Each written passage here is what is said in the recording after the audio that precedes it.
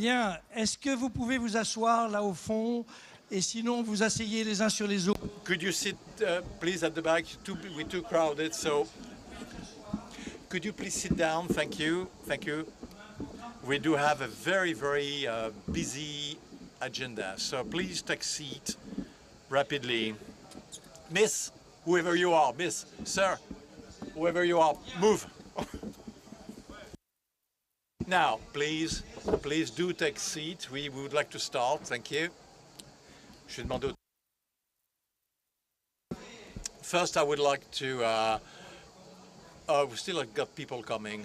Well, we should never have accepted so many participants. And they had lunch too. Oh my God. Anyway.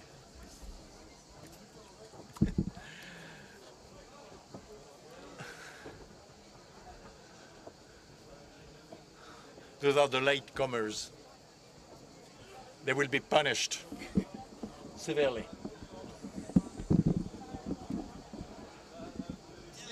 So please do take a seat. Thank you. Speed up the process, please. Thank you.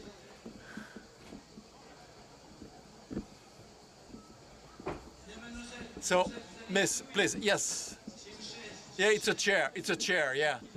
Usually you use it to sit on it. That's the custom here. Too many people, too crowded. It's a mess.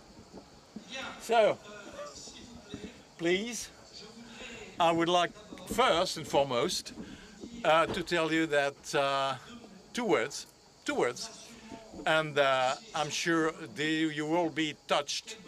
What great joy to meet again after the last few years, complicated, where we could not really organize the Rencontres d'Aix, even though, you know, this is the 22nd meeting. I was reminding our guest of honor, Christine Lagarde, that she attended 21 sessions, not 22, 21 sessions. So congratulations, Madame Lagarde.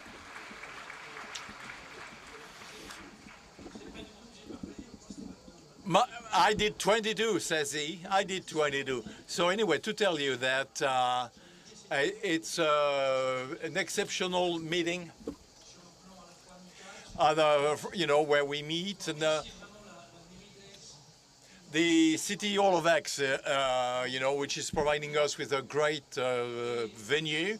But by the way, it's bloody expensive, actually. No, I'm not talking about the Mairie d'Aix, you know, but you know, we have to do floors, and the floor costs a lot of money. Floors are actually costing money. Anyway, all of this to tell you that those rencontres are in fact a double major event. First, intellectual exchanges, and of course, human encountering and meetings, and you know, it's always a great pleasure. Second thing I want to say is that I would like us to dedicate this session to one of our colleagues, a member of the Cercle, who passed away a couple of months ago. We liked him very much, all of us. Jean-Marie Chevalier, who you all knew. You knew him either directly or through his works and his articles, writings. He was a great economist. We learned a lot of things from him.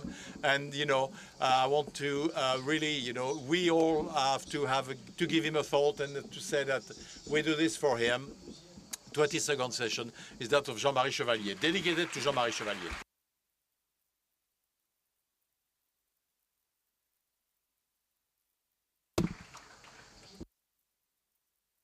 So those are amazing meetings, because rencontres for several reasons. I'm not boasting here. I'm not boasting, you know, but you know, I don't want to sort of to overdo it. But it so happens that these rencontres are amazing versus to what we've known. So we know every year, I say les rencontres, 26 sessions were exceptional, and so on and so forth. You know, I'm redoing it, but this time it's true. This time it is true. It is true for several reasons. First is that you're all aware of the fact that we had 3 elections in France. The elections had well, gave results which some people liked them, some people didn't like them, but that's not the point, but which led to no economic or social discussion. No discussion whatsoever. I don't want to blame anybody, but simply to say that our country, our own country, behind our country, it's Europe, the Eurozone, it's the future of the world, you know, that was not discussed anywhere on themes which are now boomeranging into our face. This is why the 2.5 days are so complicated, because nobody talked about it. We, at the Cercle des Économistes, with the two co-presidents, who are Françoise Benamou and Hippolyte Verdis, we are going to work during this month, and we came up with 32, we issued 33 notes, which are very consistent, which concerned all the topics which have to do with the social and economic life of our country and Europe. 2 notes on Europe, but it dealt with issues of the armament war and problem of housing, of macroeconomics. We dealt with everything. All those notes are remarkable.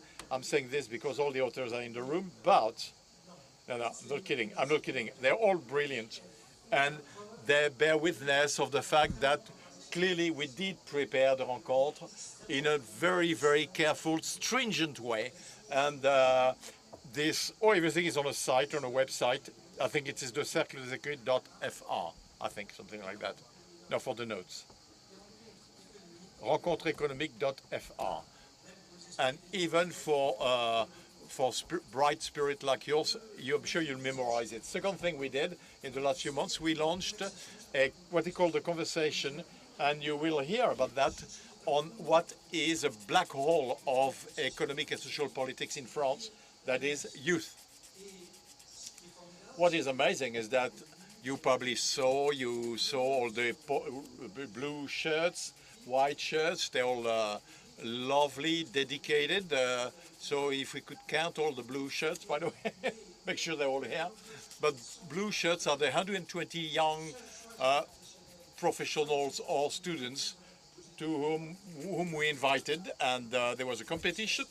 All this went done very carefully, thoroughly, and for 10 years they bear witness of our conviction that youth is an asset for our country, and the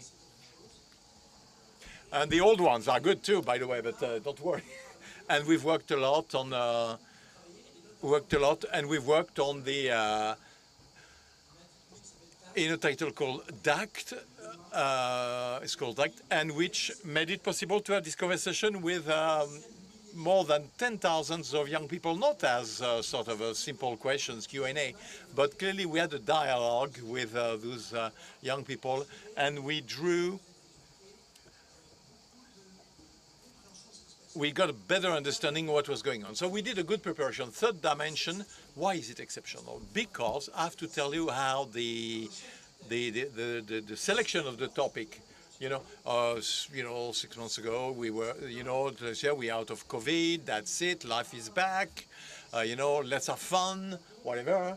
And but the program team, plus the two co-presidents, François and Hippolyte, plus myself, plus all the program team with Marion, well, decided to be optimistic, and we selected the title which will, to succeed with transformation of the world. You can turn it in all directions, you can do it with it, do what you want with it, but it's optimistic. It is basically optimistic. So we had a feeling that we were going to think the world of after, those expressions,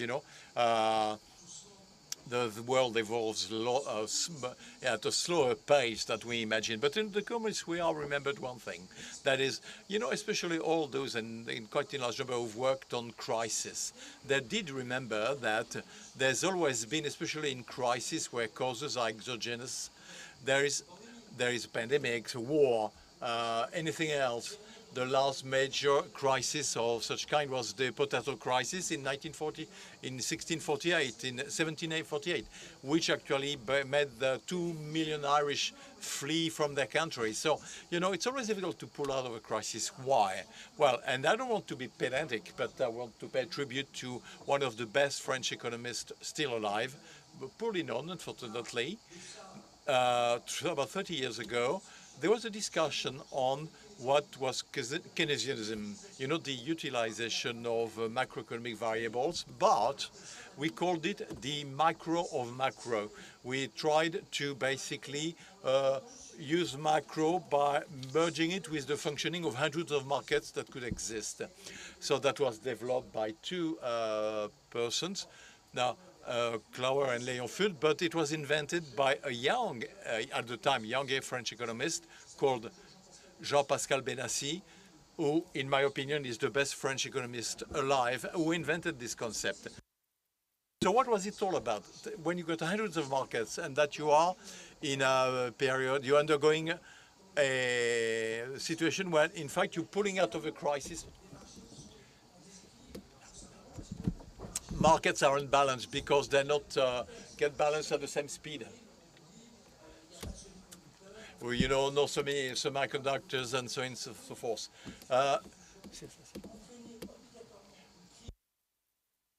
So there's an exogenous crisis. When there is a crisis, exogenous crisis, when the roots are based on events where we cannot control, that we can control. Of course, it was a crisis that was causing problems in its process, in its you know, its and Jean-Claude Benassi, Claude, and I've written things which are enlightening and which led us to thinking that there would be there was the war in Ukraine, everything you know, and we ended up suddenly, we were faced with a situation that was, well, in fact, that of inflation. And you will see that in the final declaration, which has not yet been written, but almost, well, 99%, you will see that we're saying there's a choice between two approaches.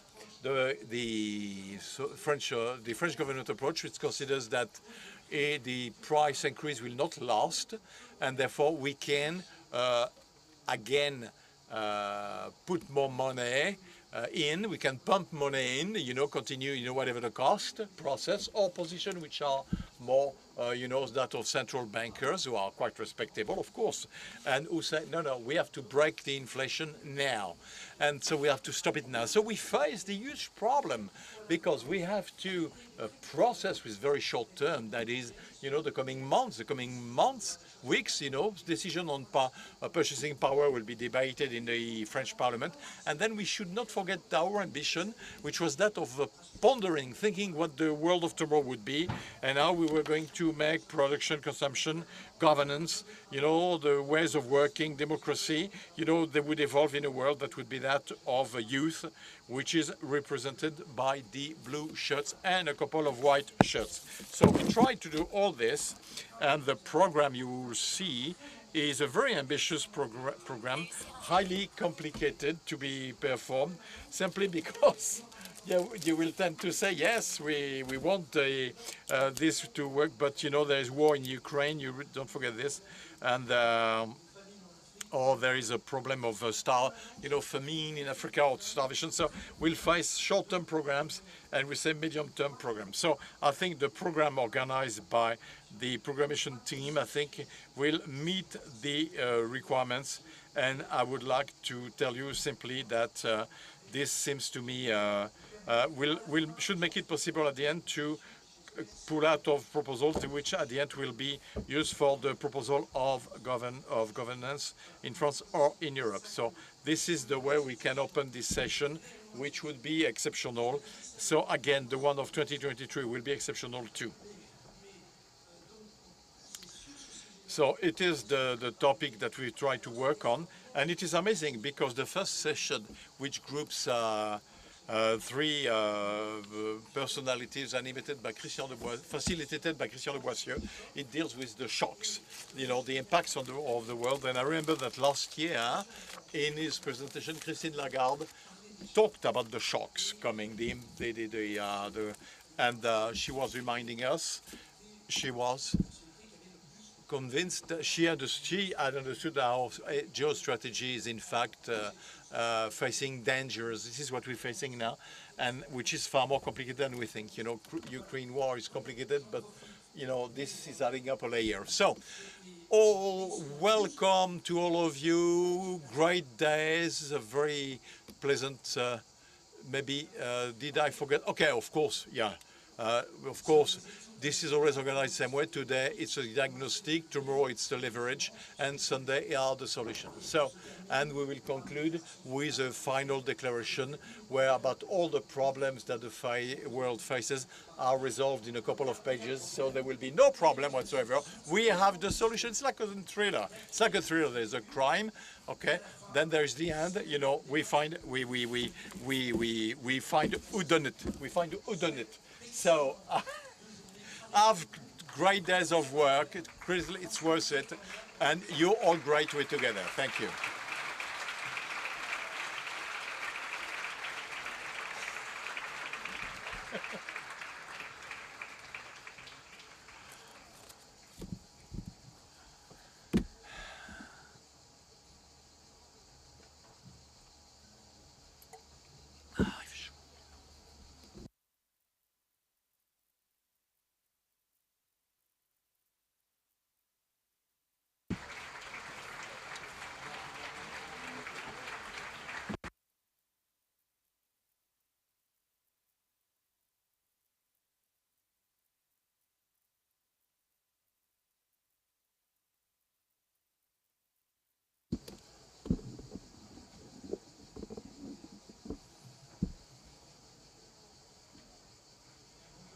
Good afternoon.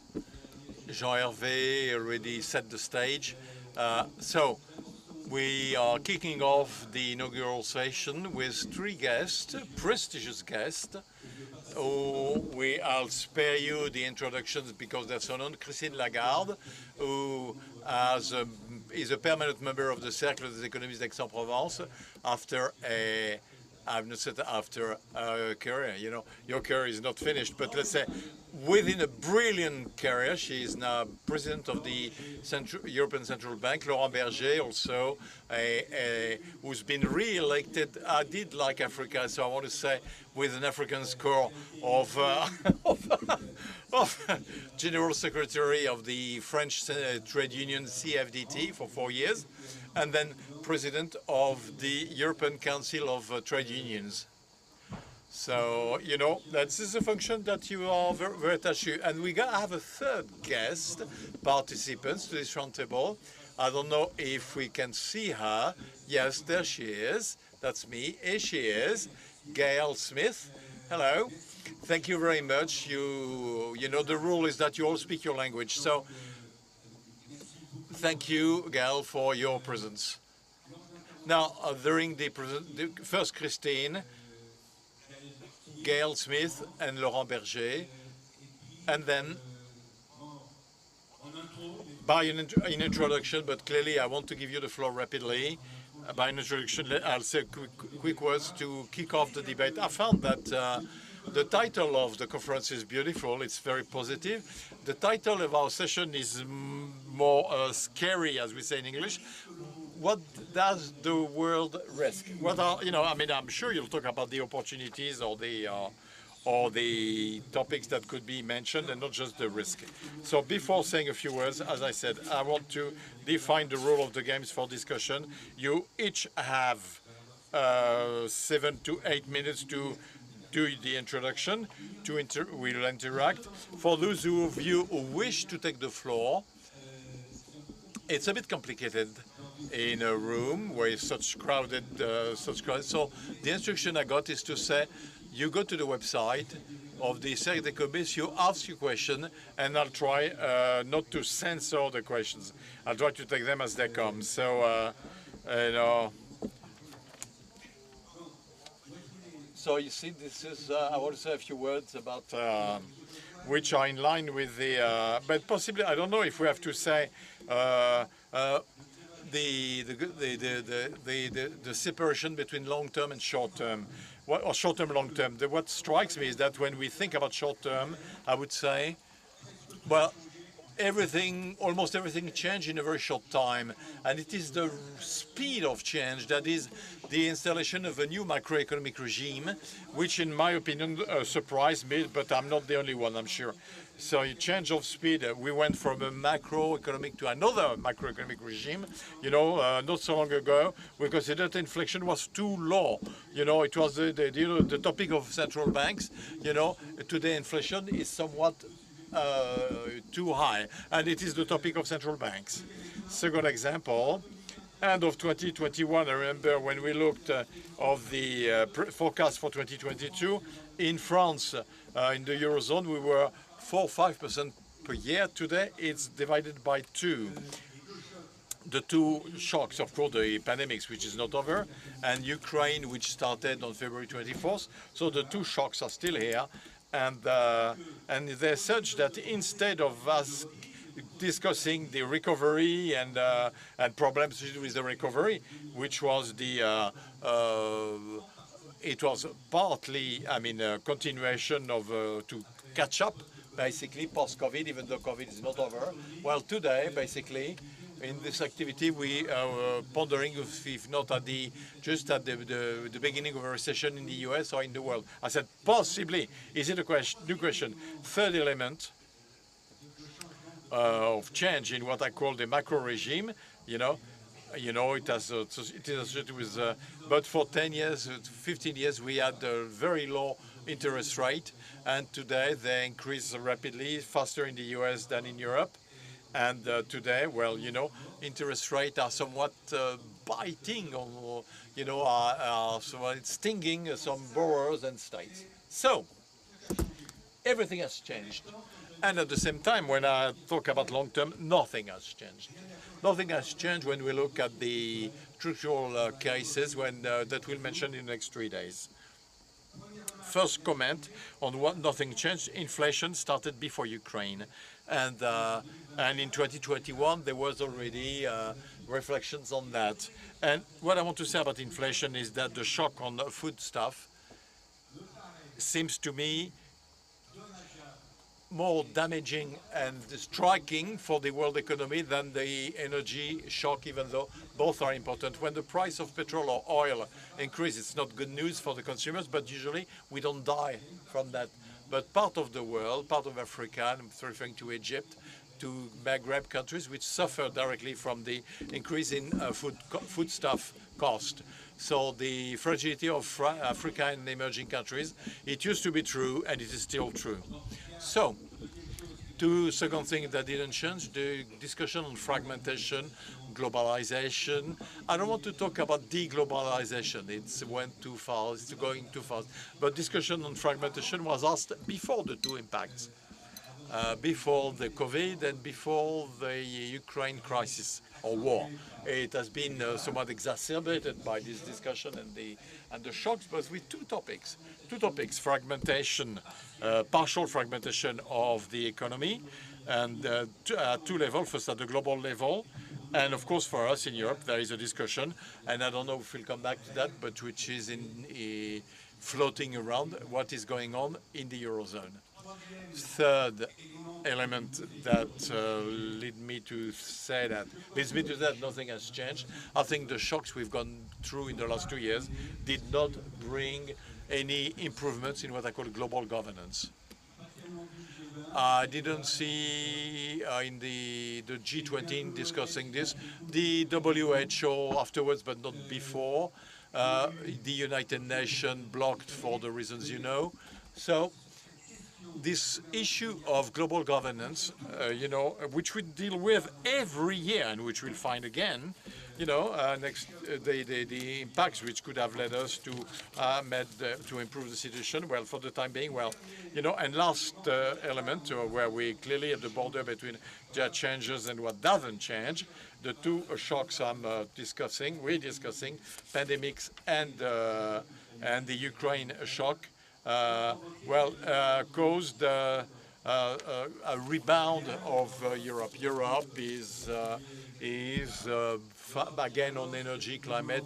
Europe, which is slowly thinking about this, shaping its own defense, which has problems of operating rules, the rule of unanimity, how to overcome that. So the problem is that, well, this rebound could be, could be just like a flash, So clearly we have to maintain the European flame. I do hope, and as an economist, I never mix my forecast and my feelings. Thank you. Christine, you have the floor.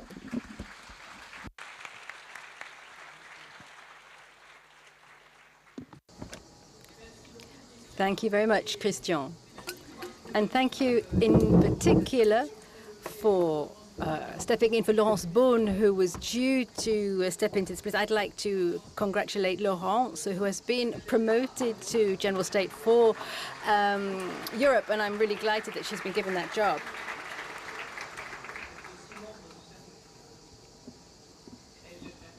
And she's also a member of the Cercle des Économistes. I hope she will remain so. So what risks are the world facing? What a huge question to address. Well, in my job, I could speak to you about inflation, but there's a wonderful session in Amphitheatre number 3 on that specific subject, so I don't want to whip the carpet from under their feet. I could talk to you about the stability of prices and the European Central Bank's decision to bring inflation down to 2% in the medium term. However, I would recommend you to read an article in Les Articles today, and also a letter from François Gallo, who is a member of the European Central Bank's Council, a letter which he's written, which he sums up all of these different positions. I could also have talked to you about monetary policy in general and the need to guarantee transmission. We are all thinking about these things night and day, and I'm not going to reveal all of our thoughts. Some of you may be reluctant. Perhaps you're looking for some scoops, but you will be disappointed.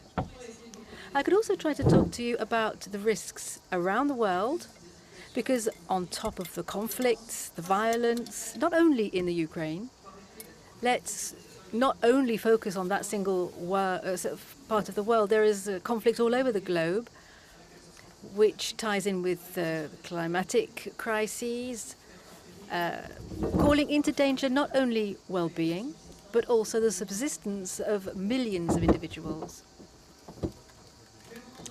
I'm simply going to focus today on 3 subjects,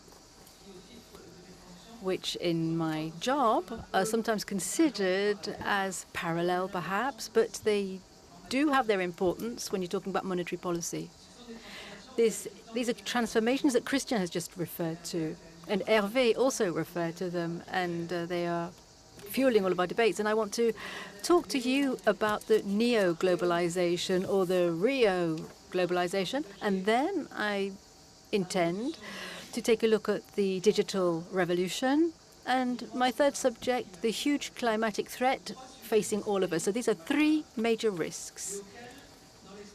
But in the spirit of optimism that we've all embraced whilst preparing this conference, I would also like to identify some avenues that we could try to take to rise to those challenges.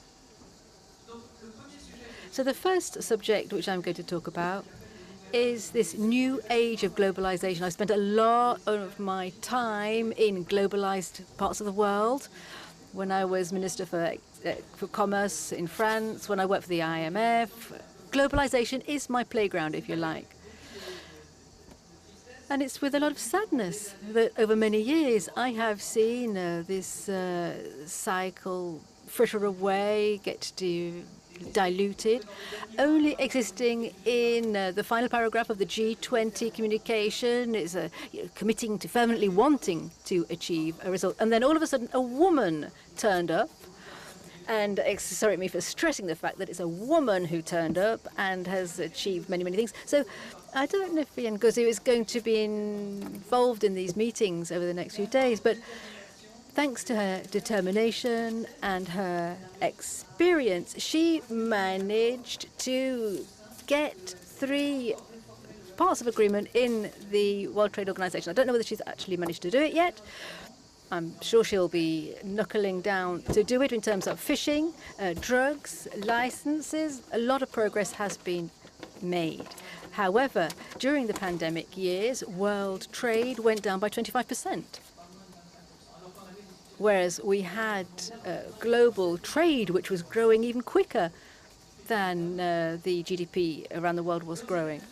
We noted on that occasion, through the pandemic and the war in Ukraine, that we were shifting from what Larry Summers called just on time into just in case.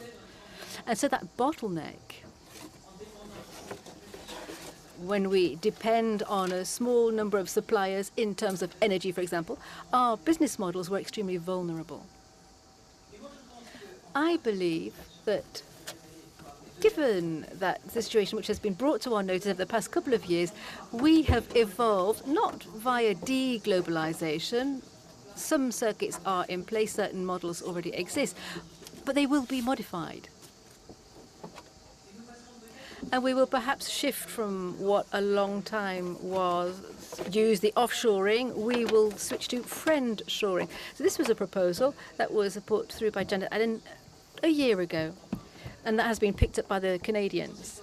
And it comprises not only in shifting your production sites to external markets, but to do this with countries with which provide a lot of insurance, the allied countries. I think that we will also shift from the current supply modes to friend shopping. So we've got friend shoring and friend shopping, which means diversifying your sources of supply and no longer being dependent on a single source of supply. Friend sharing, then, and I think Europe is very well placed for this, friend sharing will enable us to have greater regionalization. Why do I say that Europe is well positioned here? Well, because Europe is the leading zone in the world, ahead of China, ahead of the States. It is the biggest area in the world to have an open economy in terms of volume of exchanges. Europe is the #1 supplier of 80 countries around the world. We often forget that, and we're also always beating our bri about Europe. But no, the reality of Europe is that we Europeans are the biggest service providers or suppliers of 80 countries around the world. So this rather broad microcosm is the perfect laboratory for friend shoring, friend shopping, and friend sharing. We can do it. An extra avenue which we can explore if products are circulating, services are.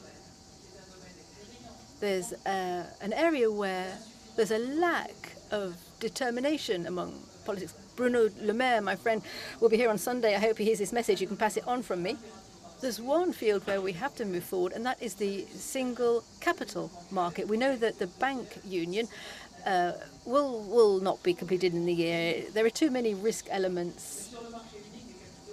But when we're talking about capitals, the technical issues can be resolved. What we need, what is lacking, is political commitment to have in Europe a deep market, a cash liquid that will enable us to fund all kinds of innovations that exist on our continent.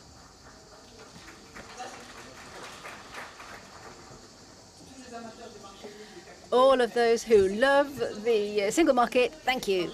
I know that the national market authorities are not all on the same line because they're wondering what will happen to them if ever we have a European market for capital. The other subject I want to address is a risk whilst also being an opportunity. This is the digital revolution. During the pandemic, we noted there were people working from home, there was remote medical consultations, etc., etc. All of a sudden, we'd all become digital. And digitization has sped up over the last couple of years.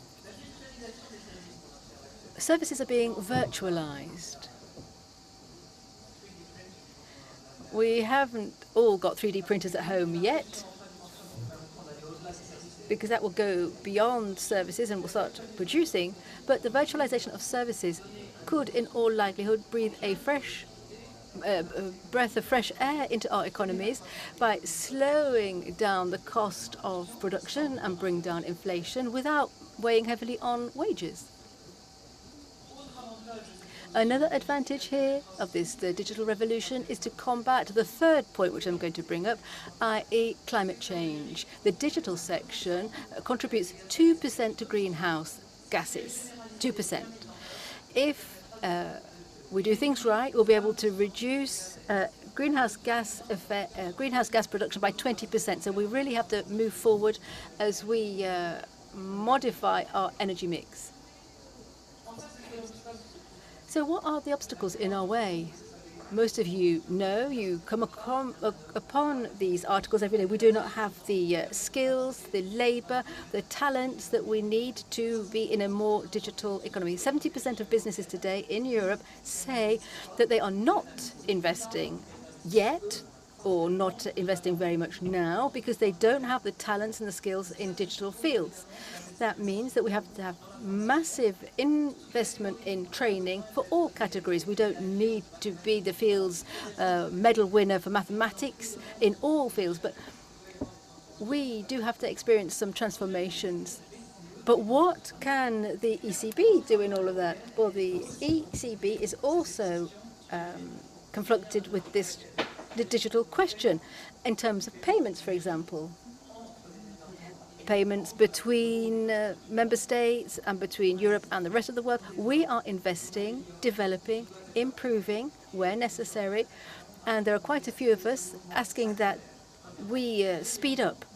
Second point, in the Euro system, with the 19 member states of the Eurozone, we have decided to move forward in terms of digital euros. Rather than have paper notes and metal coins, we are edging towards a digital euro whereby each of us, not in the immediate future, but as time goes on, as digitization of our economy unfurls, we will soon have digital money, a digital currency, which will enable us to maintain sovereignty, which is absolutely basic and essential in our economies and in the European zone, but it will also mean that we'll be able to have some kind of benchmark.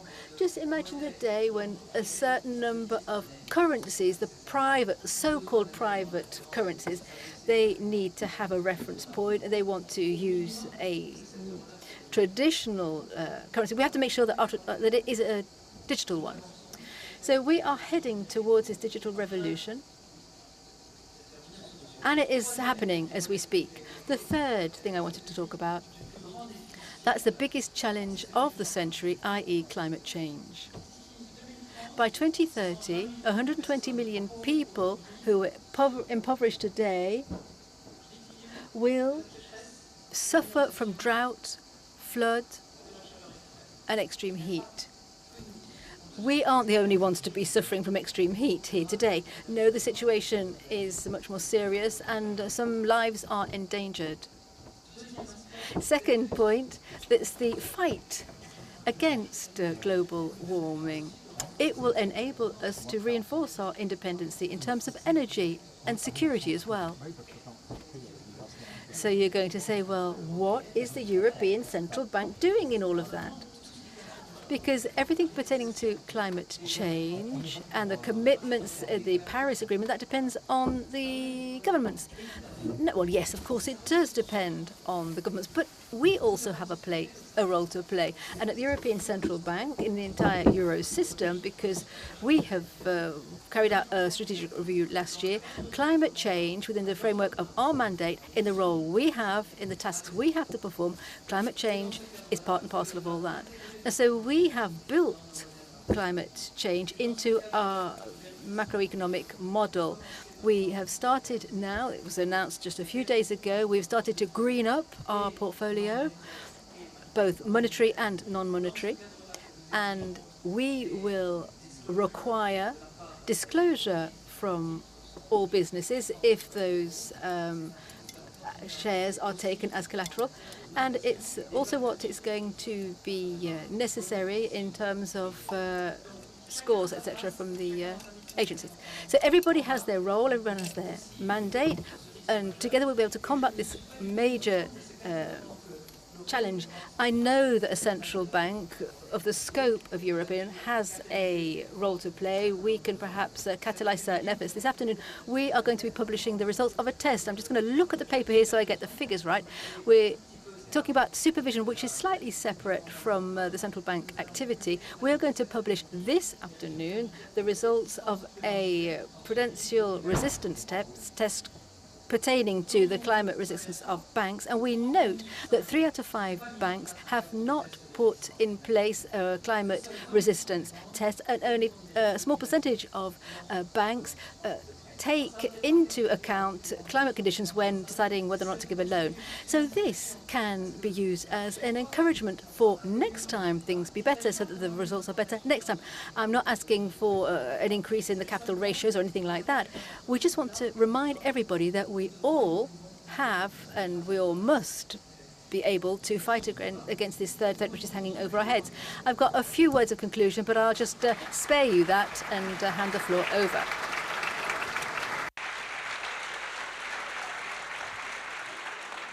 Merci beaucoup, Christine. Thank you very much, Christine.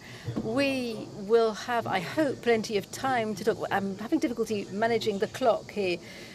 This is my 22nd year at the event. There's always a lady somewhere. Oh, there she is, our timekeeper. I'm not saying this specifically for you, Christine, but she helps me manage time. I realized that I forgot to introduce Mrs. Smith, who is online with us, and she is doing us the great honor of taking the floor. I'm sure we got you out of bed very, very early this morning, Mrs. Smith, given the time lag. Madame Smith is at head of an NGO called WAN. WAN works a lot on issues of development, questions of poverty, illnesses, vaccines, etc. And WAN played a big role during the pandemic. Mrs. Smith, you have advised several American presidents, democratic ones, and I'm delighted to have you here today. And we are all looking forward to listening to you. Earlier on, I said a couple of words about Africa. And I imagine that you're very interested in that subject as well. I was talking about the explosion of the cost of raw materials and the impact on Africa. But it's down to you now to tell us your message. Thank you very much. Chacun parle sa langue, vous parlez. Thank you very much. And to help you manage the time, if I go too long, just send me some signal like this, and I will cease talking. And I wish I was there with you today. But let me just start by addressing a question that comes up a lot that I think is the backdrop to what we're talking about here today, which is, has globalization stalled? Has it failed? Where will it go? And I think my argument is that we haven't achieved globalization. We don't yet have a global economy. We've got partial globalization and, in essence, 2 global economies. One that's facing shocks but has a lot of resilience to fall back on, and one that doesn't. And I think in terms of what we're looking at in the future, and this will be dire, but I'm also one who believes that we can always do something about problems. I think we are looking at increased division. I think we are looking at increased conflict. We've already seen the first increase in extreme poverty in 25 years, and I think there's more to come. Let me say a couple reasons why I think that to be true. Probably no single event will shape the thinking of a lot of young people around the world in low-income countries than the fact that during a global pandemic, wealthy countries achieve vaccination rates over 70%,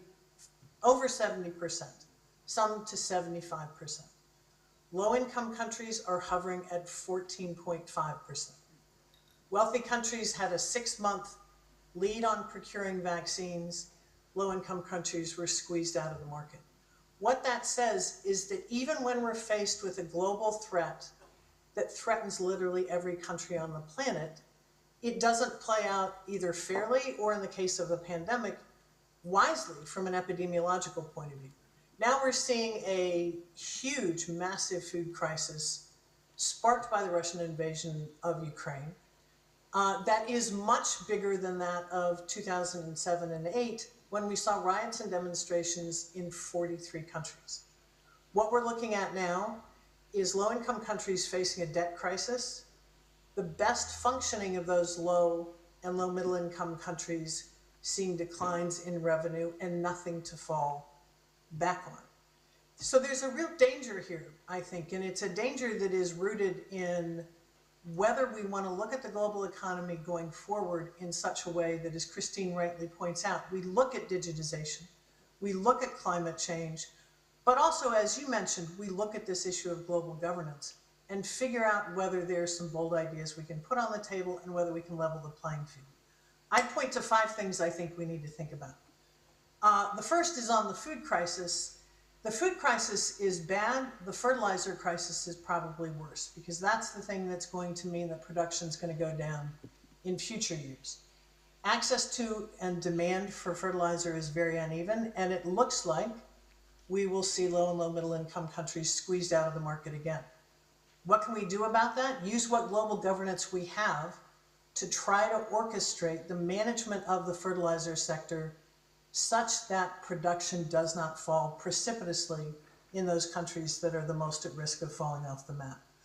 Second is on special drawing rights. There was a bold and I think very wise decision taken that in the issuance of 650 million SDRs, wealthy countries would on-pass up to $100 billion of their SDRs to countries that essentially can't print money, that could not undertake the trillions of dollars worth of stimulus programs that some of us were able to do during the pandemic. Great move. We are at 60 billion in those SDRs committed, but none of that funding has arrived yet. And we're 2 years into it. That's got to move very, very, very quickly. In the longer term, I point to 3 things. I work with a lot of young people in North America, in Europe, and in Africa. The good thing about that is they think about the next 50 or 60 years with a great boldness. The first thing I would throw out is reimagining the G20. It's an important body. It's a critically important body at this point in time. It's got a history and a pattern of talking about what to do about the global economy. And oh yes, then we need a special initiative for Africa. What we need to think about is how the G20 transforms into a body that is really looking at the entirety of the global economy and not that which is achieving great wealth and that which isn't, as 2 separate entities. The second is to unlock the potential of the multilateral development banks. Critically important institutions. I think during the pandemic, it's fair to say that they didn't demonstrate a lot of agility or a lot of innovation. There's a lot of capital that can be leveraged there that needs to be unleashed, and some modernization that is critical if they're going to be as nimble as we need them to be. And the old models don't work when we're facing, as you rightly said in the introduction, crises that are accelerating at alarming speed. The third one, a little bit controversial, but hang with me. Christine rightly mentioned climate change. There is perhaps no greater threat hanging over our heads. The way that issue is unfolding, though, for poor countries, particularly in Africa, is that for understandable reasons, many countries, including the G7, have decided that they will not invest in fossil fuel projects. It makes total sense on the surface. At a practical level, what that means is that Africa cannot get financing to use natural gas as a transitional fuel between fossil fuels and renewables, where they have enormous potential, as much as 60% of the world's capacity in solar, but with 1% of installed capacity. So we're at a point now where, ironically, there are countries approaching Africa in need of natural gas, given what's happened with the Russian invasion of Ukraine. But we've got a situation where using that as a transitional fuel, which would increase Africa's emissions from 3% of the global total to 3.5%, while simultaneously investing in that renewable capacity, could transform that continent and the market it offers to the world. Failure to do that sends a signal to the continent that we wish you luck in developing the first major solar factory on the planet, because you can't use that natural gas. So I think looking at what the transitions are in these countries, leveling the playing field is the bottom line. I think we're looking at frightening levels of division politically and economically around the world, and by the way, within countries. The best thing we can do is take structural steps to level the playing field. And let me end it there and pass it back to you.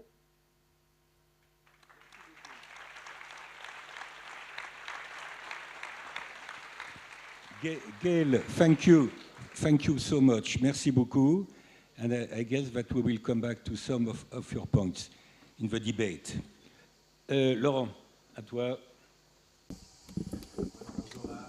Good afternoon. Thank you for this very kind invitation. Of course, it's a broad topic. Therefore, there will, 2.5 days of. We will try to narrow topics to in the good meaning of the word, shrinking from global to more precise or local vision. What is the world in the risk of? Well, at least three things. First, not be able to identify, to make the good diagnostics. Things have improved, let's face it, in the last few years. So all thing is done. So I think we've made headway. Second, it's this at least in some part of the world, we should rethink the meaning. So what is the end purpose of what we're doing, of public action, of the common good, what we want to do together? What is the meaning? And there's a time dimension. In this current period, I fear that we will sacrifice medium and long term to the benefit of short term. The situation is so dire, there are so many urgencies, so the easiest to solve would be the one with a rapid solution, and leaving aside a certain number of challenges. So the three main challenges I see, which are unavoidable, and which, and it concerns the whole world. First, the climatic challenge, of course. If there is a topic where the deglobalization is insane, that's the one. Everybody faces the same problem.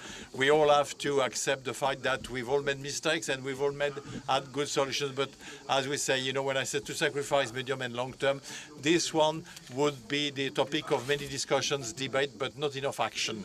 Second element, which I think is essential, is that of inequalities.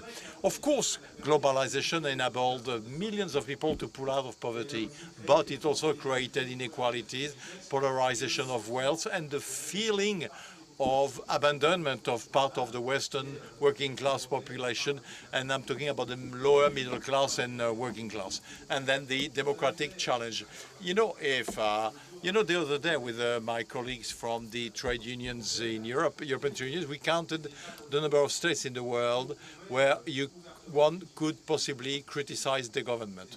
Well, we observed that, in fact, every year the number drops. So the democratic issue is essential if we want to overcome the two previous challenges. So what do we need? We need first radical changes, radical orientations, transformation of models.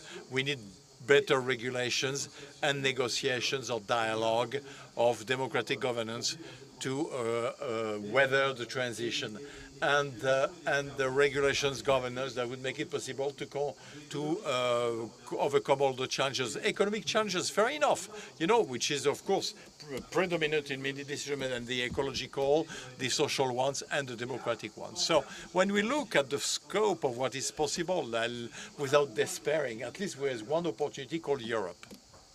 And I do believe that first, because in crises that have just happened, Europe is kind of has renewed, this recovery. I mean, when we don't agree with Europe, we say it, but let's admit that, especially when it came to the COVID crisis, and even with what happened which is happening in Ukraine, clearly, I'm not about the political level, but in terms of European dynamics, but something is going on. But Europe should go further as a regulator in its ability to reform internally to do internal projects, which could make sense for globalization. We could have an impact on the content of globalization. I'm referring to preserving the social model. Based on what? Based on social social protections, which are different in different European countries, but public actions, public services, which are worthy of the name. And I think it should also be demanding. There is a very interesting subject which I haven't been able to conclude in the French presidency, but you know, the directive on the duty of vigilance. We have to have an impact on global corporations by saying, okay, you got an economic imperative, we know it, but you got also an environmental and social obligation that you must comply with. And Europe should, in a more and more complicated world and sometimes more dangerous world, to communicate about its value. I'm talking about trade. You know, in the last 15 years, we argued on the trade agreements, but we never, when there is a trade agreement is signed, well, we'll integrate mirror clauses, the social issue, environmental dimension. You know, things are moving, making it, but each time we forget to talk about it. So I think there is a sign of you know, we're despairing. So Europe has a central role to play. Things are moving well, but we have to go further when it comes to the environment challenge, going further for the carbon tax by overgoing the economic and financial challenges. Of course, there could be problems at a stage, but I don't believe that the transformation we should do will not put us in a difficulty. So how do we manage that? This is the point. Now, and I do believe what this is what Gail was saying earlier on, there is a challenge of solidarity. For Europe as a solidarity obligation, and especially through a green fund to deal with climate change. And let me take another vision, quite controversial. Lots of discussion in our societies. You know, we often ask the question wrongly on migration and so on and so forth, immigration, but we just at the beginning of what's going to happen if climate change is not controlled, is not mitigated. So if we don't help countries, third world countries, especially Africa, to deal with climate change, you know, we'll face a dire situation and we will have missed it. Now, I think there is an issue of wealth sharing. This is a burning topic, and again, I will follow what with Christine Lagarde said. You know, I'm not dealing with current news. I'm not talking about inflation, national draft laws, but at a global level, at a European level, and even at an economic level in business, there is the problem of sharing the wealth. You know, that is decent salaries from work, and that raises the issue between, you know, the income from capital and work, income from work. And there is another challenge, which is that of the distribution of wealth. So what do we fairly dedicate to the common goods and investment needed for societies? You were talking about training and education and competence. Well, the education is a key challenge in the world. And in Europe, in France, we have to say, okay, what are the means we put into this? And at the national level, it's the same thing, even though, of course, it is more difficult. So, and finally, when it comes to democracy, I think we should not underestimate this question. I'm amazed more and more people have a feeling that they're no longer able to tackle the challenges, and that creates no future. So those transformation challenges are essential. You know, they call for radical choices, and especially the climate change, that each time there is a transformation, there will be many of them. They should be negotiated at all levels, and we should not forget the concrete life of where we work, where we live. If we miss that step of because we have to deal with radical transformation changes. Well, if we miss the negotiation, dialogue, and confrontation of ideas, so that nobody will be left on the side of the road, we won't be able to do it, and then we'll have reasons not to be optimistic.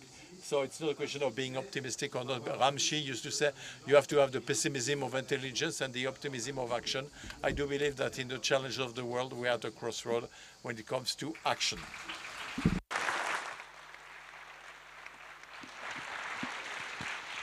Bien, merci. Je trouve que tout... Thank you very much. I think all that we've heard is very complementary, and everything seems to converge, of course.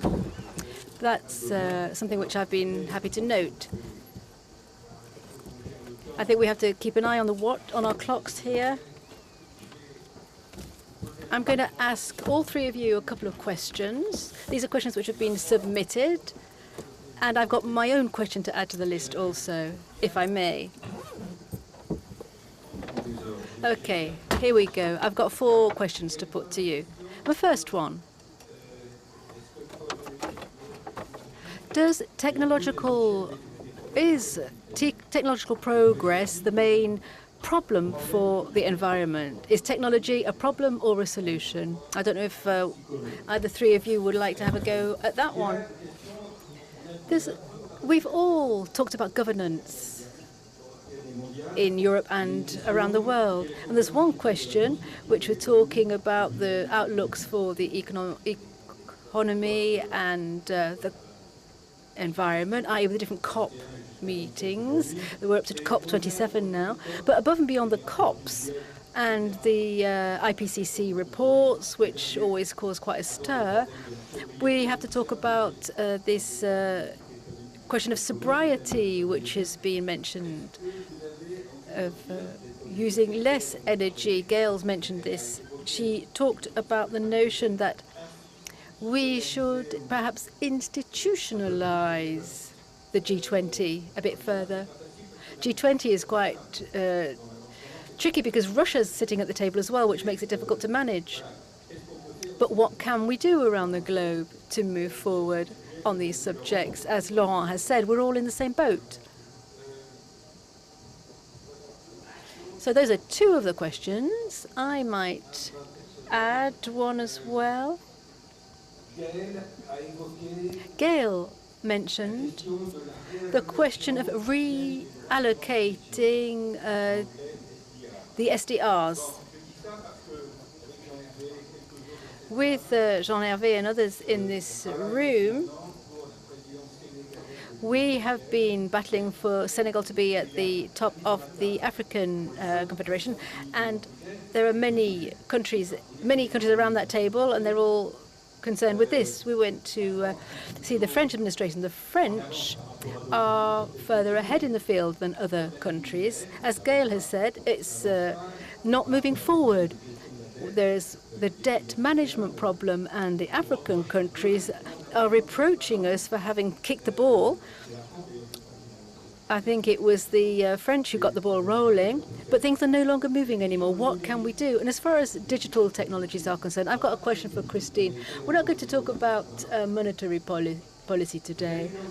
You, like the other central banks, you are going to launch a digital euro, like the Fed is going to launch the digital dollar, and the Chinese are doing the same. So the question which I have for you is, when you talked about this for the first time, that must have been over a year ago,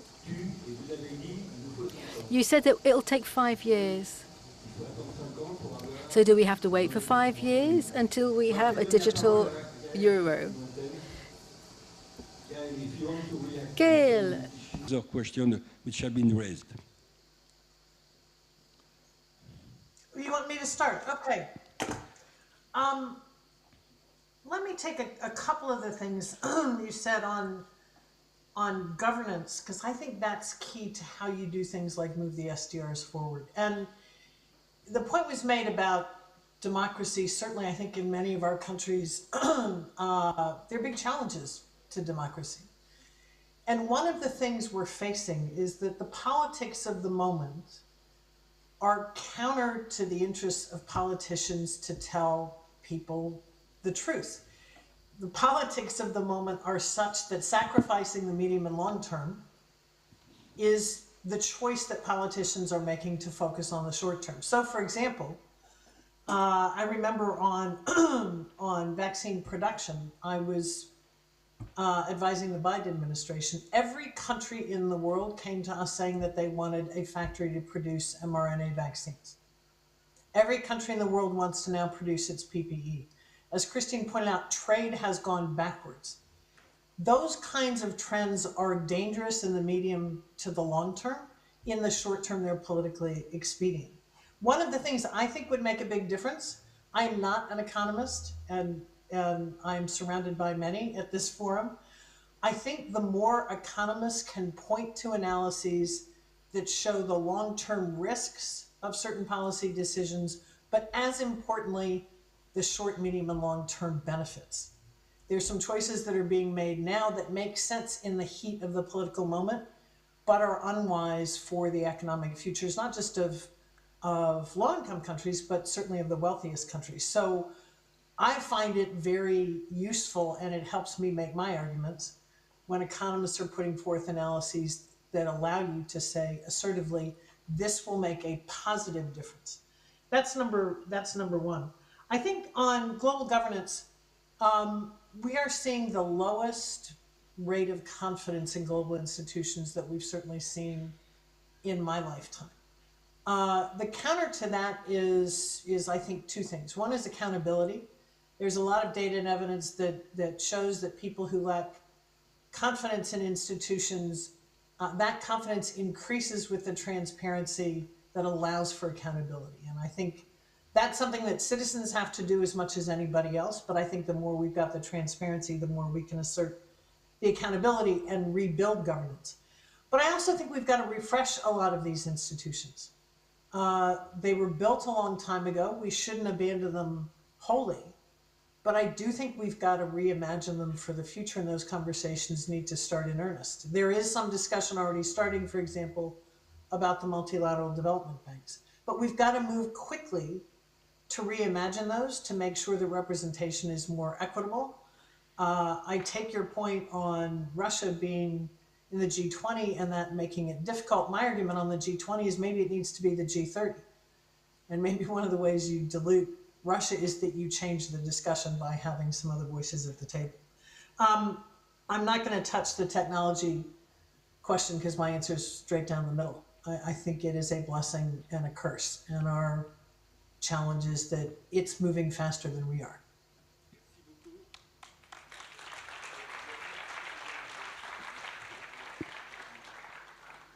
Oui, rapidement. So yeah, I will talk about technology, and I would have the exact same answer has already been given. It's all a question of political commitment and human choices. Technology has led to ecological difficulties, but in my eyes, it's also the solution. It depends what you do with technology, in what you invest. Madame Christine Lagarde said it would also depend on the investment conditions of the future. And we have to move towards more investment in the ecological transition. We have to invest in technology that will enable that. I don't think that choices are not going to be forced upon humanity. I think men and women in the future will be at the helm, will make decisions, and that's the whole issue. Rather than, I think, first of all, you have to have that radical will to not go smashing into that wall that's in front of us. As far as international institutions are concerned, there are some that we can get a better grip on than others, such as Europe. I'm not saying we're completely in control of Europe. It's not easy, but that's where we have the greatest scope. Yes, there is a lot of mistrust of European institutions. The citizen doesn't really trust them. When I've assisted in conferences about the future of Europe, and there have been civilian panels, there have been Euro MPs as well involved, and the optimism came from the civilians and their view of the future and their desire to create a development model that will be less greedy in terms of ecological resources. I think we really have to get the debate going all over the place. Let's not let just a few players take all of the decisions. I really do believe that democracy comparing different points of view, finding a middle ground, that will help us to move forward. I'm not an international institution specialist, but I can just give you my feedback from my experience in Europe. Okay, Christine, would you like to wrap up for us? Well, I agree 100% with what Robert Berger has just said. So Europe is not easy on a day-to-day basis. It's a bit laborious, and it seems to be creeping forward in a disorganized manner. However,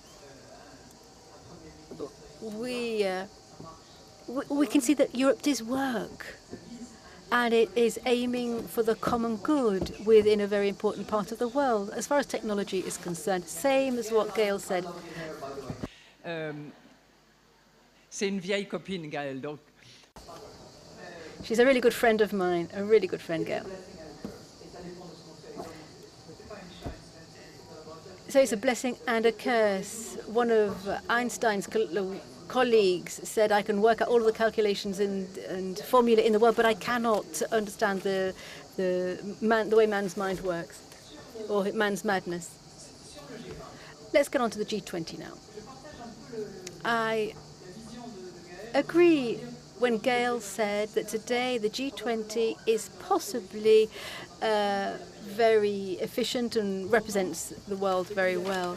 However, we've got Africa, which is only represented by South Africa. The governance rules in the G20 are such that G20 finance, which is going to be held in Indonesia in a couple of days' time, will have around the table Russia. And no one wants to hear what Russia has to say. There are no internal governance rules that will manage that situation. Other institutions have found that, such as there are many which spring to mind. So I think we have to improve the G20, and they have to have the proper operating rules which make it possible to get together and to exclude those who are not respecting or not playing by the rules. Okay, the SDRs, yes, we have to push the institutions. Some of them do that, that's their job.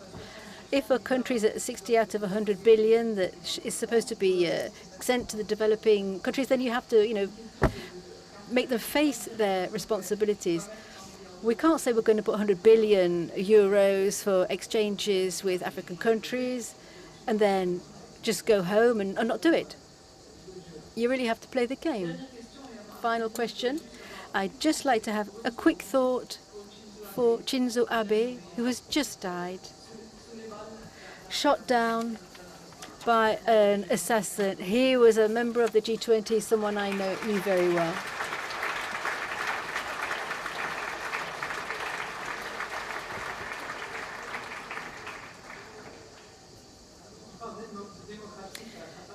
When you're talking about democracy, it also means respecting other people's point of view, and violence is not a solution to anything. And because you asked me about digital currency, the most advanced digital currency today, well, apart from a few tiny states, in the Bahamas, for example, the most advanced country, which is a pilot, is the Chinese. China. They began 9 years ago with their cryptocurrency. They have some pilot schemes. They are the most advanced. The second most advanced project is the European Union project. It's the Euro system. And it's not easy to run. There are 19 central banks around the table. We're all moving forward together. We have the most skilled workers who work together. And you're asking me if we're going to be ready 5 years after the announcements which we made in 2021. I have really high hopes that we will be. It's not final yet because the governor has to give the green light on the choice of technology. But we will be there. And I think it is vital that we are ready. So we will continue to have PayPal and credit cards, Visa, MasterCard, and then if we don't move along, we will be really upset if we don't have our digital currency. So I hope we'll get it very soon.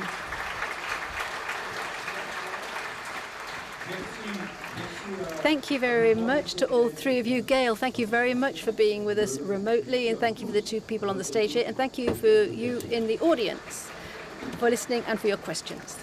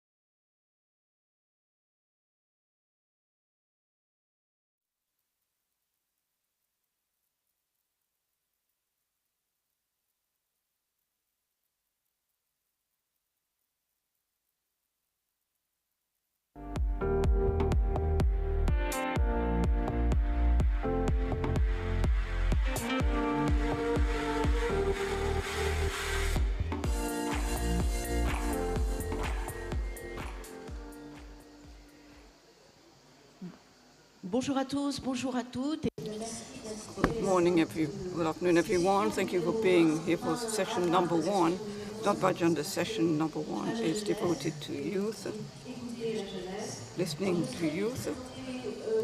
I would indeed like to present our speakers, Adrien Couret on the right, General Director of Emma Group, 11 people in short. You can't guess that when you see how young you are. Olivier Pequot, laureate of the speech, it's 1828 this year. Pascal Imbert, co-founder and General Director of Whetstone. Enrico Letta, leader of the Italian Democratic Party. Some of you know him at Sciences Po, as Executive Director of the Consortium of Youth of Senegal. So we're going to start very quickly because we don't have a lot of time. The previous session took a long time, but this circle was launched an operation called BACK, Talk, Act, Change, which is 16,000 young people for the last 2 months in partnership with a number of companies, using Whetstone, which showed up a number of questions which are essential to young people today. I think the first one, I must say, is the question of confidence, trust. 18 great percent of the language feel that they do not feel that they're comfortable. The study also showed to what extent the material aspect is important for young people. 52 people of the young ones, for instance, had to give up on medical care. I don't want to crush you with figures, just going to mention 4 points as an introduction to this discussion. The first one, how can you talk about youth? You have to listen to a point. There are youths and not one youth. Half of the people in France are under 20, but the heterogeneity of situations is very vast. Youth is a plural category, and I think you have to keep that in mind. More than 1 billion young people who are needs, neither in employment, nor in education, nor in training. And which isn't half of the 20-25% are students, but you have very different situations. And beyond that, say the feasibility of young visibility is very different depending on if you are a student in the higher education schools or in the suburbs. Olivier Galland on Taylor's says there are 2 youths or sociologists.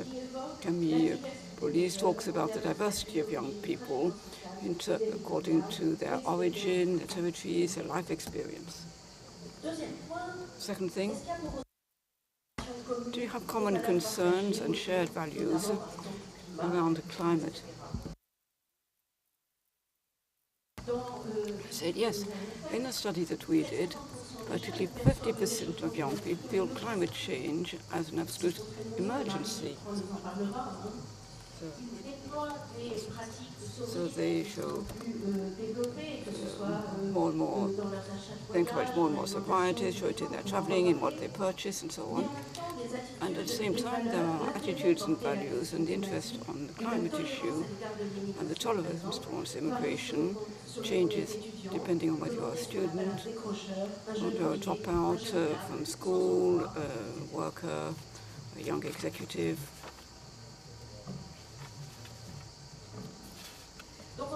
So we quickly see that the sensitivity to society issues is fairly similar at the same time between the 18 and 59 years old. There's a number of values, and in certain environments. Regarding education, there are strong expectations, and whether we're talking about the programs, the cursus, the sensitivity of program, to concerning subjects which concern young children, culture. Culture is struck by the aging of publics, not only theatres, but also for rock concerts. Young people may be more and more taken up by the digital world There's also quite a lot of isolation.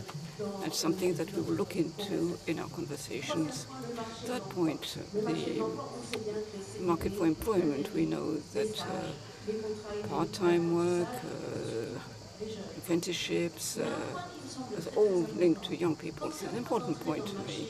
When you try to get to the market and then you find a trajectory which is a rising one, is one thing, but when you remain in a precarious situation in a durable way, it tends to stick to you.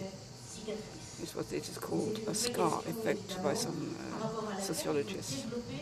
So we have to develop public issues. We have to see if we're developing the right public policies, and will be a discussion we will have. And this brings me to another point, to talk about what policies are we going to develop for young people. 2 or 3 examples, what we call the universal allocation for students, something which is set up in Denmark. All the young people can have a 6 months higher education, which will be paid about 700 euros a month. And it can be used to do professional, vocational training. The extension of the French RSA should be extended to the under 25 or not, and how, if you decide to do it. In a world where today we have the question of the public debt and spending. Maybe a comment on the subject. Support can create a paradoxical situation. You see in France, for instance, that when a student has a sandwich course, which is very good going to the market, it will lose a number of financial support systems. So they will hesitate to choose this public offer, which is an interesting one. So what do we do? So I'll stop on that. I'll hand over immediately to Adrien Gouret. Maybe I should ask you a question. I've often say the young people take risks. You are an insurance person. How do you see that point? In this very disturbed and worrying world, does risk-taking still exist? And a private actor like you, what responsibility do they feel towards youth and young people?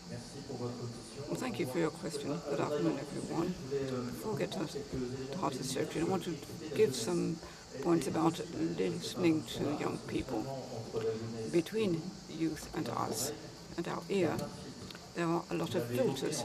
You mentioned, we talked about heterogeneity of youth. Before I came here, there was something that I read when I was studying, saying that youth is only a word. Because what is the definition of youth?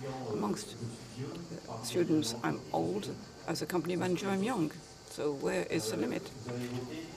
So you have the young people in towns and the young people in rural areas. It's very difficult to define, and it's very often seen from the top. And something else strikes me in what can be said about young people. Very often, what is said about young people are like what the parents say about their children. What is important to point out a microphone and have a direct answer. And you have to see where you are talking from. I'm a private company. I'm responsible for mutualist insurance group, or AML with Massif, or ISO, and others. The group employs 20,000 people. Amongst them there are youths, 11 million people insured, also young people amongst them. We do not have shareholders, but representatives of the companies. So I'll come to risk-taking. Maybe that is first something. What we do as an insurance company, we see that imagine people who go through life without much thought, in an unreasonable way. But actually, to get into life, you must feel protected and safe. And youth today is exposed to that. Exposed structurally because obviously it is a time of discovery when you're young. You talked about precariousness, but we have had crises which have worsened this, and So there's a lot of co-anxiety in this population. What we see as insurers in the approach in order to do prevention and securing the moralizing discourse from the top doesn't work. To accompany the young people, you must listen to them and work with the people around them, starting with the family. The first steps in life, autonomy, independence, self-awareness, you need the support of a family. The second point, all prevention approaches which are targeted very often happened with associations, for instance, prevention on risks such as drugs, risky behavior, or different exposure that you're not always aware of, and also concerning the first citizen involvement. We work with unions of students on things to bad accommodation, bad health conditions, and also taking part in civil life. You mustn't just consider those who are in difficult situation as customers for extra protection, but those who can really play a part in their own protection. There's something important aspect for us is the employer point of view. We employ 20,000 people, and the age pyramid in it means that in the future we need to attract young people for them to find their way. We thought about talking about the meaning of a company and transitions. First expectations concerns the relationship to work and responsibility of a company on an experience at work. We're talking about the question of inequalities. Very often we see that the state talks about public policies, but an actor really playing a part in internal promotion is the businesses, and we are businesses, particularly in our group. We recruit about 1,000 people every year, and they use internal promotion, also have a very strong social aspect. So in the insurance group, the classic recruitment are people who are trained in bank and insurance. As there are more and more young people on the employment market today, the recruitment is more extensive. And what I see in the field, people who are joining the company who do insurance, and they come from retail, from trade. I was seeing a new manager, she said, I was trained at McDonald's. You couldn't have imagined that 10 years ago. So more and more people, the question of knowing how to behave is going to be something which will be constantly more essential. A second point, we will have a capacity to attract the young people when they recognize the company, not only its question of management, more open, more participative. It's not only in a technical box, but you can also work on projects within the companies. For instance, we set up in our group consultative committees for young people who can challenge the management and a number of issues and build something up around it. And there's also the question of the societal impact. If we look at what we heard about the specialists in energy, it's a question of sincerity and honesty within company, consistency in what they're doing. And well, the companies, as a mutualist company without financial shareholders, being in solidarity economy, we're doing something not to pay shareholders. It can be seen as positive, but in the challenging we have from the young people, it's that you're doing all that because you've got something behind your back of your mind, and that will benefit a financial system. We've reached a time when maybe different companies, in terms of models, they need to know it, but they can attract these populations. Last thing, listen to the youth is important. Hearing it is better. Hearing it not to see top-down solutions, but to make them play a full part in their own destiny and their own solutions. For me, that seems essential. Let me immediately turn to Marie Dupois, who won our competition at the 1825 speakers. What do you expect?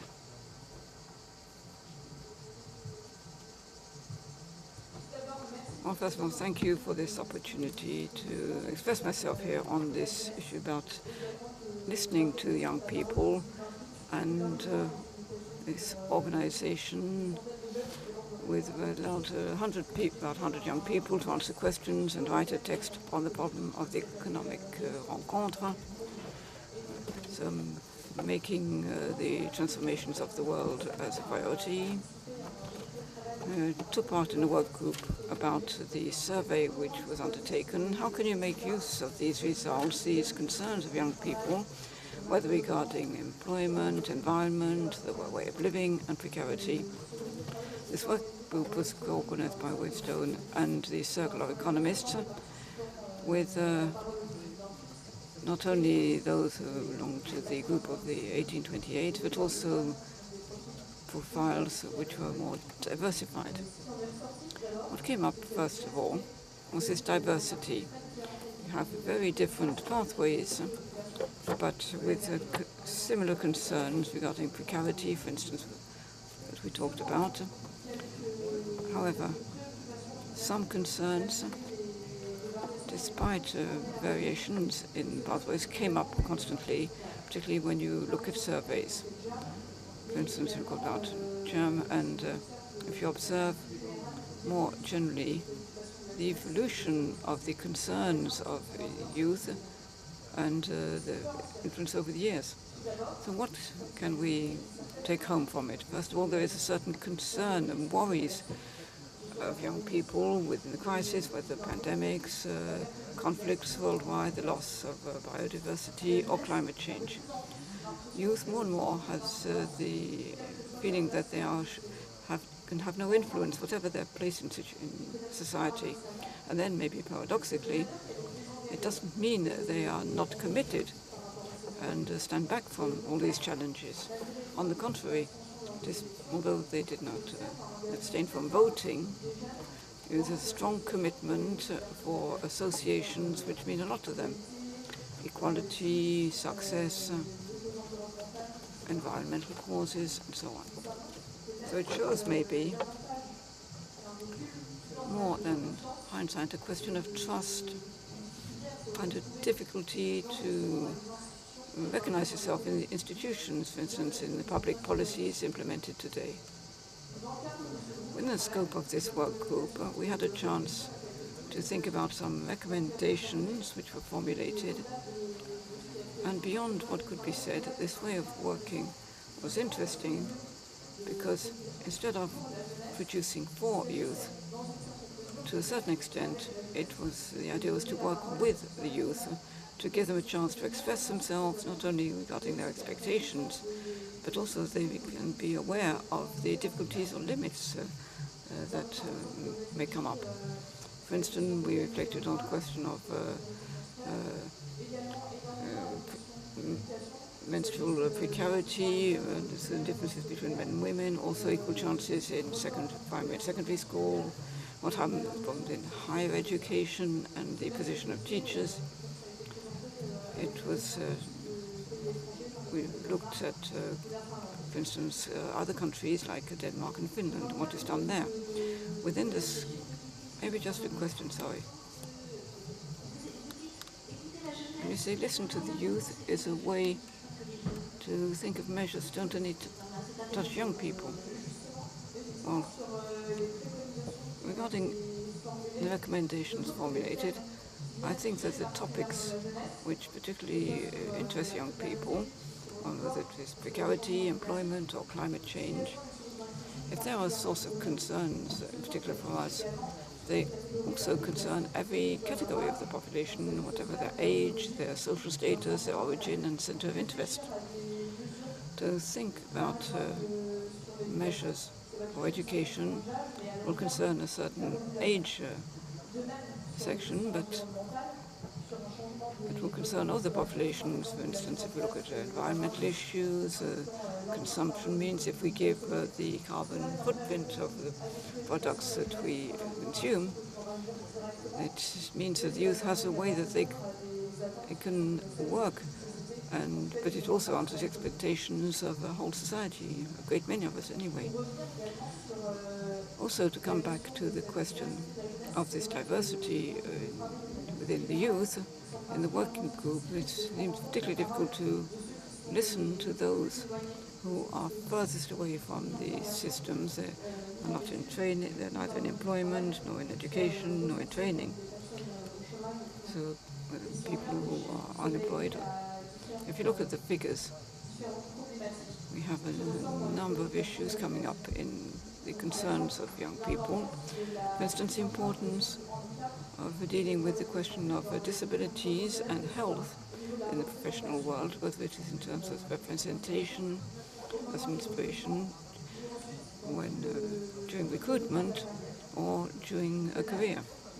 In the same way, it appears that many young women who are not working or studying are young mothers in a different situation where childcare or having to care for a dependent person is not really valorized. A lot of systems could be imagined to solve this difficulty, yet we have to be aware of this.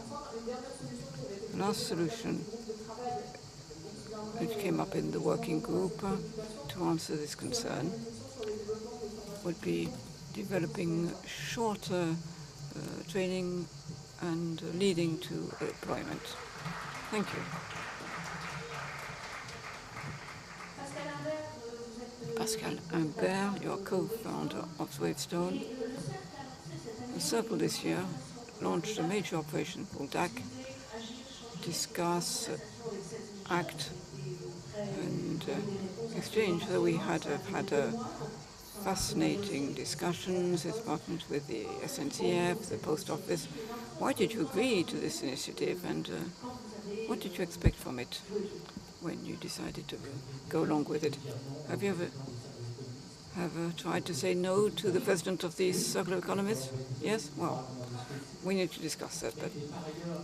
But a lot of these young people, we are very young company, 30 years old on average, and I think it is a very good tempo to try and understand what is happening, what are the changes, what are the expectations of the young people who are joining the world of employment.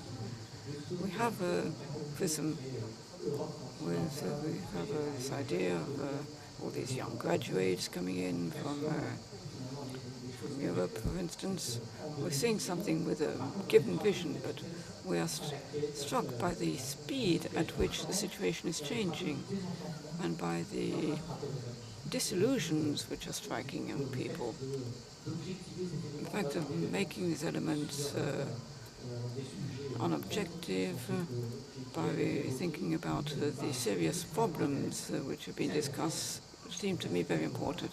And it concerns our feeling over 2 generations only. Everything has changed. 2 generations ago, we had the feeling that from one generation to another, you were living in a better world. Now it's the reverse. Each generation has an idea that the following generation is going to live in a darker, more difficult world. We thought that the social lift was working. It does. But at the same time, social determinism has become greater and greater for the elites. We had the impression 2 generations ago that technology was followed by progress, and today more and more we have the impression, and youth think that the technology is the source of our major difficulties. And 2 generations, there was a belief in politics. You thought that lines could change. And today, people don't believe in the institutions and politics amongst young people.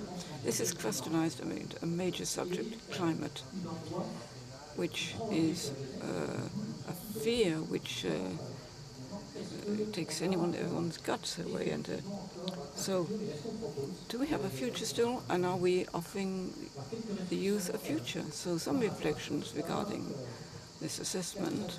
4 or 5. First, this disillusionment leads to a rejection in some cases, a will to challenge, to denounce the system. And this may shock us, but as decision makers, as stakeholders in this system, at a small scale like me or a larger one like you, or in a major political party, you and I need to listen to this disillusionment and this rejection. We have to accept it, and we should self-criticize, challenge what we're doing, and try and find solutions. And in the business world, the solutions are concrete. It means commitments in CSR. It means net zero trajectory. It means inclusion, parity, inclusion towards disabilities, and social inclusion as well. So you need to listen and be prepared to challenge yourself instead of rejecting any demonstrations which come up. For instance, when you are giving out the diplomas, for instance, I heard some epidemic reactions, and I think we must go beyond this epidemic reaction and try and understand what we can do to overcome the difficulty without being naive, and this is my second point, because denouncing the system is also a trade. It's a political trade, it's a media trade, and mustn't fall into a trap. So we're working in advisory issues, it's our turn. We have all the political attention and the media attention on us, so we are constantly being attacked. And it's interesting to see how the denunciation of the system work. It's a system in itself, and it's a bit chilling when you see to what extent the mechanic is a well-oiled one.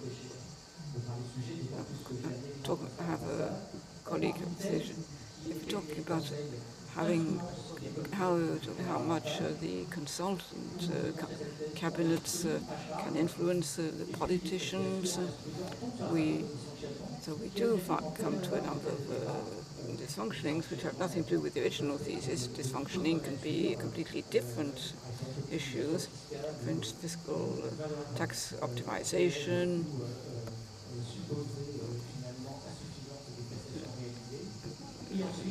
insufficient or supposedly insufficient services provided, and there's the idea that you have this underground occult conflicts of interest which lead to even more deteriorate the trust that you might have in institutions and in businesses. The two last quick comments.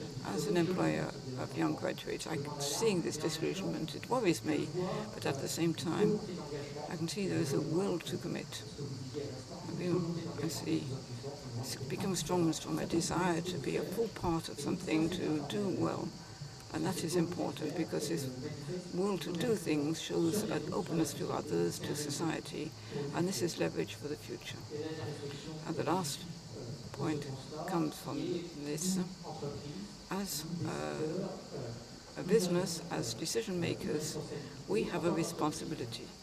As a company, we are a privileged area to transform this commitment into a concrete and a substantial effect. We have a responsibility to play from the environmental point of view. This is a major issue for young people. So we need to prove that we are implementing policies to meet this challenge. And we have a social commitment to prove.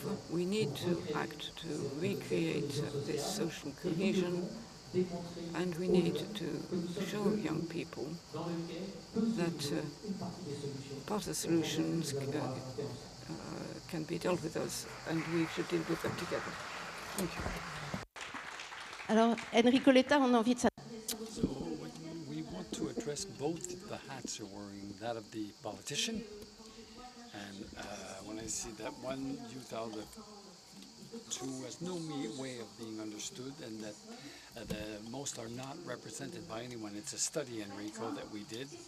So how do you address this question? How do you find remedies to this? And a second question to the second hat you're wearing, that is of the teacher, professor in France. 2/3 of the age groups have high school diploma, but we see concentration of orientations on elite paths, but in other sectors we have to welcome yet more students in the other sectors. There's the elite and the other sectors of the university. Is that special to France? How do you see this? I have several other questions to ask you because your two hats, French, Italian, lead to a lot of questions on the difference in treatment between France and in treatment when we're talking about youth. Microphone, please. Microphone, please. Thank you very much for this opportunity. I will start by saying that if we had had this debate, this discussion 3 years ago, we would have had a different approach than what we'll have today, because there is a radical change that we never address, never talk about, and it's the following. The COVID has been a time when youth has saved the life of the elder, I think. Not the younger. Well, the youth during the COVID did absolutely not take any risks, and we stuck them in their homes to save their fathers, their grandfathers, the elders, and they lost their 16, 17, 18 years old. I lost my 54 years of age. I will, of course, recover in my 55th year, but losing that age of 17, 18, your teenage, is something that happens only once in a lifetime. So I start by saying that they were sacrificed, because if you're not aware of what happened with the COVID, a year with the Zoom exchanges, missing schools, attending schools at home remotely, with a lot of difficulties, and I think there that we need to go over this. Place this at the heart of our discussions. I will just share with you my short experience. I left the political life in 2014. I came to Paris. I had this wonderful opportunity to teach in Paris at Sciences Politiques, political science schools. There were a lot of young Italians attending these schools. And during the 6 years I spent there, each day, each moment that I spoke with a young student of my country, and I was a former prime minister of my country, so I was someone who had responsibilities. And so to hear the young person who's talking, asking what training I should follow, what course he should follow, well, the real question that person had was the following: give me a good reason, sincerely good reason, to go back to my country and not to stay and trying to find a solution elsewhere. And it was hard for me to give a true answer, an honest answer, because I knew deep down that in other countries they had better chances than in my country, because the question of youth in Italy is one of the big Italian urgencies. Italy, if you read the books of Elena Ferrante, who was famous, you have the idea of Italy like a pyramid in which you have a lot of children at the basis, and then you have the parents' layer, uncles and aunts, and a few great-grandparents, and maybe one great-great-grandparent, so the pyramid. Today, the Italian society is a society in which you have a pyramid that is inversed. You have one child, a baby, and on the shoulders of this baby you have about 10, I'm exaggerating, but maybe 7 or 8 parents, recomposed families, what have you, the grandfathers and grandmothers who are there, and you have great-grandparents. So you have at least 20 people on this baby's shoulders that organize each moment of the baby's life with expectations on the future of this baby. Incredible weight, burden. The youth is marginalized, and the youth who are lucky enough to leave the country and they try to find good fortune elsewhere in a gerontocratic country.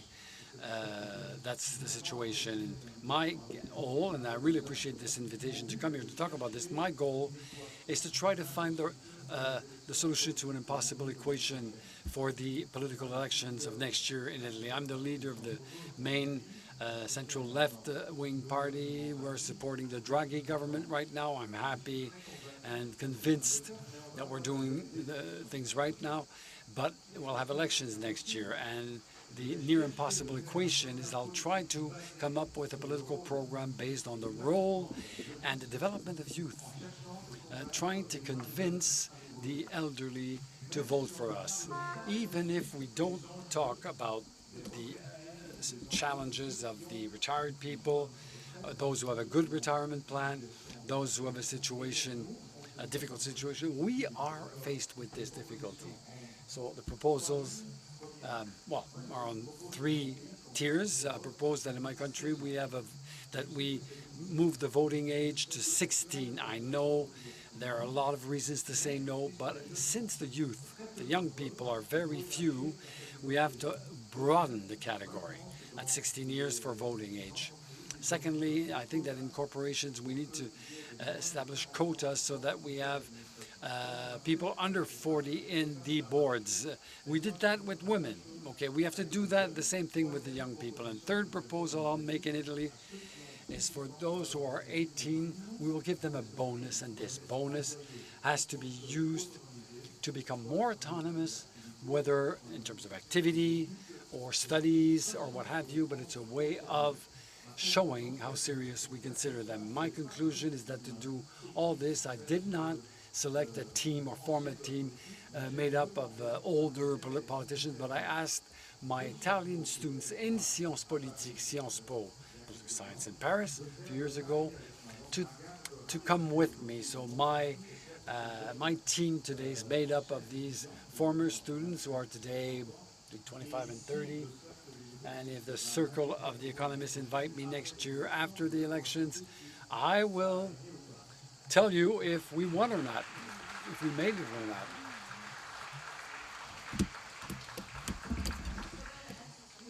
So, as I said earlier, you co-founded and you direct the consortium Youth Senegal. You are a social entrepreneur.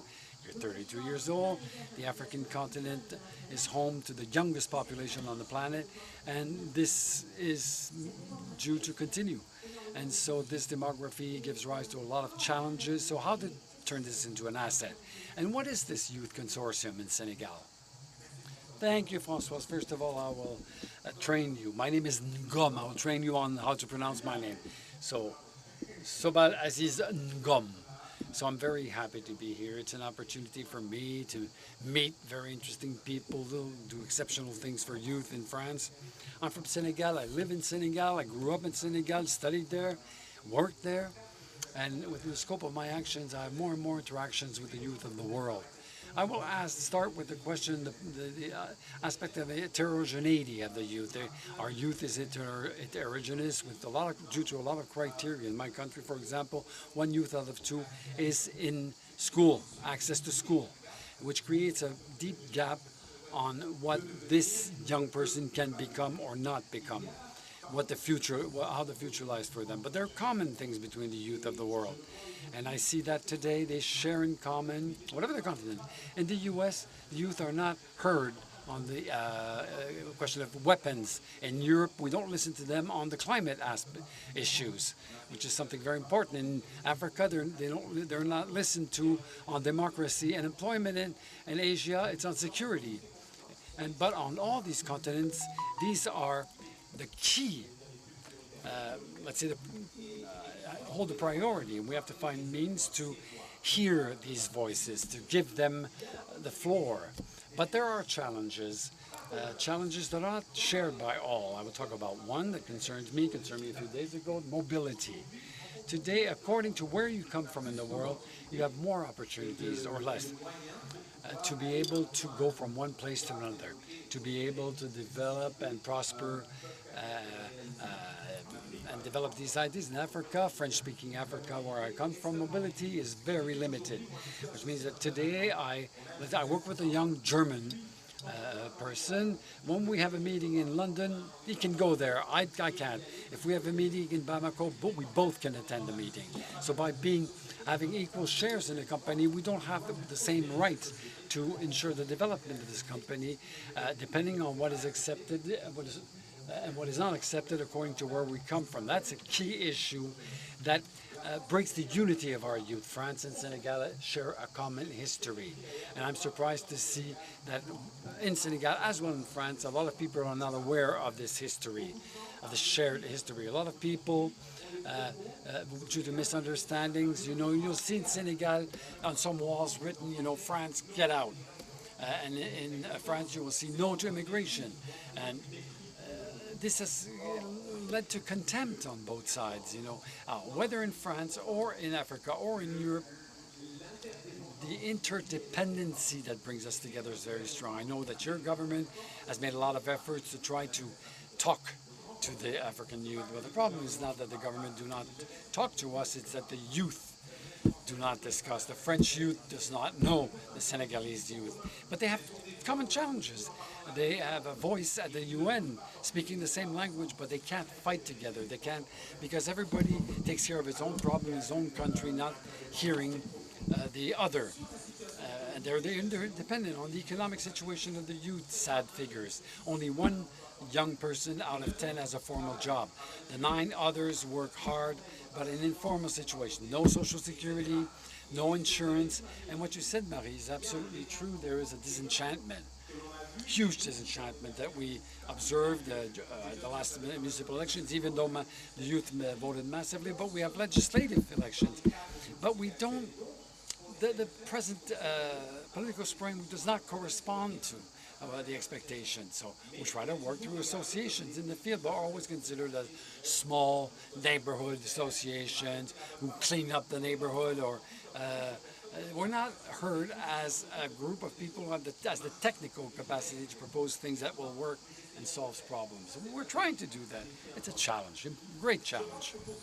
I think that for this purpose there are 2 things on which I want to conclude. First of all, economically speaking, there are more and more investments, foreign investments, French investments, to support the economy of African countries.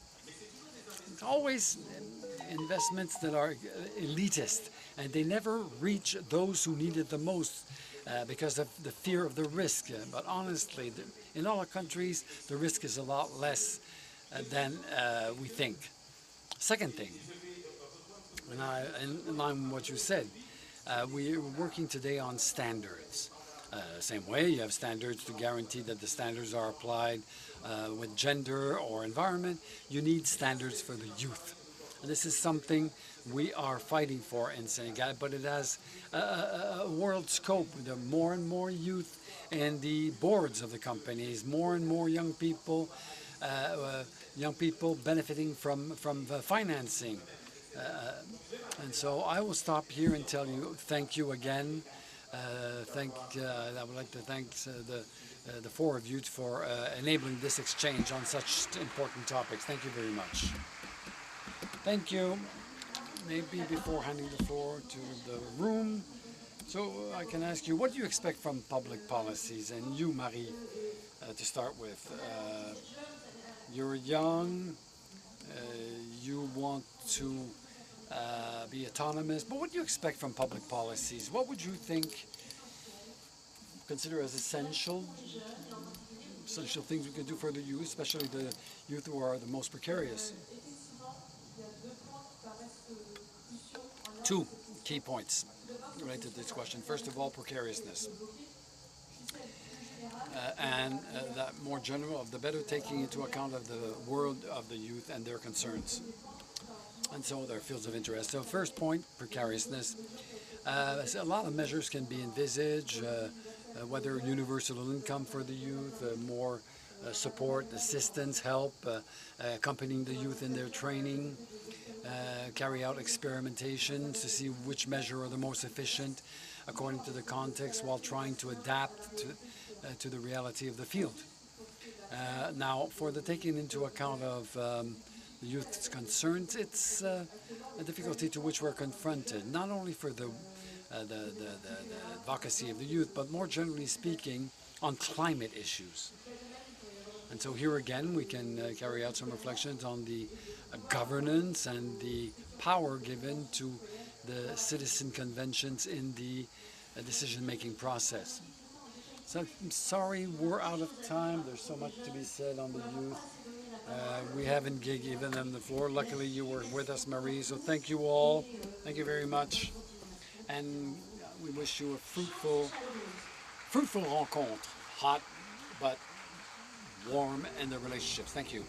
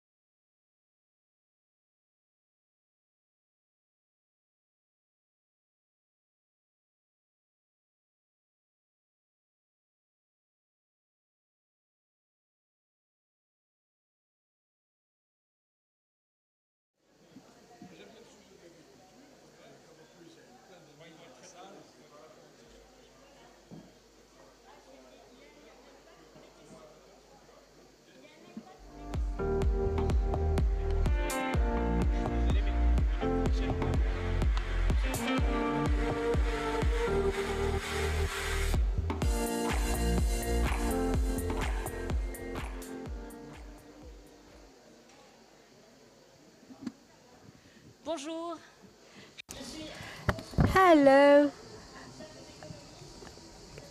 Welcome to our session on a new way of addressing farming or agriculture. I'm Akiko Suwa Aceman from the Cercle des Économistes. So we have many different important things to talk about. Of course, we all know that food prices are going up. There are shortages. We're talking about agriculture here. This is a very important subject. Do we need to transform agriculture? And if we do, how do we go about this? To find out, we have a wonderful panel with us. Sitting by me, I've got Arnaud Rousseau, who is the head of a group called Avril, which works in oils and proteins.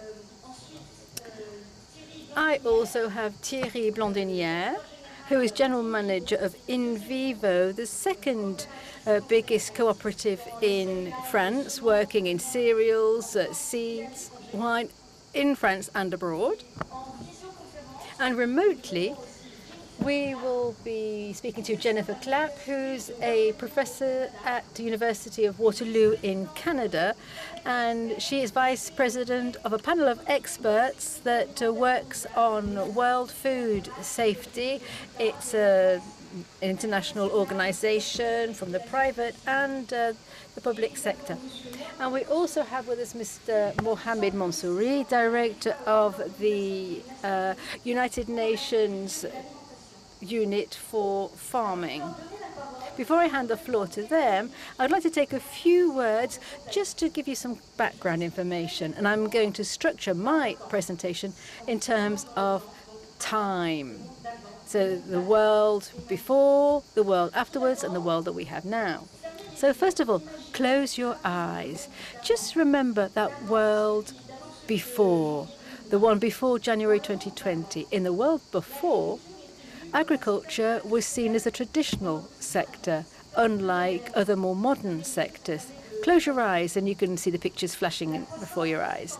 Growth was about in innovation, technology, sometimes without even any factories.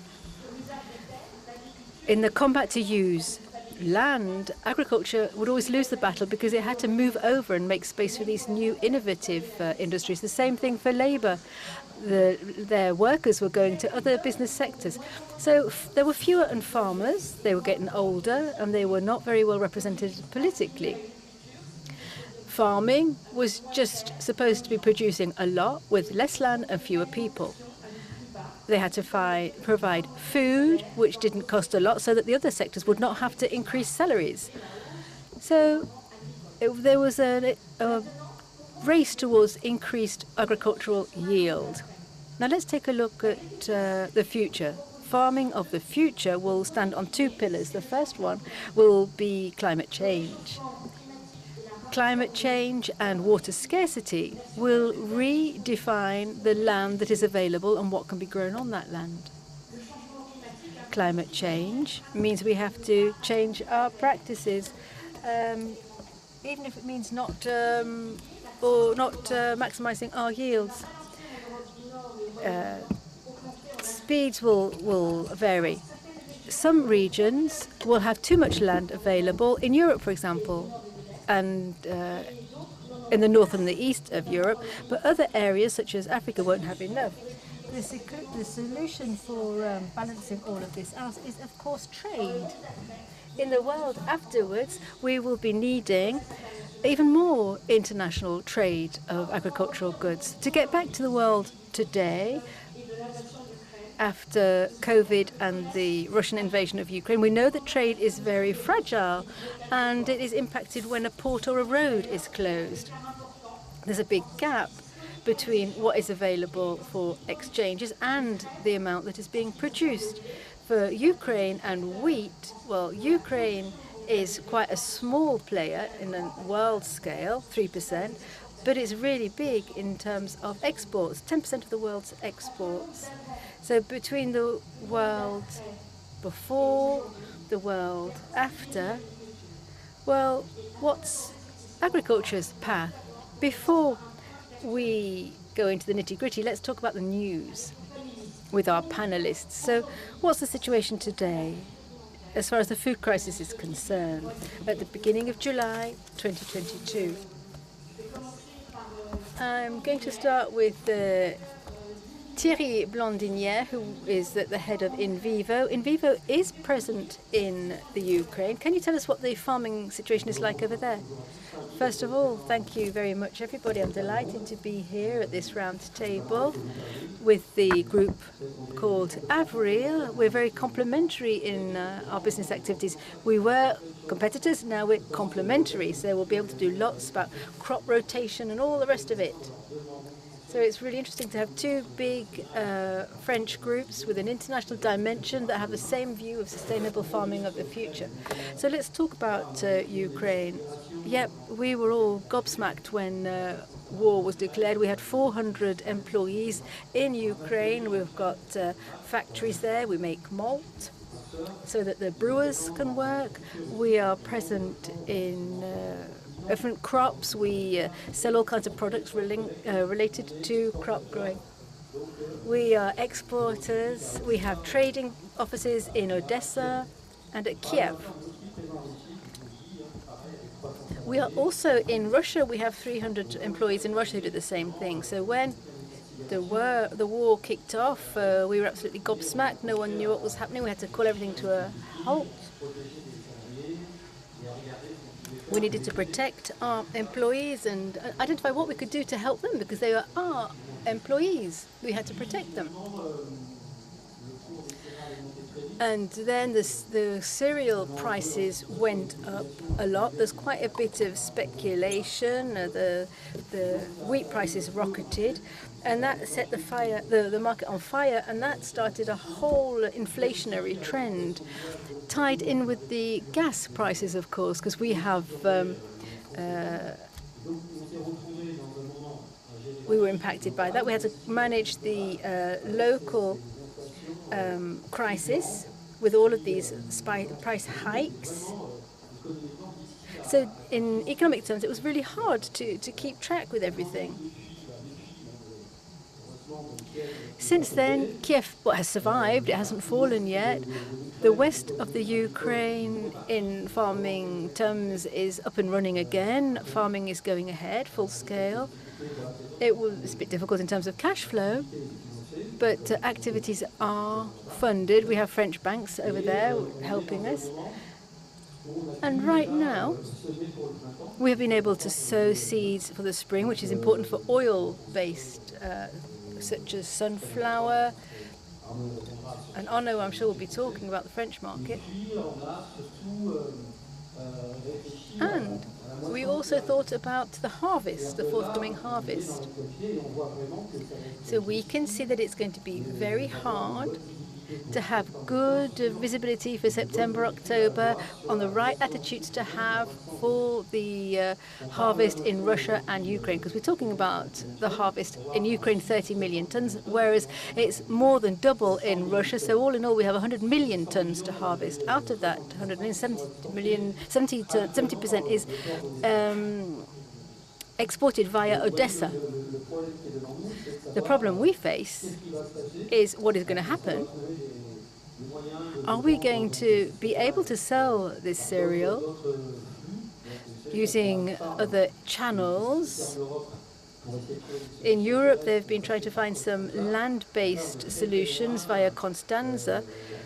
But in terms of solutions, we are not yet sure that we're going to be able to export all of that grain. So we've got this big wall up ahead of us. Meanwhile, the price of cereal is going down. One could have imagined with this big brick wall ahead of us, the price of cereals would go up 400, 450, 500, 600, but that's not the case today. On the contrary, the prices are down at about 330 a ton. We all have reasons why that could be the case. No one really holds the truth. But I think we've got another wall in front of us. That's the wall of inflation and a decrease in demand, potentially. And the markets have started to anticipate that fall in demand, and that is reflected in the prices. However, when we're talking about markets, we're not talking about physical flows. We're talking about price positioning in the long term. and to give investors visibility. So it's all very complicated. A lot of uncertainty about September. If an agreement can be found about the Odessa corridor, then there will be cereal which will drop. And then, of course, if the tension is tightened, then prices could increase, but it's all very difficult. We have no visibility whatsoever. However, the global flow of the production of cereal is at a good level. If there's not any other major climatic incident that kicks in. So if I had a crystal ball, I would give you the price for the month of October, but I cannot give it to you today. It's very complex. We have to manage that.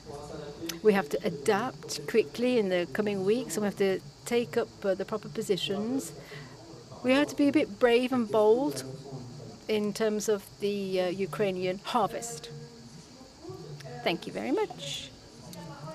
I'm going to hand the floor now to Jennifer Clapp, who is with us from Canada by video conference. She is a specialist in food system management. Jennifer, this current crisis, is it unique? Has it never been experienced before? What's your point of view? Thank you very much, Akiko, for the introduction and also the invitation to be here. Yeah, this crisis, it's not unique. That's one of the messages I wanted to say, in the sense that, of course, the particulars are unique, but this is the third food crisis we've experienced in the last 15 years. And it's important that we understand what's going on in the background. But in terms of your question about what's going on right now, this is this week, the Food and Agriculture Organization of the UN and other Rome-based agencies that work on food security published their new numbers on hunger and undernutrition. And they're quite alarming figures. We now see that in 2021, 823 million people were experiencing chronic undernutrition, and 2.3 billion people are facing food insecurity at a moderate or severe level. And that was the number before the impact of the war in Ukraine. So obviously, this is a difficult situation because the numbers are going in the wrong direction. We're not ending hunger. It's getting worse. And so it demands a response. But what I wanted to stress is that we must ensure that the responses that we make in the short term to this crisis do not work against the long-term goal of achieving more sustainable and equitable food systems. And that's a key message of the report on the food crisis coming out of the Ukraine war from the high-level panel of experts on food security and nutrition. So while there's a lot of concern right now about getting the grain that's stuck in Ukraine out through a humanitarian corridor, as Thierry just mentioned, I would say that we're not actually in a situation of absolute global food shortage right now. And although we hear a lot about this in the media, that there are shortages, in absolute terms, that's not the case in the global sense. Stock-to-use ratios, for example, for wheat, that's the amount of wheat in storage compared to what is utilized, is actually at levels that were similar to past years, maybe down a little bit, but not nearly as low as they were during the 2008 food crisis. So it's a situation not of an absolute shortage, but rather it's a situation of high food prices and food price inflation, as was already mentioned. And we know that this food price inflation was actually happening even before Russia invaded Ukraine. And the causes are multifaceted, as was already mentioned by Thierry, but obviously supply chain disruptions, blockages due to the war, also disruptions due to COVID-19 pandemic. The increased price of oil and fertilizers that's driving up farm costs is also a problem. And we could also mention the role of financial actors in speculating on commodity futures markets. As Thierry mentioned, the price of wheat had gone way up at the beginning of the conflict, but it's also come down, and the financial press has reported that a lot of this tendency, or rather the trends going up and down, are partly related to financial investment moving in and out of the commodities sector. So in short, what we're seeing now is a problem of an unaffordability of food, not a shortage of food.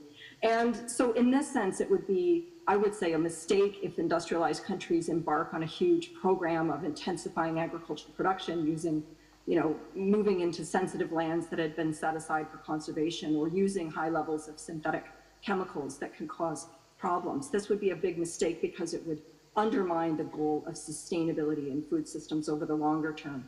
But there are responses that we can make right now to this dire situation to address rising levels of hunger. A key thing that can be done is to increase the amount of aid and assistance, in other words, money that goes to people who are in low-income countries that are food import dependent. The poorest people are the ones facing this unaffordability crisis, which is the hardest on them. In many developing countries, low-income countries that are food import dependent, the poorest members of society often spend up to 60% of their income on food. So these are the people who are the hardest hit by this crisis, and they need assistance. We can also think about reducing the non-food uses of the cereals and grains that we produce. So already we know that almost 50% of what is produced in terms of cereals is not directly consumed by humans. It goes to biofuels, and it also goes to animal feed. So if we think about reducing the biofuel mandates or switching to eat less meat, this is another way that we can respond to the crisis without undermining sustainability in the long term. Addressing commodity speculation is another kind of measure that can be taken to limit the positions that financial investors can take in agricultural commodity markets, because these do filter through to real prices. So I'll just stop there. I know I've probably been talking for too long, but there's a number of things that we can do to not undermine the goal of long-term sustainability, but while dealing still with addressing the hunger crisis in the short term. Thank you, Jennifer. Thank you, Jennifer. I'll hand over the floor now to Arnaud Rousseau, the president of the Avril Group. You're a farmer and you're a former military. So with all these two hats, these experiences, how do you understand this geopolitical crisis? What's your understanding of this crisis? Well, hello everybody. Thank you for the invitation. And I can assure you that we're very interested in these discussions. Quick word on Avril. It's an industrial and agro-food company in France with a specificity. We're a specialist of oils and vegetable proteins. It's a model. We don't pay dividends to our shareholders because we operate in the long term, and we have as strong will our reason of being to serve the earth, the land. What we observe today is that the food issue is at the center of our the debates. We had forgotten that in Europe, left it aside, because we all belong to generations who were never faced with a food crisis of any sort. And the paradigm, and you described that, it was to produce. And this is what happened in the 70s, for example. We weren't concerned with the issues around the world. Today, we clearly see that climate change and the environment concerns, the collapse of biodiversity, is a challenge to take up for agriculture, with the double ambition of continuing to produce.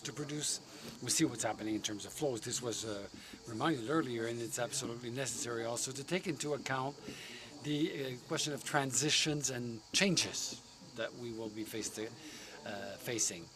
Transitions, well, there's a transition in terms of production. How we continue to produce, reducing carbon emissions, using less pesticides, while keeping the production level, enabling the emergence of innovation, research, biocontrols, organic productions, but with the ambitions of producing.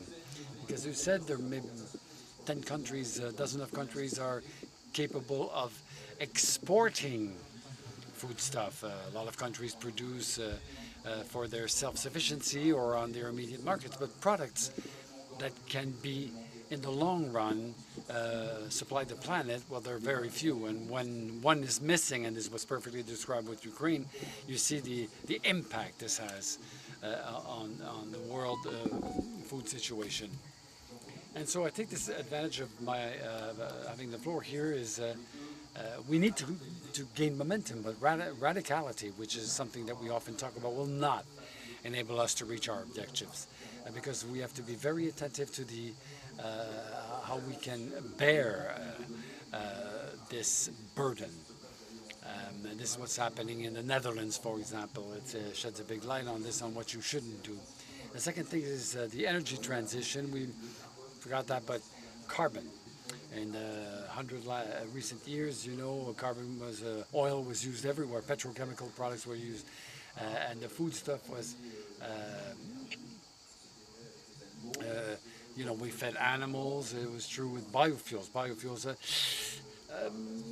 Somebody said just before me, you know, there was a problem about biofuels. I think we have to strike the right balance between the foodstuff production, which is our first responsibility, but also agriculture tomorrow can be a contributor through biofuels as long as it's balanced.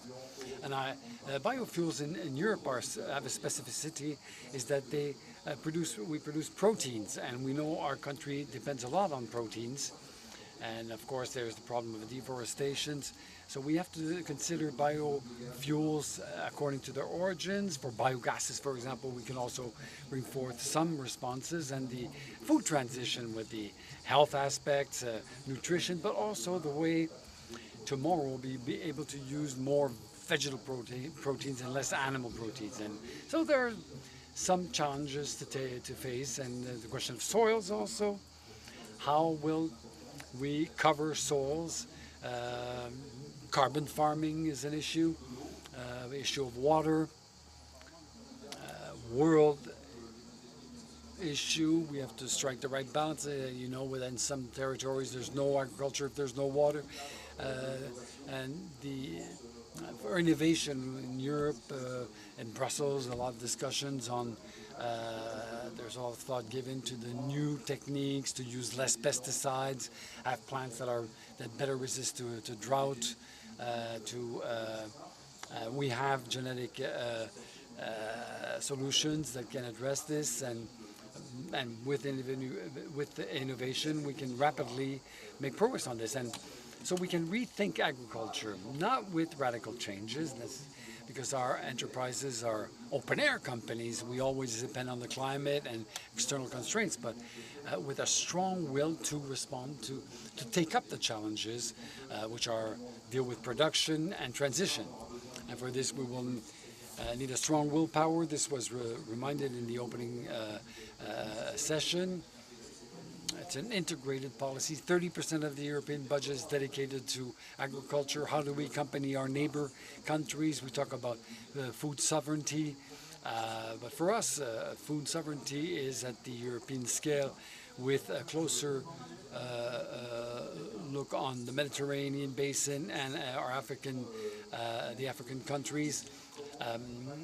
We're not being paternalistic. It's how we work on co-development to make sure that the developments, innovation benefit these populations, how we also accompany the potentials that we find there. So I think we can change things rapidly.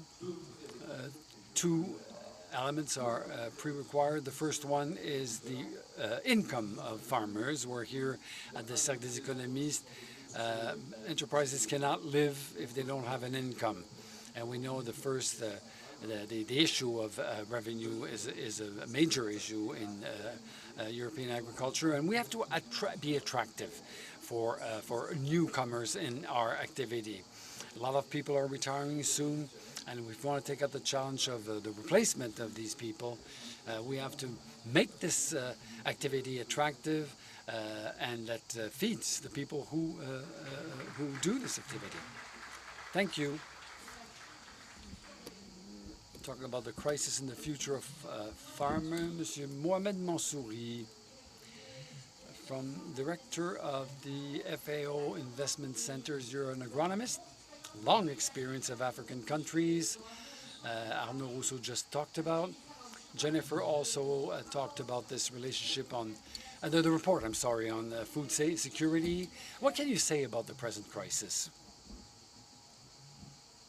Yeah, thanks, Akiko, and many thanks for inviting me to the Cercle des Économistes. It's a great pleasure to be on this panel. And actually, Jennifer, like you cited that the emerging food, energy, and financial crisis is pushing more people into extreme poverty and hunger.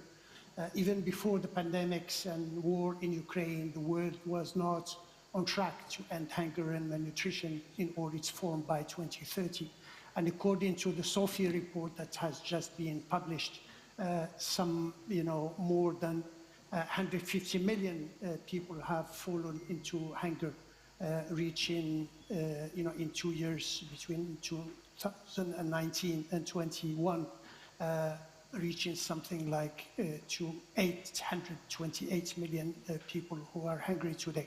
So the crisis, what I can tell about it is more about how we respond to the crisis from the FAO perspective. It calls for a timely humanitarian response to mitigate the immediate impacts, and to this end, FAO, in coordination with many other agencies, is providing assistance focusing on the most vulnerable rural men and women, including internally displaced people affected by the crisis in Ukraine. And this is done through a number of instruments: cash transfers, support to agriculture inputs for crops and livestock, for farmers, especially the smallholder farmers in Ukraine, with the focus on spring vegetable planting for the time being, but also providing regular information on the food security situation in Ukraine. And beyond that, we are also, talking to many partners and to the government of Ukraine on what are the plans for food and agriculture rehabilitation the day, hopefully, peace will come back. As FAO, we have issued a number of policy recommendations to guide countries towards measures that protect global food security. And this includes supports to vulnerable groups, and I think Jennifer has spoken to that, through a variety of instruments, humanitarian assistance where it is needed, but also social protection that targets the most vulnerable groups, also school feeding programs for the schools in poor areas.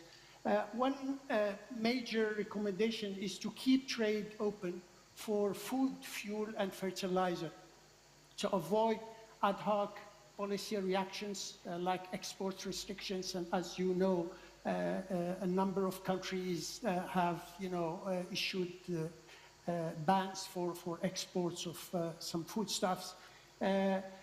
Diversification of food supplies and import sources is very important. Strengthening the market transparency and dialogue, and provide timely information.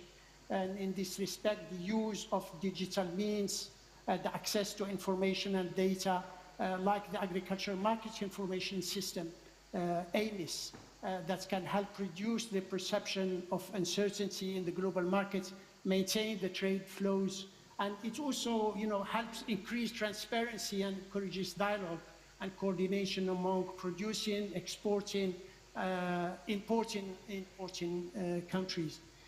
For the very poor countries, the poorest countries, the most affected, we also advocate for, facilities for import of food and fertilizer, including provision of finance or blended finance, working capital to importers and SMEs to avoid disruptions. And finally, one very important thing, and we may come to that later, is to prepare for other risks, such as disease outbreaks and even nuclear risks. And this is very important, that our member countries be also prepared for more risks than what we are facing today. But to solve the food crisis, and I will join, the other panelists here, it is not only about responding in the short term, but it's about, getting the world back on track to achieve the SDGs.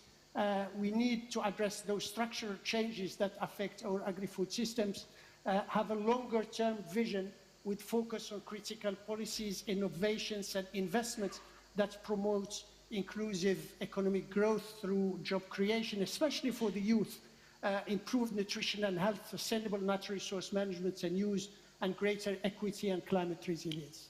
Thank you.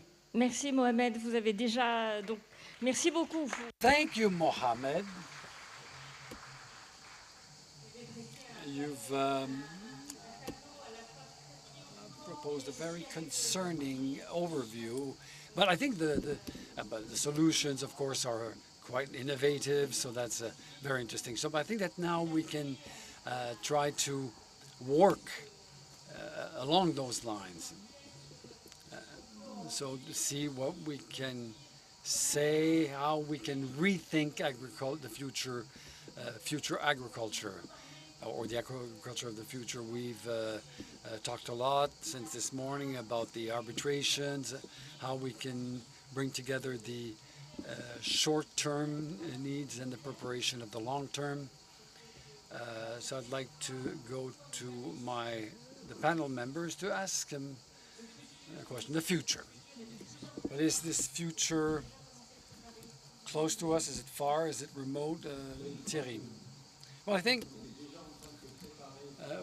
we were already working at preparing the future before the sanitary crisis and the present Ukrainian crisis. What's happening with both these crises is that we are in a moment where we're gaining momentum with innovation. Fortunately, they're too few, but there are solutions in the toolbox. So to ensure a sustainable agriculture and competitive form of agriculture, what does this mean, this toolbox? We have to think of agriculture of precision, how to produce more with less and better. This is becoming possible thanks to new technologies, thanks to digital solutions, thanks to our capacity to better understand the agronomical potential of plots, and for the farmer using less fertilizers and mechanically increase his or her revenue. When we talk about transition in Europe, we talk a lot about organic products and organic surfaces. And in the program Farm to Fork, we had some worries on this program, which were legitimate. If you use 25% more organic surfaces in Europe, you see the restrictions, the limit with a view to the prices and the reactions of our consumers and how these products were sanctioned. You can't oppose methods, but we have to rethink the full potential of the European farm. Where it's possible to produce organically with a competitive cost, fine, but when it's not possible and you run the risk of lowering the yields, well, you have to think sustainability. And sustainability in the sense of climate change, taking into account the quality of the soils and the challenge of crop rotations, vegetable for 5 years, for example, changing production cereals, orient farmers in this kind of production, establishing contracts with different cultures, with different operators. That's where we can find the economic solution to make sure that the farmer improves its revenue while promoting this sustainable and competitive agriculture. The quality of soil, the biodiversity, has to be better qualified. We're lacking criteria, but the sustainable label, well, we need to have it to agree in Europe and worldwide on what we understand by sustainable agriculture. I know that today a lot of solutions are starting to get harmonized. In Europe, the US and Brazil is different, but maybe we can give a new impulse for this transition as we finance the organic transition. So this is a public politics issue with the customers also, how they will help us to impulse how to recognize a premium product at the level of the price, enabling to finance this transition. We have pilot farms that exist, and we've already measured the economic stake. I can give you a figure, but when you give a figure, this often opens up debates. But we think that with a safety net of 150 euros per hectare on 5-year rotations, we can involve the farmers in this program. And 150 euros per hectare can be financed, this still on the conditional mode, with public policies, with maybe a bonus on prices, but also with the valuing of carbon credits, which is a new income for farmers. And when we manage to bring all this together, well, maybe there is a solution. This is a solution which is not that remote, that far-fetched. The idea is to change scales.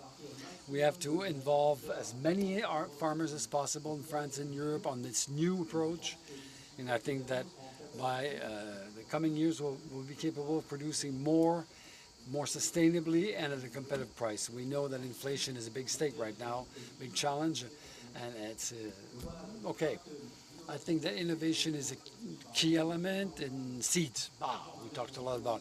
There's a lot of money to invest in seeds, protection of seeds, the coding, protection of the plants, limiting chemical treatments. And beyond all this, rise the quality level, increase the quality level, but with a good cost-quality ratio. The idea is that the European farm should be the first world farm capable of highlighting this sustainable or promoting this sustainable agriculture so that we can solve the equation of producing more and better with less and cheaper. Thank you. Jennifer? Jennifer, I would like to put the same question to you. The agriculture of the future, with all of these different players and the small farmers, the big groups, what's it going to look like? What might things look like?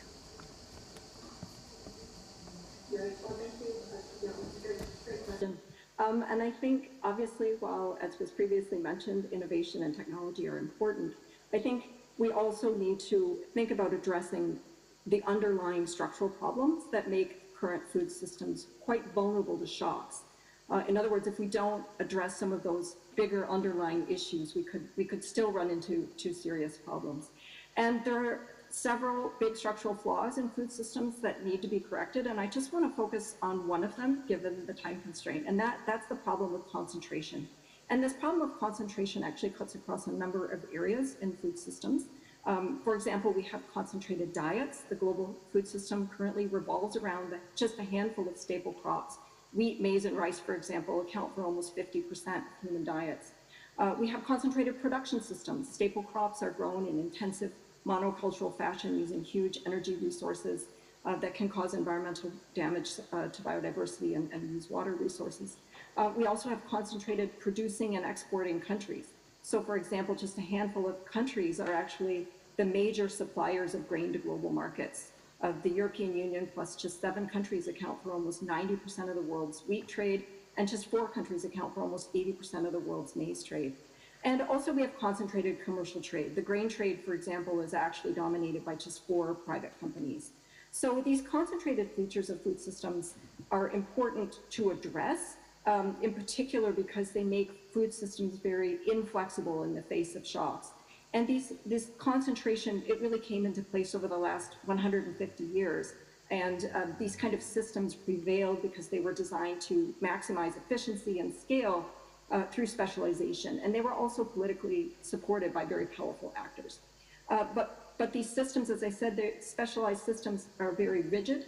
They don't allow for a lot of slack in the system when shocks happen.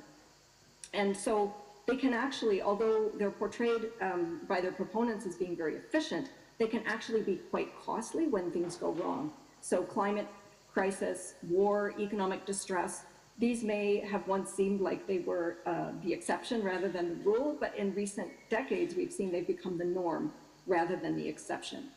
So I would argue that for the future, back to your question, we should really be prioritizing resilience in food systems. And what we need to make food systems more resilient is to infuse greater diversity into all of these aspects of food systems. So for example, we need to expand the range of countries and regions that produce staple foods in order to reduce concentration in the production and export of those crops. For example, many countries in sub-Saharan Africa are heavily reliant on imports for staple grains, and the continent's food import bill has increased by a factor of 3 in recent decades. So by smoothing out and spreading out the production of staple grains, this can help build more resilience into the system. We also need a wider variety of foods being produced, going beyond these 3 major staple crops, to include more emphasis on traditional and ecologically appropriate crops. So for example, like teff and millet and cassava. This can help to reduce the reliance on just a handful of staple grains. And diversity is good ecologically as well as in terms of diets, a diverse range of crops. And we also need more diverse and sustainable production practices. And this was mentioned by Thierry, that innovations like precision agriculture, et cetera, can help. But we also want to think about other low chemical input agriculture models like agroecology that can really use diversity within the field to help improve sustainability and absorb rather than release carbon. And we also need more food to be delivered through local and regional markets, or what we call the HLPE and the Committee on World Food Security refers to as territorial markets that can help to reduce reliance on concentrated global value chains. I'm not saying we need to do away with all global trade, but we just need a better balance and a better mix between local and regional markets supplying food as well as global supply chains. So in short, diversity is the key to ensuring food systems can provide alternative options when shocks occur. And that diversity is also beneficial for ecological sustainability, for providing livelihoods, as well as for improving nutrition. Thank you. Merci Jennifer. What were they saying? Diversification dans toutes les directions. Jennifer earlier on was talking about that arbitration, the difference, the importance of finance, food, feed, fuel. You have to choose whether you're feeding humans or animals, or whether you're creating biofuels. So how do we? What do we do? Well, of course, things will continue in the same. A business manager makes decisions every day in their business. I know that we have a session scheduled on this subject. However, the question of redefining the model, or how the model is defining, do we want to look for a growth model or a negative growth model? So we should put this question on the table. As far as we're concerned, as farmers in France, we are in favor of growth.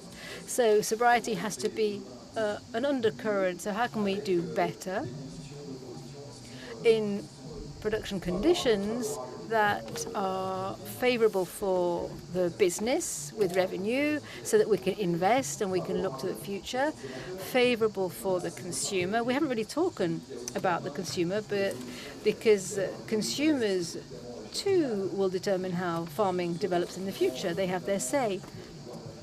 We're talking a lot today about consumer habits and purchasing power. And then the farmer will make their choices. We've talked about the size of the farms, or the choice of business model. In France, biofuels account for 2.5% of services. Organic farming 10%, and the rest is traditional farming. So when you're looking at on a planetary scale, you should keep that in mind. And of course, I took that point about being balanced but diversified. We need a business model that is sustainable.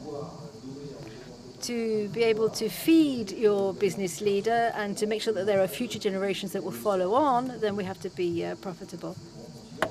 If we take a look at the African continent, which is the major sufferer of malnutrition, then the farmers go to the big cities and then they leave their farmland.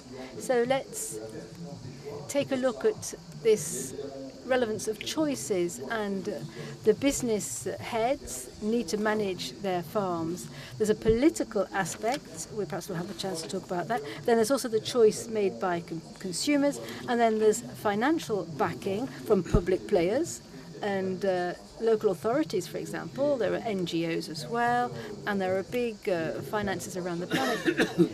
And I think if we are to hope, we have to harmonize it. We don't have a lot of time left. But in the face of this global problem of climate warming, as the IPCC underlined, we don't have any time to mess about. Let me take the example of carbon. We want a carbon market on a worldwide scale.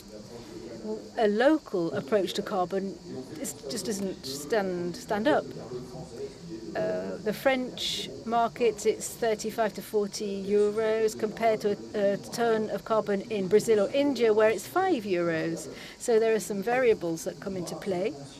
if we want to move forward, we really need harmonisation. Christine Lagarde was talking about the G20.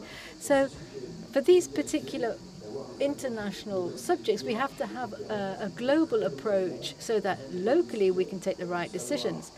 And we can have indicators that tell us how we are really progressing, and we need to have targets which are dated and with the statistics to back them up.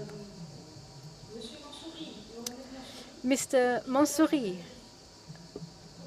earlier on you concluded by saying that there will be other crises, there will be other risks.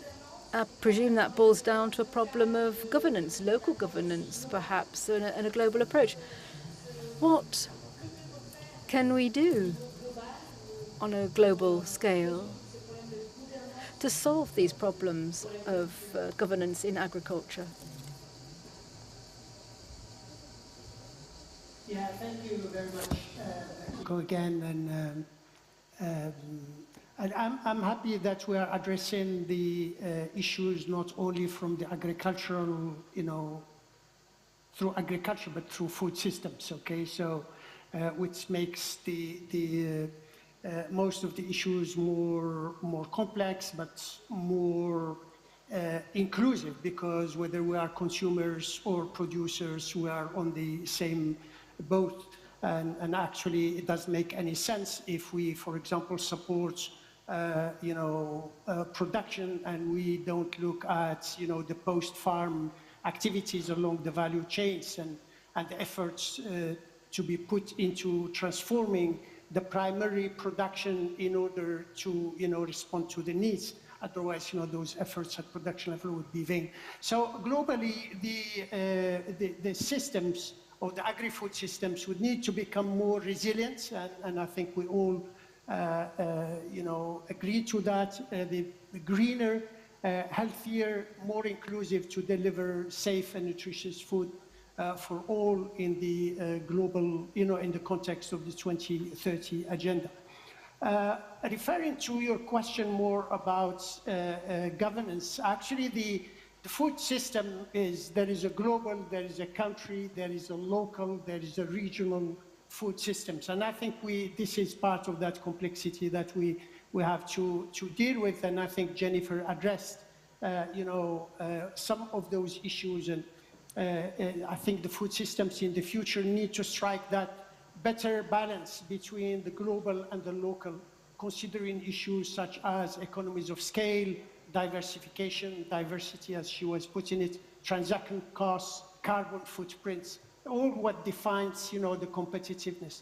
And I think in Ukraine, the war in Ukraine has shown the vulnerability of our entire agri-food systems, and some of those issues related to concentration that, have been eloquently addressed by Jennifer before, the strong dependency and dominant trade connections between importing and exporting countries also do amplify certain risks and may cause also systemic failures.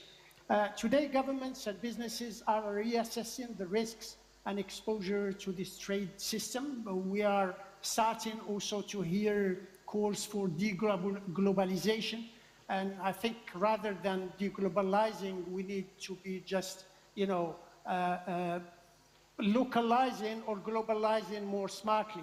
So it's more about smarter globalization or localization, like promoting competitive and sustainable local production, like fostering regional trade arrangements, like ECOWAS or the SADC in Africa, ensuring strategic and effective stock management and diversifying food sources and trading partners. One dimension which is in this, maybe not directly in this, debates about governance, but that is really empowering the consumers and the education of the consumers for them to be able to make the healthy and more environmentally sustainable food choices can also contribute to this smarter localization or globalization. So I will leave it here, but I just want to reiterate that today maybe the threats that we are faced with is more that multiplicity of simultaneous shocks and crises. So it's like a protracted crisis, and that we need to be equipped with, our countries need to be equipped to address those multiple crises that can result from conflicts and natural disasters and climate shocks and zoonotics and so on. And I think this is maybe the next, let's say, the next layer that we should really look at it is how to govern the risks and how to manage the risks in order to reduce them or to be able to manage them when they come. And this is really where FAO, is, supporting our governments, our member country governments in their strategic investment policies and capacity developments in order to be able to do that and to be able to build back, not business as usual, but hopefully much better. I don't want to give the impression that I'm a pessimistic. I think that, we need to think maybe pessimistically, but to act very optimistically, okay? Merci beaucoup. Ce sera donc le mot de la fin parce que nous devons nous quitter. Mais that is the wrap up for our session. Fine words there to close this session. So there are many risks, but there are a lot of good intentions to prepare the farming of the future. Thank you very much.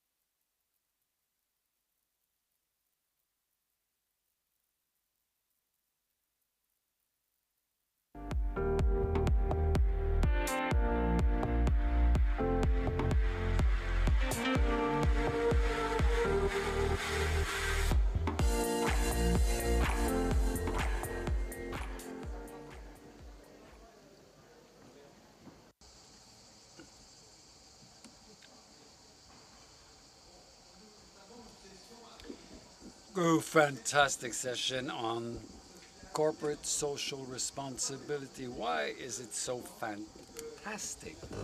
It's because I think that in the end, the future of the economy and our corporate enterprise is closely, very interrelated with the social responsibility of enterprises and its arm, the environment criteria, societal governance stakes that are actually enabling, like Albert Camus used to say, that the world breaks apart. Particularly important today because in a quite an interesting way and surprising way, we note that in the US we have today a movement by ultra-conservatives, the ultra-conservatives who place their criticism, the strongest criticism, against the social responsibility of enterprises. Why? How they go to the extent to say today that they talk about a woke capitalism. And this reminded me of something I remember back in the 60s, 70s, Milton Friedman, the great economist, was saying about the social responsibility of corporations. He said it's socialism. And he explained that the enterprise, the corporation, is the same as the stakeholders, the shareholders, and the interests of the enterprises and the interests of the shareholders is one and the same. And that the corporate leader is nothing but the agent holding a mandate from its owners of the capital of the shares, the shareholders.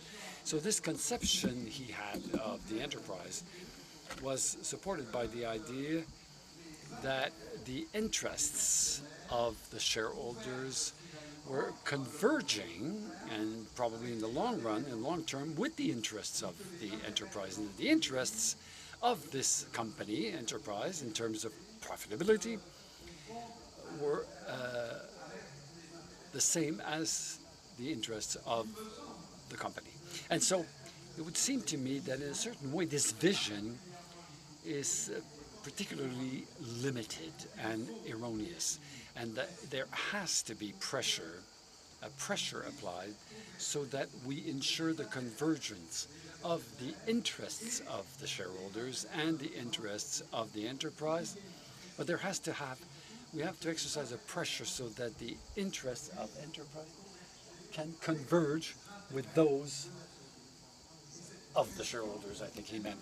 But this pressure can only come from the outside world. And so what outside world are we talking about here? We can think of the state, but as someone said, famous, the state cannot do everything. We can think of, and I think that's become quite essential to the pressure exercised by the civil society, particularly youth, which can no longer accept today that enterprises behave haphazardly, especially for the E of environment, S of society, sociability, or the G of governance, SEG. And that's what we are witnessing today, and that's what we will see more and more in the future. We need to imagine a world where corporations will be increasingly constrained by the pressure of the civil society and youth, so that they behave in a virtuous manner. And this presupposes that this is opposed to the concept Milton Friedman had, and it's totally in opposition with the conception the U.S. ultra-conservatives can have on what they call the woke capitalism. Friedman said the social responsibility of corporations is just socialism. He was an ultra-liberal. And today what our ultra-conservatives in the U.S. blame is to make the shareholders lose money, to make the shareholders lose them by taking actions that are not in agreement with the shareholder value. And so the fundamental question is the following. The shareholder value cannot be the only criteria that rules over enterprises, and we need to pull out of the contradiction between the search for this, the research and the maximization of the profit rate and the needed evolution of societies or companies, societies. And I think it's the destiny of our civilizations, and I'm weighing my words here, to make corporations evolve in that direction.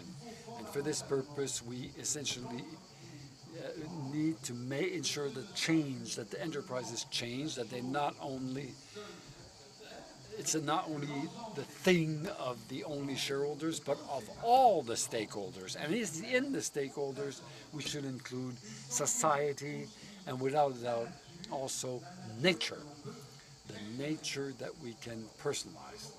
So thank you, and I will now hand over the floor to the 6 speakers of this panel, starting by my far right, which is Monsieur Martin Coiteux. 6 minutes he has, Monsieur Martin Coiteux.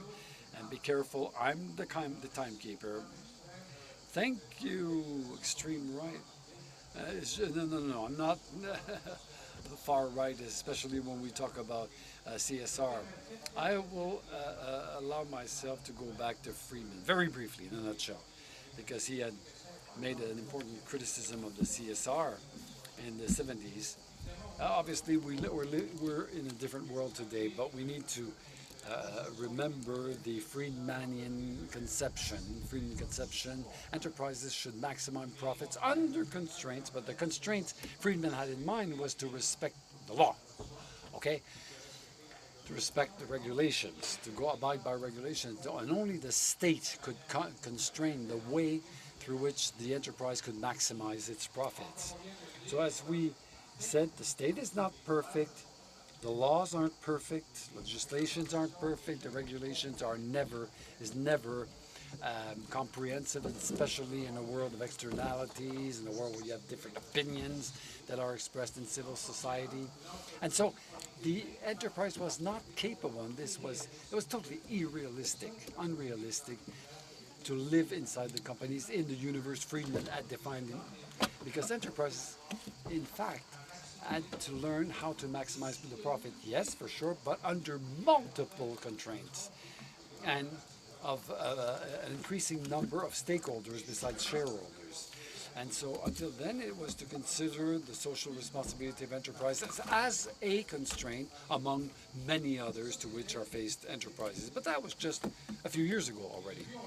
And since then, we've witnessed, maybe with the change of generation change, and it was probably one of the strength behind the change, the pressure of the stakeholders, consumers, the workforce, civil society, environmentalists, certain companies took a leadership stand or position, and rather than considering the CSR as a constraint, they turned it into an important asset, an important vector of their enterprise, corporate strategy, business strategy in the long run.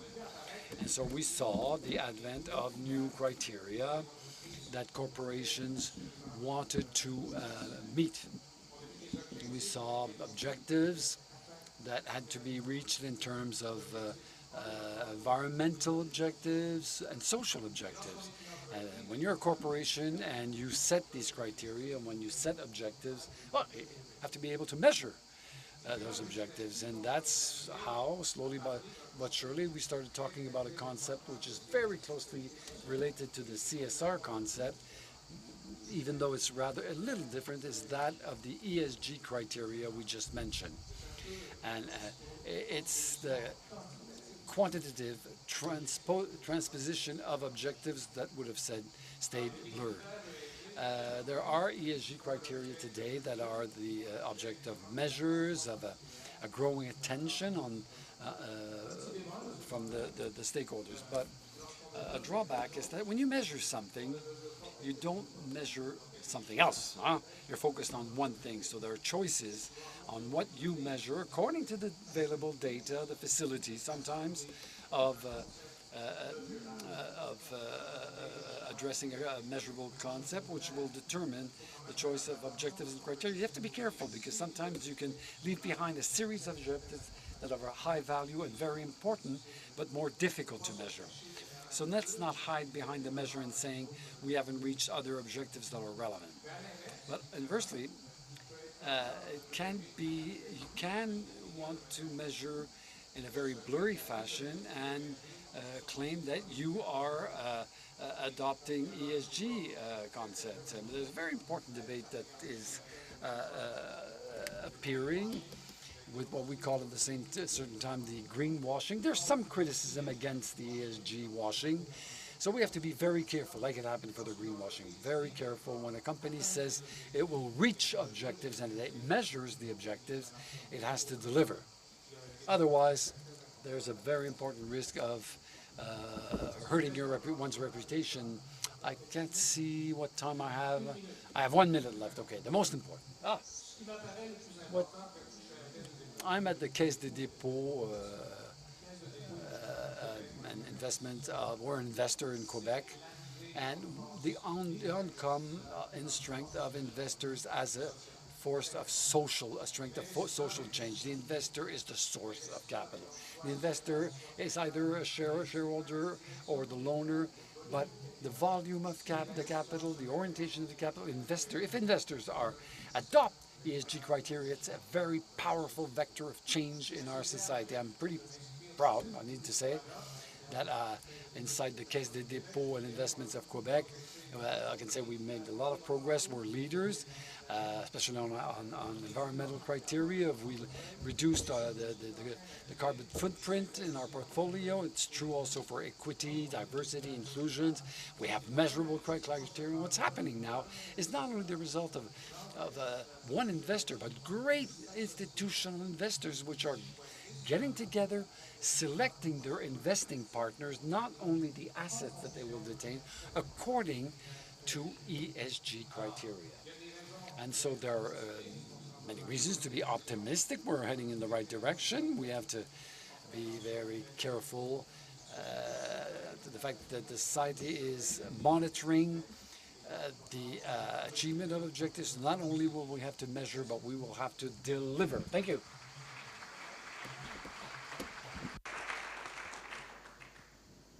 Bien, je vous donne maintenant la parole.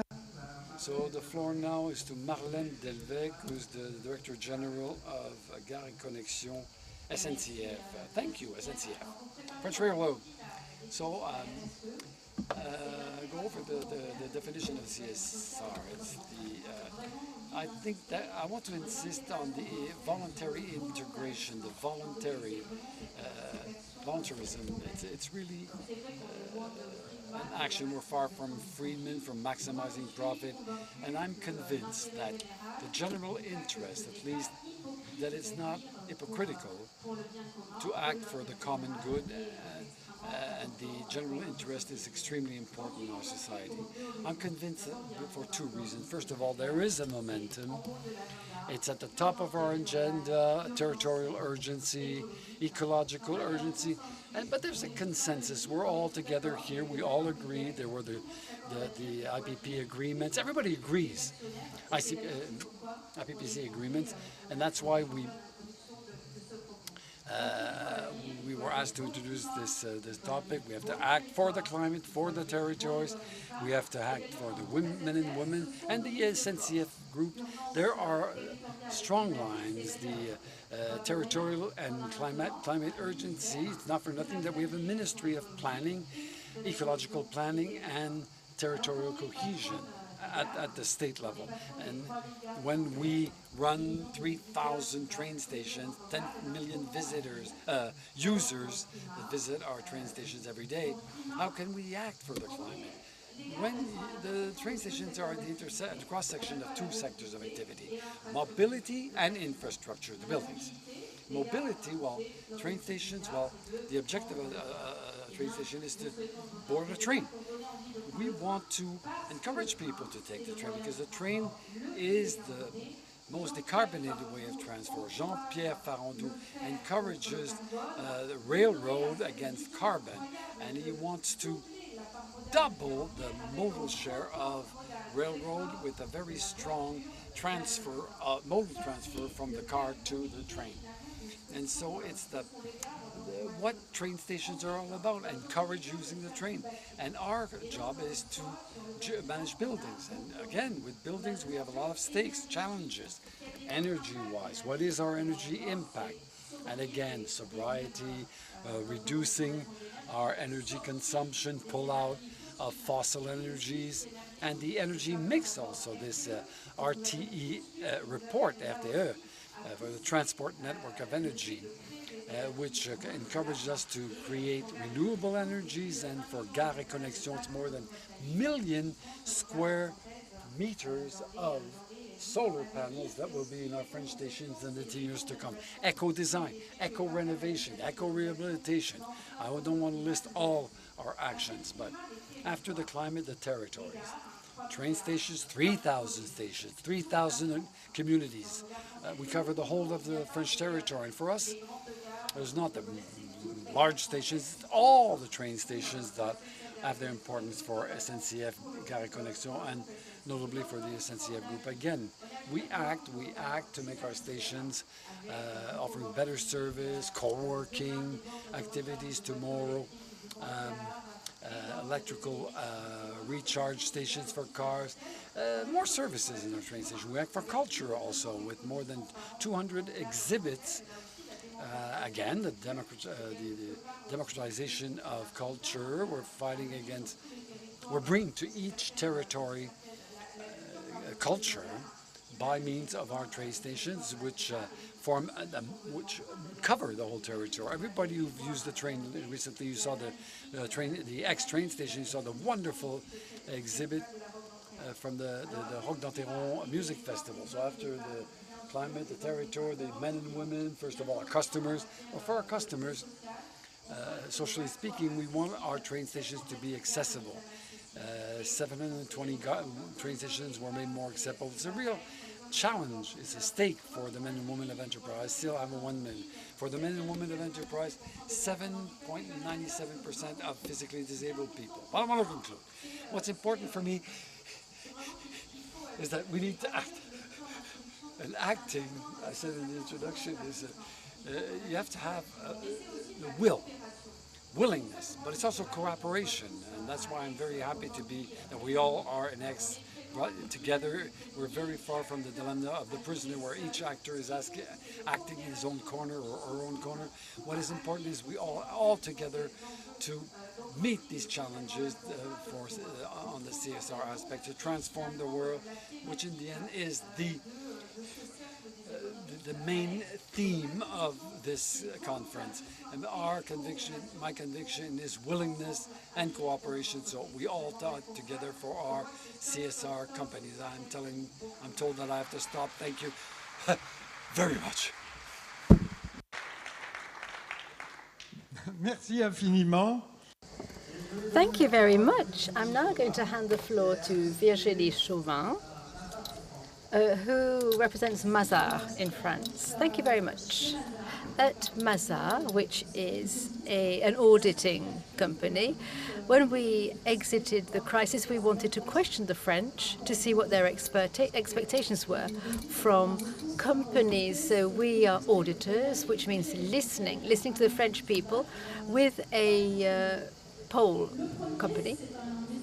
So first of all, there was a lot of optimism. People 80% of those questioned consider that businesses can change things positively. So there are high expectations there. Businesses are in second place behind citizens and ahead of the state. The second lesson which we learned was a sketch of the type of companies that French trusted, with solidarity, transparency, and honesty. I'm going to talk about the first two, caring and responsibility and solidarity. These are inclusion. The way that a company is inclusive, that means that the civilians want companies to be more involved in their ecosystem and play a bigger role, particularly with associations.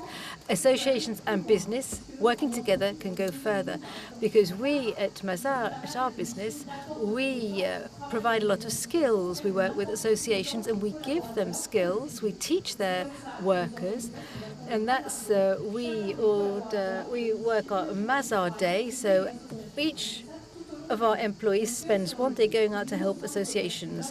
We do that individually and as a team to try and help associations. The second lot of values, honesty and transparency. Well, this is more ethics-based, and that corresponds to the ESG washing and the greenwashing we've just been listening about. So you have to carry out concrete actions, and those concrete actions have to be highlighted and rendered reliable, because there are some doubts which arise as to whether there's not some ulterior motive. And it's very difficult for businesses.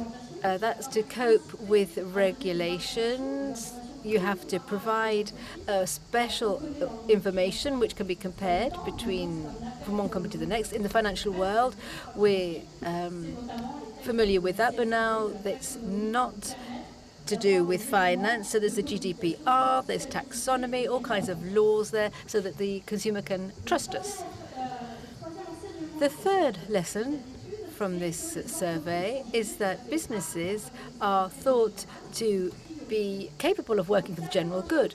88% of those questioned consider that financial benefit is not necessarily opposite to the general good.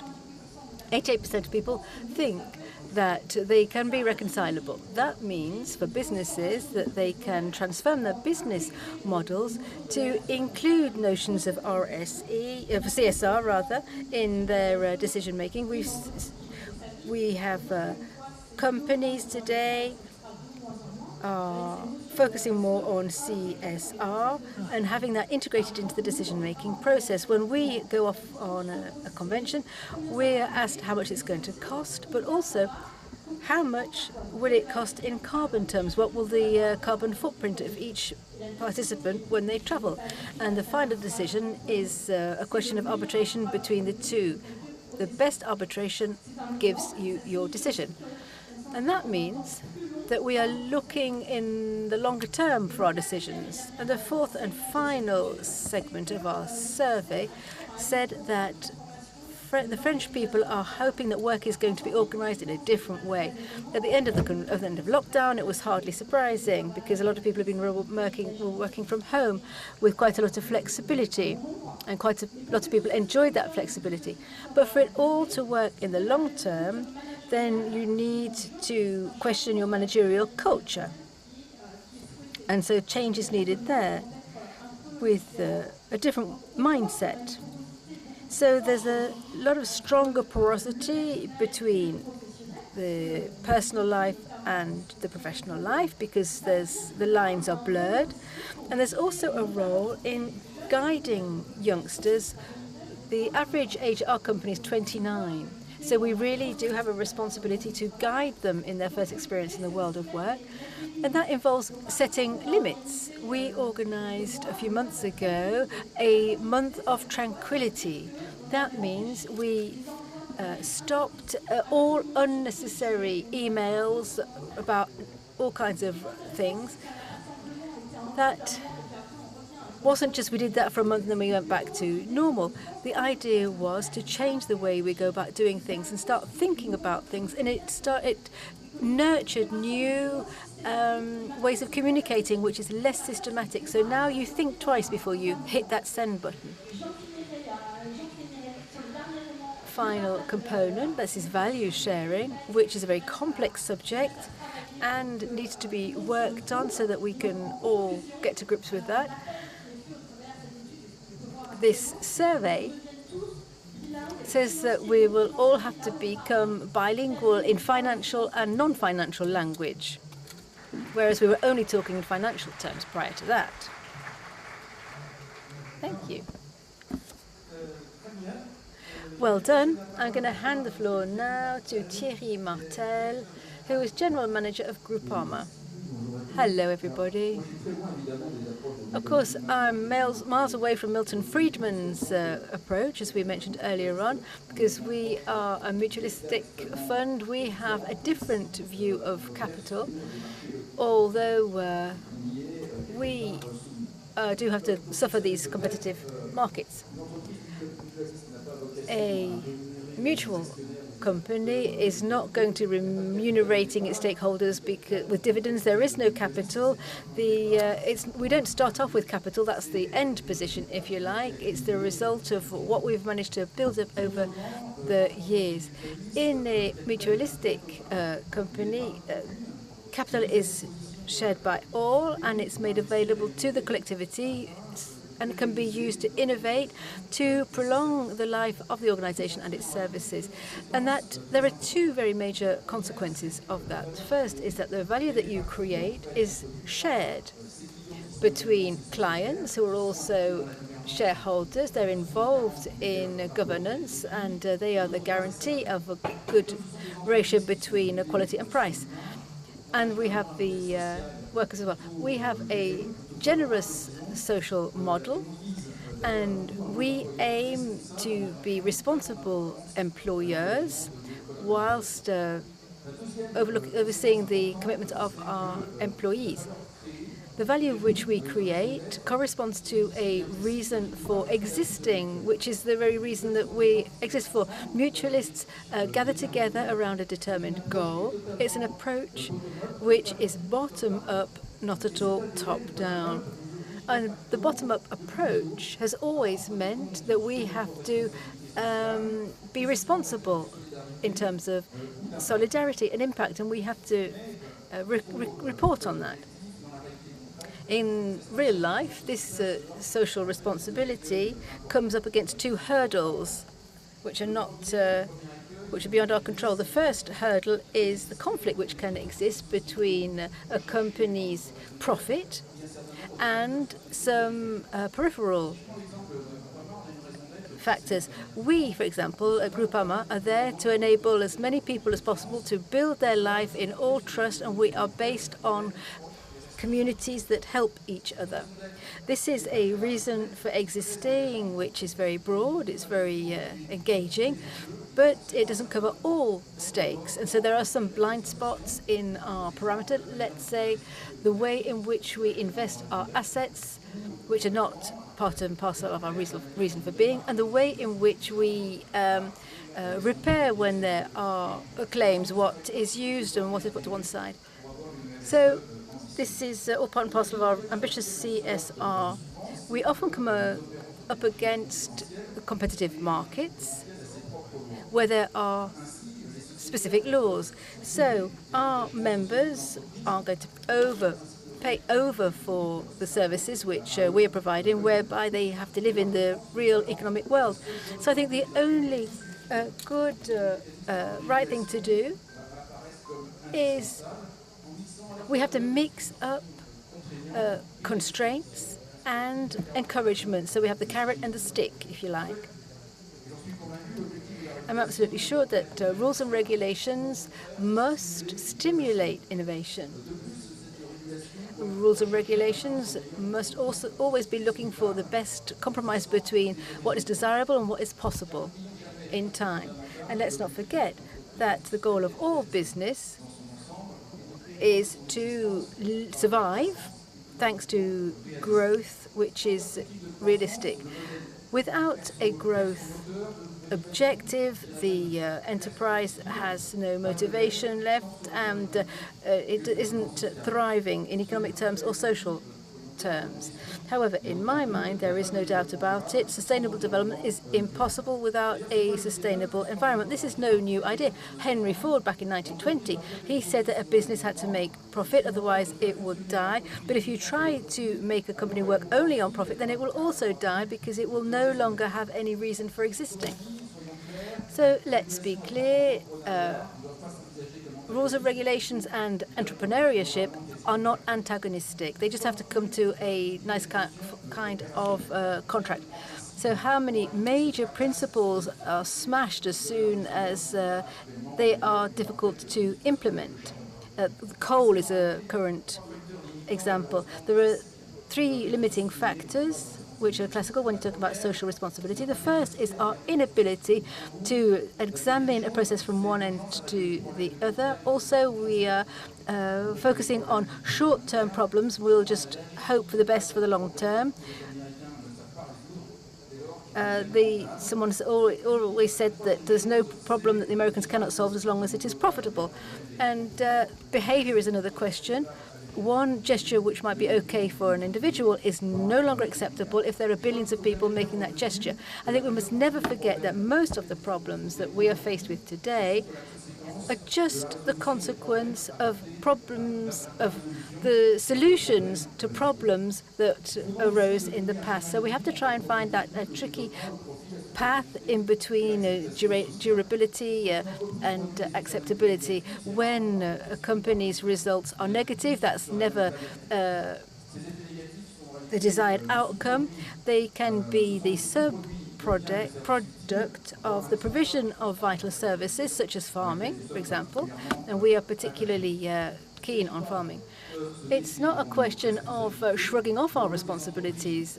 A business's role is to minimize their own impact. And because I see that my time is counted here, I'm just going to finish off with a quote from Saint-Exupéry. And we, as a farming group, are close to this. Saint-Exupéry said that we are not inheriting the land from our parents, we are watching over it for our children. I think that's something which we can all keep in mind. Et maintenant, la parole est à monsieur. Yes, and now we're going to hear from the FNAC. We have Enrique Martinez. Well, I'm the last person to speak, and there's very little time for me to speak. Circulaire. Donc évidemment. Of course. Companies have to be responsible, of course. I think it's pointless saying it. Yes, over recent years, we know there's all kinds of legislation. In our teams, we have learned to better examine the extra financial impacts of our businesses. We work with Darty, and we've got 1 million square meters of sales area, hundreds of millions of products which pass through our premises, go to your homes, and then onto the trash. There are a lot of questions that we didn't know to answer, and that was the start of being able to get better. We have at our disposal all kinds of tools for measuring and identifying trajectories, not only in terms of decarbonation, but we want to become a more socially responsible company. That's all well and good. Now, we all are in different business sectors. We've all got our experience with us. We come from the distribution, the retail, and the consumption sectors, where it's undergoing transformation, and it's not ended. Of course, there was COVID, which added further pressure to our model. But we have been through 20 years of digitization, and that really has applied great pressure in terms of our economics and social aspects, and the deep transformation is going to continue into the future. So the contradiction of all of that is that we have to be on that train. We have to be socially responsible, and at the same time, in our business, we're not the most profitable sector. We are not attracting the most investors in the world, so we're almost on the dark side of the economy. However, we are part of the economy which is so useful. So how do we look at these two aspects as we leave COVID? We've managed to get through COVID. Thank heavens we've survived that period. We decided to use those constraints of the transition into the heart of our CSR. We have decided to make our group's reason for existing to be an active, responsible player above and beyond the obligations to foster sustainable consumption. So we have decided, and we call that our mission statement. It's our choice, enlightened choice on the ecological transition. That means that 80% of the carbon impact that we are co-responsible for is not a question of the transport and how I arrange my products in my shop. It's not all that. It's the way you are going to use the products that you buy from us, and how many years those products will give you satisfaction and will be useful to you. So this is kind of the limit of all of these different extra financial assessment models which compare things which cannot be compared. We could quite simply have been satisfied with reducing scopes 1 and 2 of carbon. We could have said sex equality. We could have said all kinds of things like that.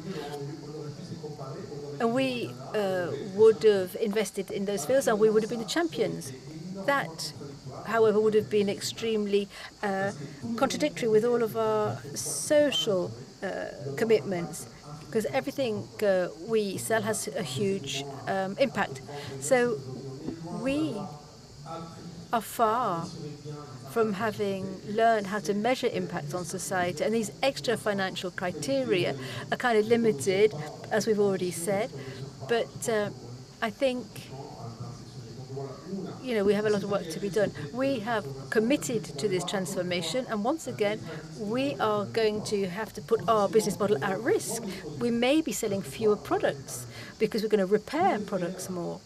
Or,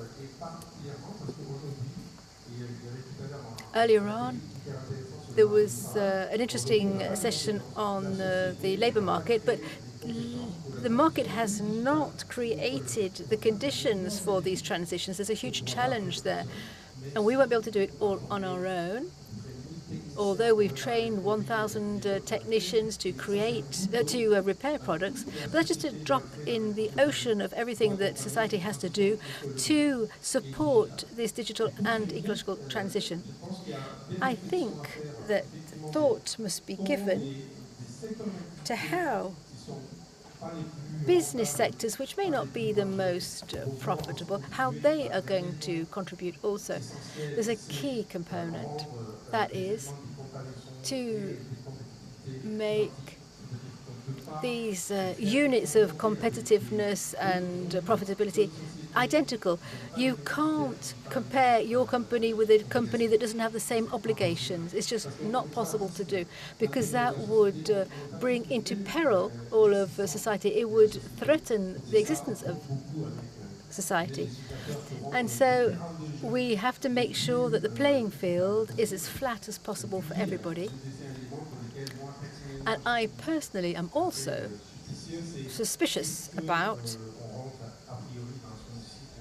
whether or not we're entering into a recession cycle. Is the economy slowing down?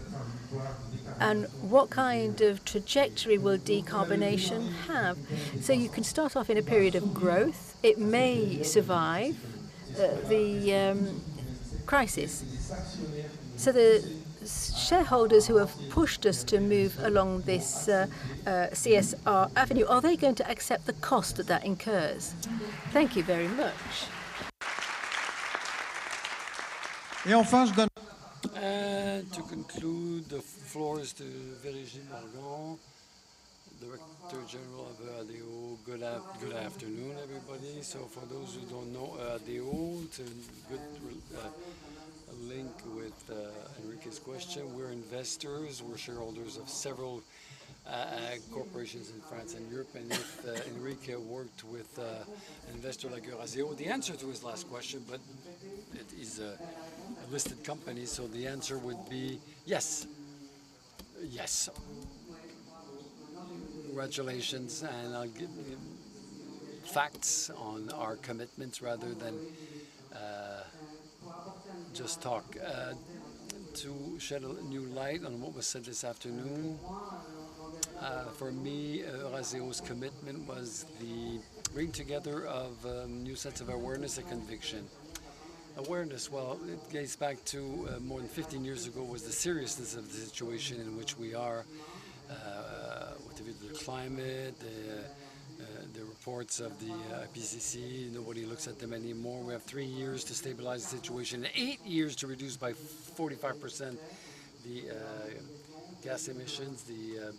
And secondly, the awareness, well, is on the precariousness, the social divide, notably in the US, but also in Europe. Great social divide, and the slowdown of all organizations, even those who are very convinced. So the lack of momentum, and in front of that you have convictions.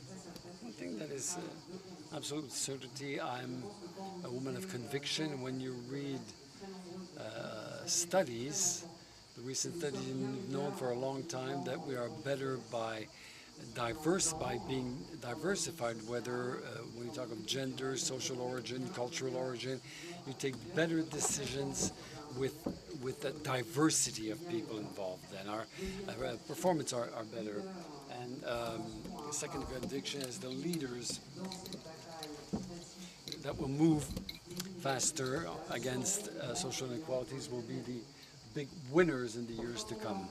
So when you put face in awareness and conviction, as you specific, with a view to some companies that are represented here, is that we can choose the sectors in which we will invest.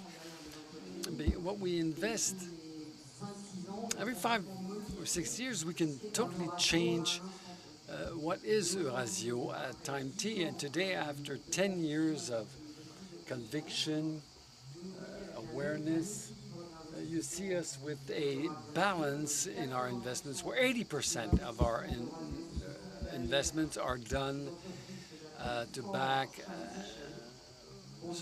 transition companies that we accompany in their development and deployment, climate development, and more than scientific scope. We promote STBI, the permanent measuring of the balances related to inclusion, diversity, and the measuring of the best performance. That's one thing. And the second thing, it's about 20% of our investments today. It's not sufficient, but 20% are for solutions. They're enterprises that directly contribute to the 1.5 carbon trajectory, or contribute to a better inclusion. About 1.5 billion is invested in a circular economy business like Back Market, for example, to name one, and about 2.5 billion invested in corporation companies that are in the biotech sector, health, providing better access to better quality of life, prolonging the shelf life and the health for everybody. I think this 80-20 ratio, the result, takes a long time to transform an enterprise, but would I want a 60-40, 60 for transition and 40 for solution? I don't know, but what I know is that the biggest impact to really achieve a better carbon impact and in terms of diversity and inclusion, I think we have invest and support transition, investing around Article 9, for example, to what is well understood in France on around products or enterprises who are for solutions, very far from being sufficient today. So we need to do it all. We did not start in the oil and gas. We will not invest in oil and gas. That's not our trade. But you will see Eurazeo invest behind energy transition schemes or digital transition programs with funds that are called Smart City, Maritime, for example, which finance the transition of vessel fleets or transitions of cities towards more modern economies and less consuming. So this is my conclusion. For the companies who can choose to do so, the enterprise is much more mobile, and contrary to what Milton Friedman thought, or the wokies of today, all the demonstrations are done at all levels for all the stakeholders. from the creation of embarked value, financial and extra financial, and I don't think we will go back to the past. There will be some phases of consolidation and stabilization, notably in this phase of recession, but today we will not go back. The investments will be done, and all the stakeholders, whether employees, investors, and actors of this transformation, are totally committed to do so. Thank you.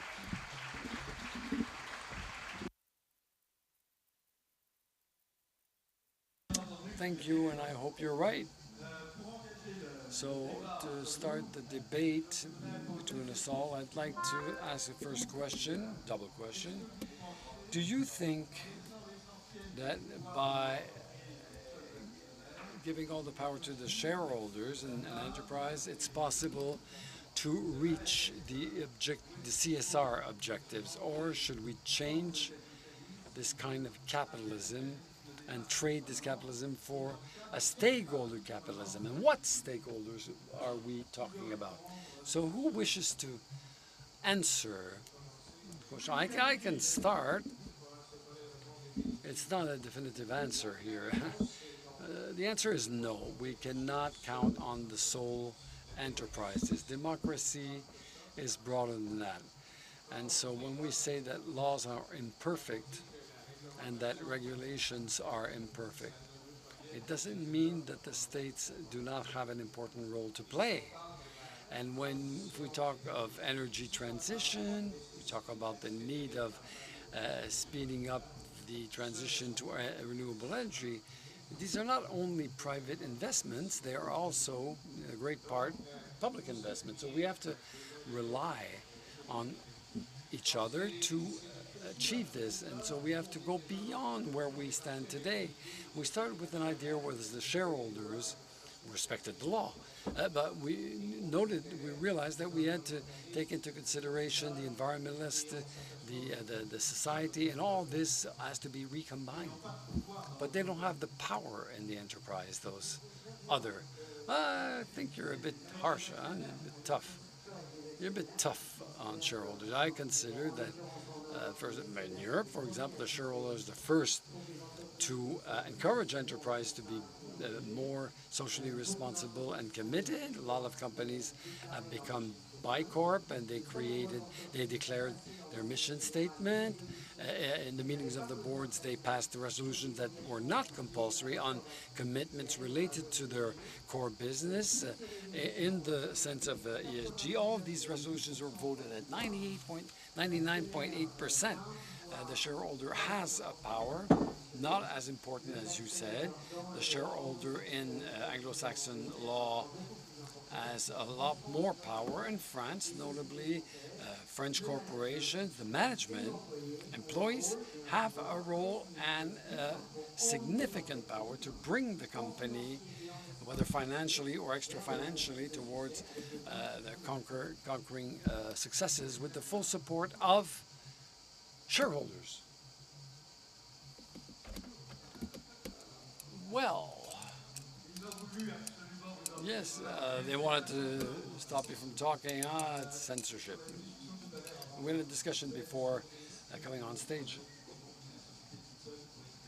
Did we believe that society by itself should be held responsible? No, I think we understood that.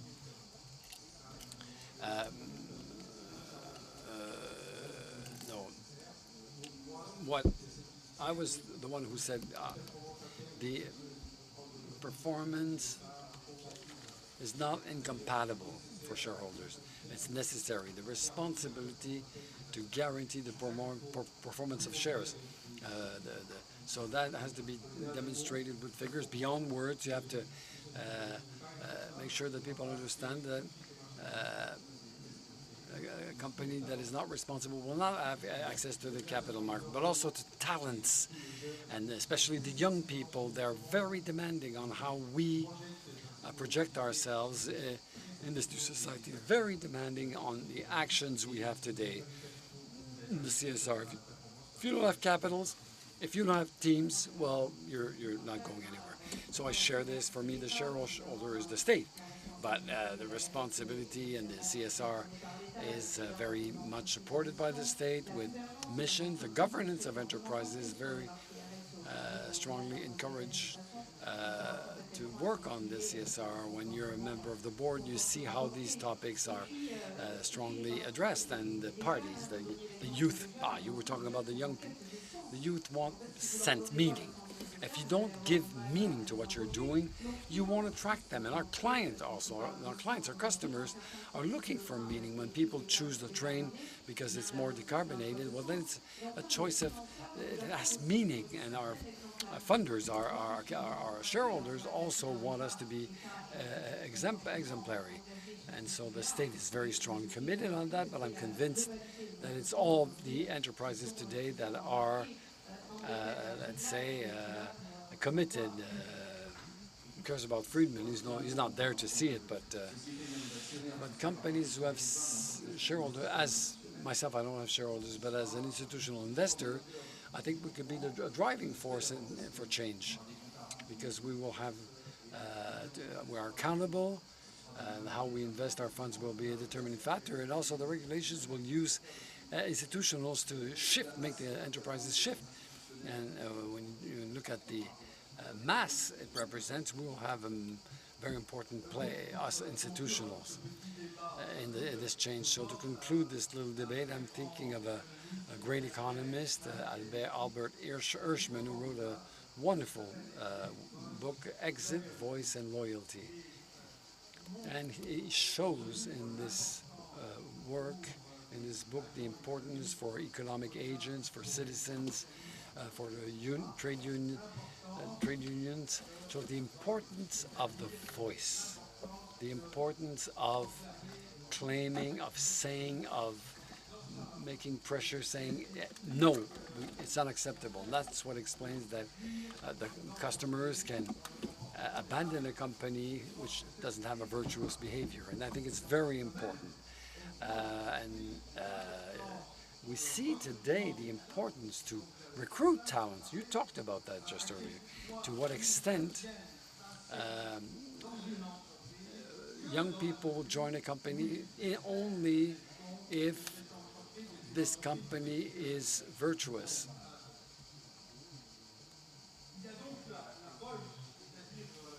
There's the voice, and it will become increasingly important. And the exit, it's to vote with your legs. That is not to join the company or not buying its product. And I think that's what will be decisive in the future. In other words,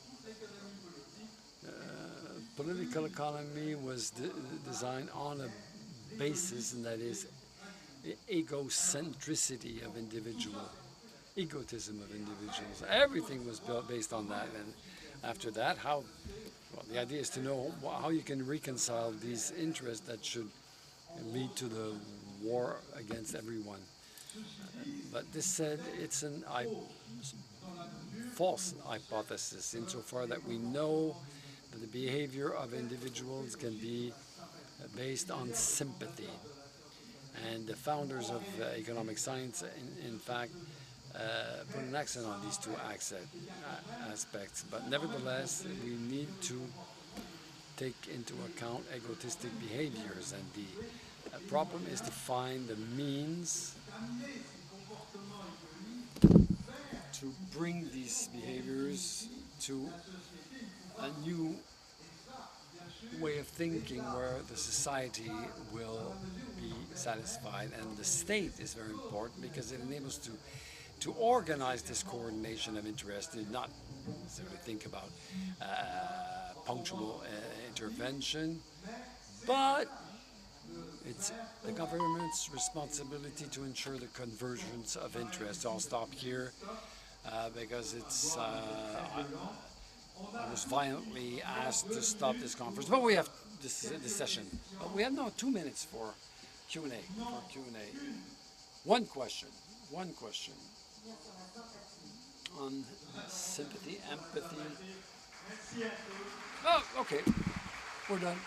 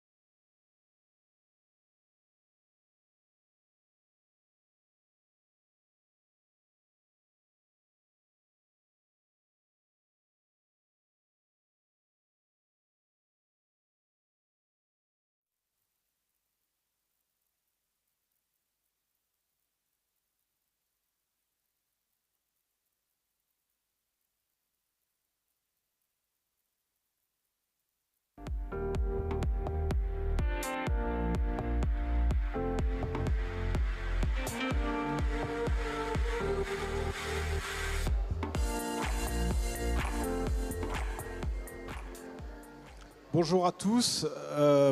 Hello, everybody. Welcome to this roundtable devoted to the eradication of poverty. We've got some amazing people with us here up on stage, and we have some remotely. Let me introduce you to Najat Vallaud-Belkacem. I don't know if she's with us yet. She's a former French minister here, and today she is responsible for the charity One here in France.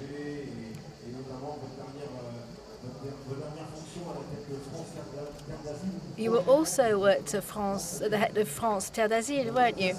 We've also got with us Mathias Leridan. Hello, welcome to you. Chair of the company Tilda and founder of an NGO. The name escapes me for the moment. You've been involved in ACTID, and your association now is called African Association for Development. We've got Abiba Djebari, who is a professor here at Aix-Marseille University, helping me to moderate. And remotely, I'm saying hello to Sabine Alkir, who is at the head of the Oxford Poverty Lab at the University of Oxford. Good morning to you, madam. Or good afternoon, should I say.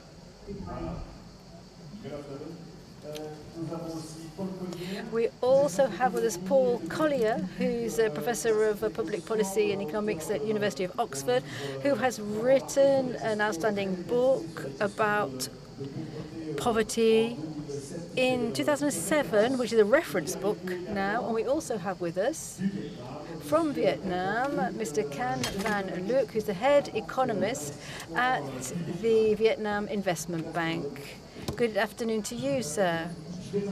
I'm going to hand the floor immediately to Abiba Djebari, who's going to paint the background to our conversation. We're not going to be able to exhaustively cover the subject today, but we're trying to give you a framework about poverty here in France. There are some figures which are very eloquent. There was a high hike in poverty during the health crisis and around the globe also. Habiba, the floor is yours. Thank you very much. Welcome everybody to this session. Poverty means being hungry, being cold, feeling lonely, not being able to satisfy your essential needs. It's not having any health care, not a roof, no drinking water, not having access to basic health things. It means not being able to read or write, not having any access to information or to computing. It's not satisfying your basic needs. Being poor means never fulfilling your potential. Is it feasible to imagine we can eradicate poverty? To rise to this moral challenge in 1949, Truman said over half of the world's population is poor. For the first time in humanity, we have the knowledge and the expertise to relieve this suffering. Today, can we say that he was wise to believe in such a possibility? Since 1990, the number of people with under $1.90 per day has gone from 2 billion, which was 36% of the population, is now shifted to 630 billion, i.e. 8%. Such an increase had never been seen before. So yes, Mr. Truman was right. Yes, we do have the means. How did we manage? Well, let's take a closer look at the progress that was made between 1990. There were a lot of reduction has been in China. It has experienced the highest economic growth in the period. 680 million Chinese people are no longer poor. Economic growth has played a key role in this. In China, in the world, is this a necessary factor? Is it a sufficient factor? Reducing poverty isn't always positive. A lot of very rich countries with a lot of natural resources, remain poor because other sectors of the economy are not growing. And because growth, federating growth, which strengthens the status quo, which fuels corruption, leads to waste. Getting back to China, their growth was fueled by opening up to the outside world, adding infrastructures, innovations too. These transformations are a reflection of public commitment by the authorities. But progress is always fragile. With COVID all around the world, poverty went up again after decades of dropping. Could we have avoided that? And above and beyond the COVID crisis, climate change, conflict, financial crisis are all major challenges which require innovations in our combat against poverty. So what can public policy do? It's highly likely that the countries which are rich in natural resources find it difficult to reduce their poverty, and those same countries will have the most disappointing results in terms of collective actions. These countries will not be able to draw up efficient policies or finance them or steer them to eliminate poverty. These are countries also which have been fragilized by conflict. China is counting on itself to finance social projects, and that gives them complete autonomy in terms of determining what they're going to do. In less developed countries, such actions are financed in part by funds from abroad. These financing threads can be volatile and not very well organized. Some countries count on their own resources and define a real development strategy. Some countries in Latin America, Africa, are trying to strengthen their tax system. Others want to exploit revenue from the diaspora, which accounts for higher sums than international aid. So business leaders, researchers, government officials know all about their economy. They know the strengths and weaknesses. They can have legitimacy in working with other citizens to draw up a social contract which reflects the country. And they will find answers to past failures. Can we learn from China? Yes, we can, but let's not fall into the same trap of taking things overly into control. Over recent times, some countries have been able to get out of poverty, but now we need new tools to get rid of long-term poverty. My final comment is to talk about women and their ability to fulfill their potential. There are many limits. They're very clear for an American woman who cannot have an abortion, for a Nigerian woman who got married too young, and for the children that they will have, it will be very difficult to escape poverty. Those who can escape child marriage, those who can study, those who can work and provide the care that their children need, they have a different life. Eradicating poverty involves making women autonomous for themselves and for future generations. Thank you very much, Abiba Jebari. We're going to try now to pick through the different questions which have already been submitted. I'm going to call upon Sabina Alkira to begin with.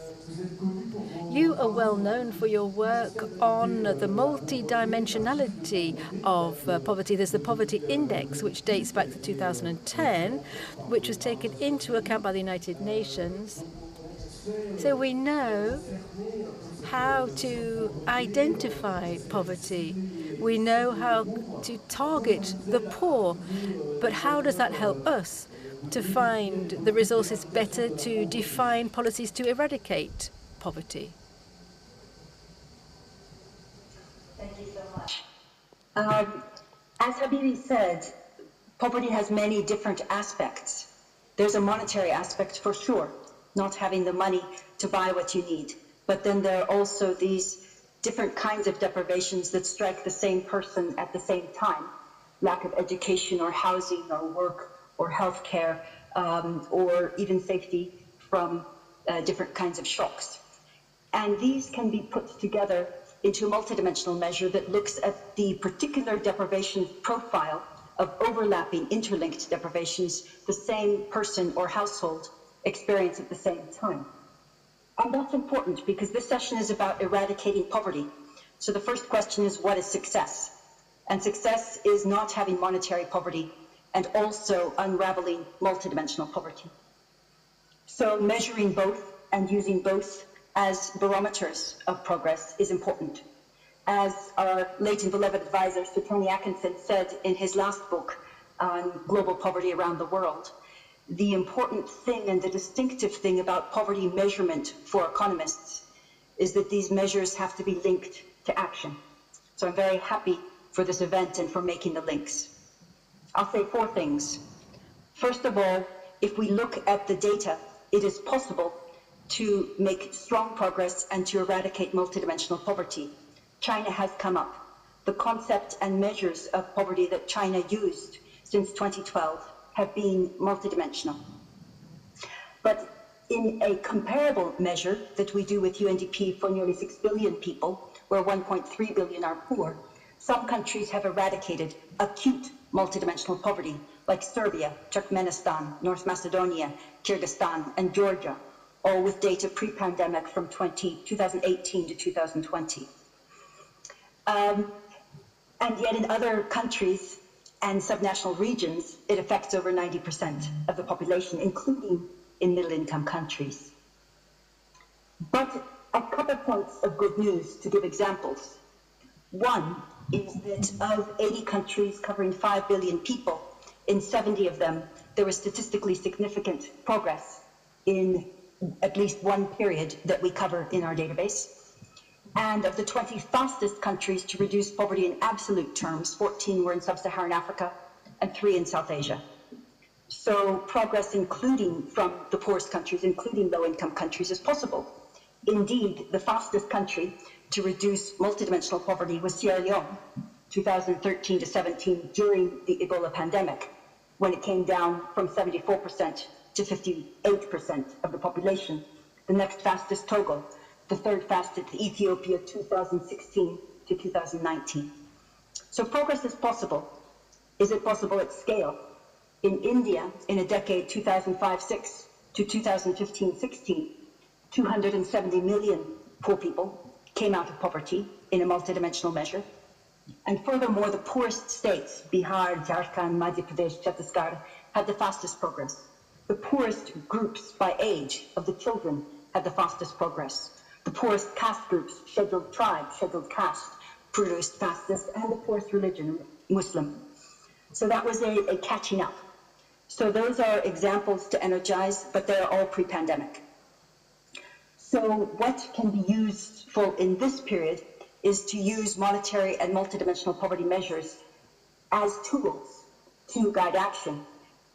Interlinkages mean that multi-sectoral policies which share transport costs, which share the education of staff members, or which involve the private sector, can be very cost effective.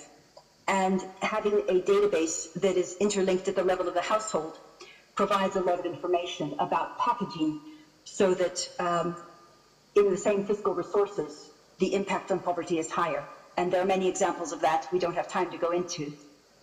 And that requires disaggregating, not only by rural, urban, but by subnational regions. We cover 1,300, by gender and intra-household. Of the 1.3 billion poor people, 836 live in a household where no woman has completed 6 years of schooling. And over 200 million live in a household where a man has, but a woman in that same household has not. So using this information is useful to guide policy. One has to remember volatility. We did a study in Europe using EU SILK data with Eurostat and the Net SILK 3 project using the longitudinal data. And we found that in a period of 4 years, that of the people who were poor, 60% of them were not always poor. And 25% of the population of the combined countries was poor in one of those 4 periods. So volatility post-COVID is a vital thing to track and change. And the last is to remember friends. NGOs, I'm glad that they are with us. Private sector are vital because they care about social bonds, the ESG. They care about their own workforce, some of whom may be poor, as well as their value chains. And engaging them with a common goalpost of the poverty we want to eradicate can accelerate the kinds of engagement that we're looking for. So others will talk about policies. Later we can talk about those policies, but being clear on what success means, and that pre-pandemic there were good moves in the right direction, I think is a good starting point. Thank you so much. Thank you, Madame. Fera réagir. We'll have to react. I guess we'll react later to Paul Collier. Collier. I've got a very different message. And it's if I had to have one definition of poverty, I'd say poverty is despair. Just 2 minutes. But what I'm going to talk about is mass poverty. And by mass poverty, I mean that I'm getting an echo, so I cut off my.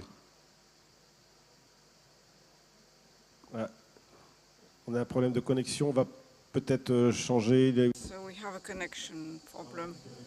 So maybe we'll get back to him later. Well, sorry. Mr. Collier, je vais ask Mr. Leridon. Maybe you could talk about your experience, which is more specific regarding this question of poverty, because you have a foundation. You told me exactly what it's like. It's with artists, and you also have your NGO CAP, who works operationally in terms of humanitarian issues. What is your view on poverty? Jibari was saying, can you really eradicate this poverty? Do you have the feeling that it has changed, that it is, things have improved over the last 30 years? Well, first of all, it's presumptuous to talk about eradication of poverty in general. I think we have to start with some very simple elements. The period of pandemics was extremely positive on the production of carbon worldwide. It had the opposite effect on poverty. During the pandemic, for the first time for 30 years, poverty increased again. So it was a reversal of the trend. Then, when we talk about poverty, you have to start from masses. So with three figures. 100 billion. €1, 100 billion people living with €1 a day. Alongside these people living with €1 per day, you have 1 billion people who are overweight, obese, 1 billion people who have access to 5G, and 100 billion is the number of refugees and those displaced people. When you put those figures side by side, you see that we have a situation regarding poverty today which has completely changed compared with 3 years ago. What I believe is that poverty is not only an economic issue. It's an economic prison, of course, for those who don't have enough for their daily life, but it's also a psychological prison. It's not enough to say we'll multiply by 3 or 4 the daily revenue of people living with €1 a day. You have to get them out of this psychological prison, a cultural prison, behavioral prison meaning that they no longer trust themselves and have no future, no hope. I would just like to speak very modestly through our Foundation African Artists for Development, which supports the development of revenue-generating activities. Someone who doesn't have a job can have an activity to get a minimum revenue. In refugee camps in Africa today, we have a situation where there's no more hope, because in most of these camps, it is the third generation living in the camp. Grandparents got there, they had children, and no one ever moved from the camp. When we talk about poverty, we're not talking only about an economic dimension. It's also the courage to get out of poverty, to have the personal, individual capacity to leave poverty. What I think is that you have to work on breaking down the bars of this psychological prison as well as breaking down the economic equation of poverty. Something I would like to say. We had an idea with a number of choreographers. At the time we worked it for the High Commissioner for Refugees, who is the General Secretary for the United Nations. We said that if we go with choreographers to a refugee camp and create a choreography in a refugee camp, we will be able to get a number of people out of poverty. And they looked at us with a bit of a smile and think, I think these people live away from poverty. They don't have a clear vision of things. The reality is that when you go to a refugee camp, people have been there for 3 generations, and you say we're going to dance together, because we know that in the favelas, in Rio de Janeiro, or in Africa, you get tired physically, and if you're tired, you're not so violent physically. And then you got those who dance well, those who can't dance, some who are not capable physically to be in the educational area. Some might have had polio and have now missing. But if you help them create something together with choreographer, there's kind of writing, so bit by bit, after a number of months, they are more confident. We are a highlight movement now with NHCR. We get people out of poverty not just by giving them money, but by creating new self-confidence so that they have the hope that they will be able to get out of poverty once, sometime. And it's because they have this personal reconstruction, all of a sudden they can go a different way from poverty. And once you've done that, there's another barrier. Our view on poverty, our view on exports.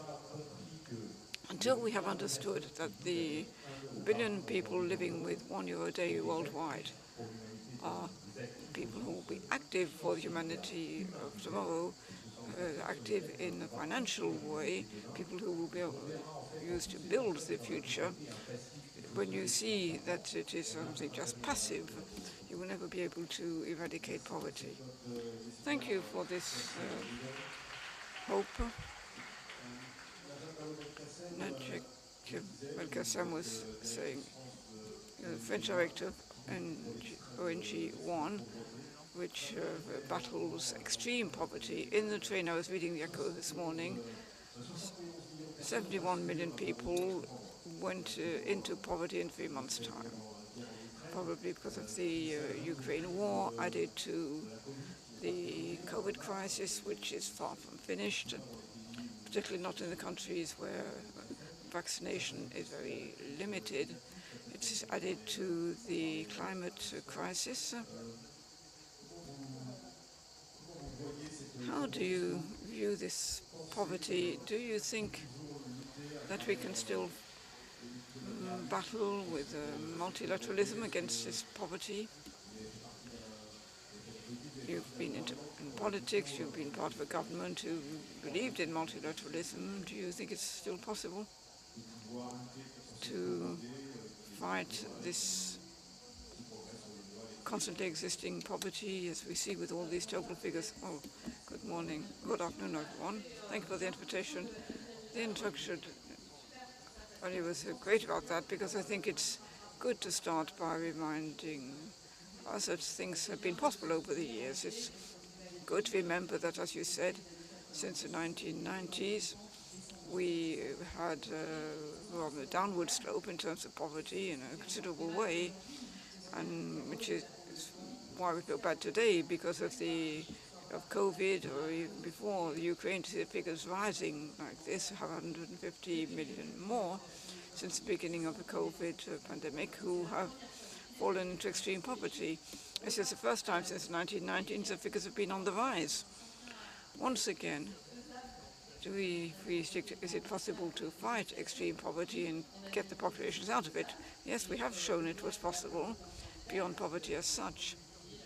They're saying poverty is multidimensional, and if we look into it, everything which characterizes it's not only food, there is a question of health. We're an NGO looking closely into questions of health, fighting tuberculosis, malaria, infancy mortality, and This infantile mortality was reduced during the decades that we talked about.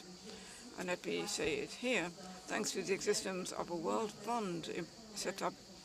So the World Fund against AIDS, tuberculosis and malaria, over a 20-year period, since 2020, it made it possible to avoid 44 million deaths because of AIDS, tuberculosis or malaria.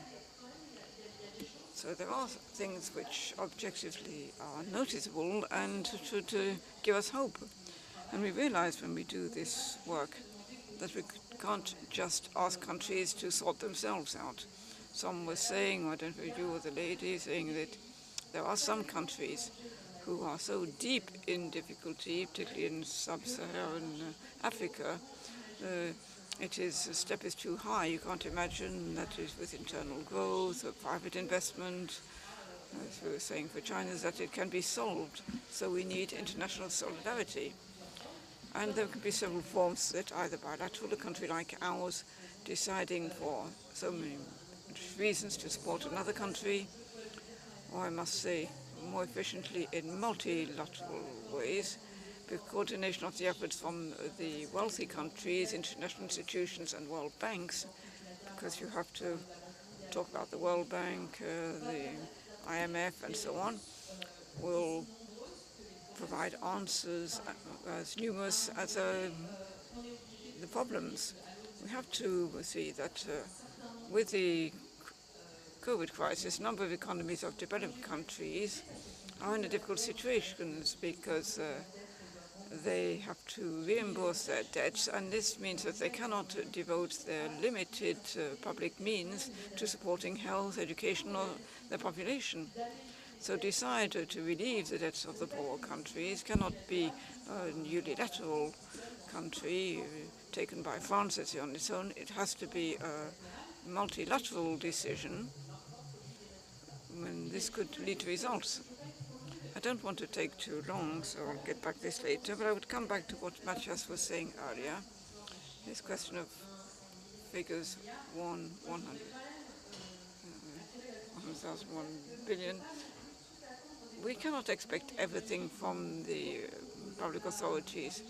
We as an NGO, we ask a lot of solidarity from wealthy countries towards the poor countries, but we understand that the money made available for poor countries is our collective money, which is also needed to support our public services in our country. We're seeing a rise in poverty in France as well. So at one point, we have the question of the contribution of the private sector. And so very quickly, we have other types of figures. We're going to mirror those of Matthias's. During the COVID pandemic, the fortune of millionaires, of billionaires has constantly gone up, while some were falling into extreme poverty. You had the 10 richest billionaires in the world. As a reminder, they each have about $100 billion each. This is the type of figure we're talking about. So the whole of their fortune going up by $3,600 billion during the COVID-19 crisis. The question of fair taxing on estates, fighting tax evasion, without wanting to get into polemics. I think the new era will be international solidarity if we want to be sustainable. Maybe a last word about what Matthias was saying about access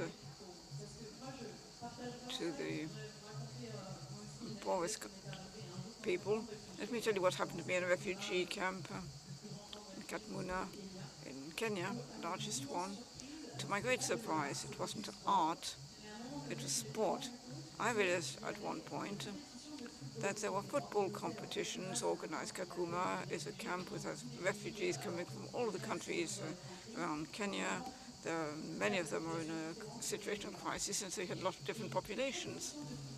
Football competitions were organized, and even we produced a kind of mercato with very limited means. A few coins that the refugees had. They all put it all in common because they had noticed a very good player in an opposite team, and they wanted it, that player. So it shows that when you give them a possibility, we're all dreaming of the same thing.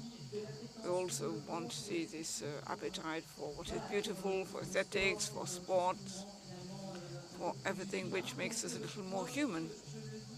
So I will say it again, you mustn't see the poor or the refugees as people who were characterized only because of their status. As a refugee I came across said, refugee is not my identity, it's a status, a temporary one, by definition, and I think the poor should be seen in the same way. Thank you for this feedback. Get back to Paul Collier. I think we've got Paul Collier back. We interrupted you, rather the technical problems interrupted you. So I have a question, Mr. Collier. You have worked a lot with world organizations. What is it? You're very critical about the efficiency of international aid, and we know that a number of the programs are based on the efficiency of international aid. Can you tell us about your view on it, which I think is quite a critical one?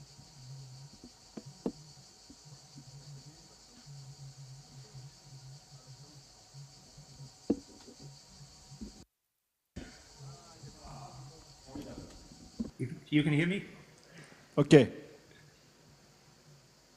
Allez-y. Go ahead. Can you go ahead? I can hear you. I want to talk about the concept of mass poverty, which is a problem facing the poorest countries and the most fragile countries in the world. And it's a much less cheerful message than what we've heard so far. By mass poverty, I mean a situation where the average income, if you added up all the income and just looked at per capita income, everybody would be poor. So that even if you had completely equal distribution, everybody would be poor. And in such countries, you can't solve the poverty problem by targeted redistributions. The problem is that the average person is poor, and the reason they're poor is that despite often working very hard, they're very unproductive. So the real crisis of mass poverty is because people are not sufficiently productive. And so the challenge of lifting out of mass poverty is an economic process of investment and skills, and that's a very hard transformation. It's very hard. Most countries have now managed it or are managing it, but there are about 50 or so countries that haven't. A long time ago, I wrote this book, The Bottom Billion, which was the 60 slowest growing and poorest countries on Earth. And I've now updated all that information, and it tells a very bad story. Even before COVID, the poorest countries as a group were diverging quite rapidly from the rest of mankind. And in some, they were actually getting absolutely poorer. I opened The Bottom Billion with the example of the Central African Republic, and the Central African Republic now is undoubtedly in a much deeper economic crisis and political crisis than it was when I first went there a little over 20 years ago. And right across the Sahel, we see mass poverty as a problem. So what can be done about it? Well, the work so far by the World Bank and the IMF has just been completely inadequate. COVID has made it a lot worse, and the war in the Ukraine is making it even worse because there are now other priorities for developed countries, rather limited generosity. So this is just a nightmare of a problem. The starting point is to say, and some people have already said this, it has to be a domestically generated strategy to get out of the problem. The attempt to grow a country like the Central African Republic from Washington, whether from the IMF or the World Bank, or for that matter in New York in the UN, is just a completely non-starter. It's hopeless. These people don't have enough knowledge of context, and they're very inclined to think that they do.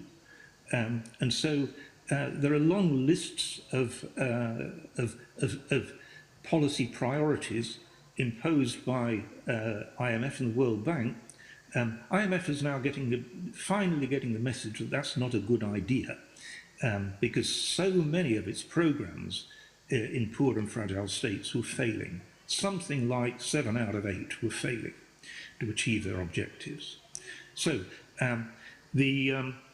what we should do, yes, these countries need big resources. A good analogy is the vast resources that West Germany put into transforming East Germany. It took 30 years, it took vast amounts of money, but it worked. It's that sort of scale of effort that we now need to concentrate on the poorest countries on earth. The good news is that we don't need all of them to succeed at once. If we could get 3 or 4 of the Sahelian countries really to start succeeding, then the others would learn rapidly from that success. Within a network group, this is Joe Heinrich's stuff in evolutionary biology, within a network group, we learn fast. We don't learn fast across different network groups. So Latin America will have to learn from Latin America success. Africa will have to learn from African success. Central Asia will have to learn from some Central Asian success. So the vital thing is we put some resources where it looks to be a domestic leadership that is capable of having a strategy that looks reasonably sensible, and then they will learn. They'll learn from their mistakes, they'll learn from their failures as well as their successes. But this has to be a process where domestic leaders try things and learn, not be told what to do by experts in Washington or New York, or for that matter in Oxford. Thank you. Thank you, Mr. Collier. On va terminer notre tour de table.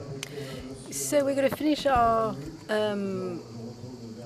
presentations with Mr. Can Van Luc, your head economist at the Bank for Investment and Development in Vietnam. I would just like to ask you about that strategy for eradicating poverty. Vietnam is undergoing a lot of economic growth.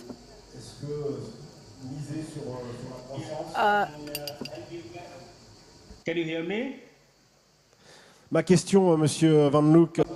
Yes, my... You hear me? Oui, on vous entend, on vous entend. Thank you very much.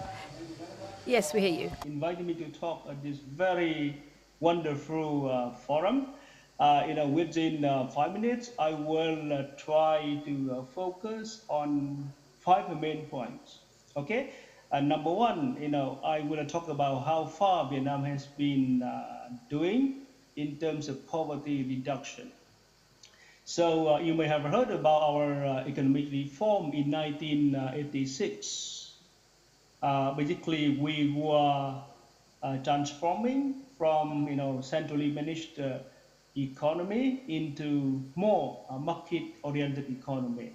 And then since then up to now, every year Vietnam has been growing at about 6 to 7% per annum. And that's why our GDP per capita has increased from around $200 in 1990s up to now about $4,000 US. And that's why you see the poverty rate by World Bank standard has reduced very much in Vietnam from 55% in 1990 to about 4.4% last year. So you may ask me a question: why, Vietnam has been so successful in reducing poverty? Basically, Vietnam has been doing some things like number one, we were trying to identify the accurate causes of poverty. Whether poverty is caused by, by lack of education, or lack of livelihood, or difficulty in accessing jobs, so on and so forth. So the very first thing we need to do is to identify what are the major causes to poverty. And then Vietnam has been trying to resolve or to reduce poverty sustainability, okay, by number one, focusing on some priority areas. For example, we need to enable inclusive growth and private sector participation. We also need to invest into people and knowledge. We also need to ensure environmental sustainability and resilience. We also need to promote for good governance. At the same time, okay, we also have been trying to strengthen the private sector development and also the participation across different sectors. For example, NGO, international support, and so on. Okay, so what Vietnam is going to do in the next 5 years for poverty reduction? Okay, number one, we have set a very long-term target. Let's say by 2030, Vietnam should become, a higher middle income country. Okay, so whereby we need to improve the quality and also the accessibility of education, especially higher education. We also need to improve labor productivity. Number two, we also need to improve the effectiveness of social assistance. And number three, we also need to mobilize different financial capital, for public investment needs and also for poverty reduction.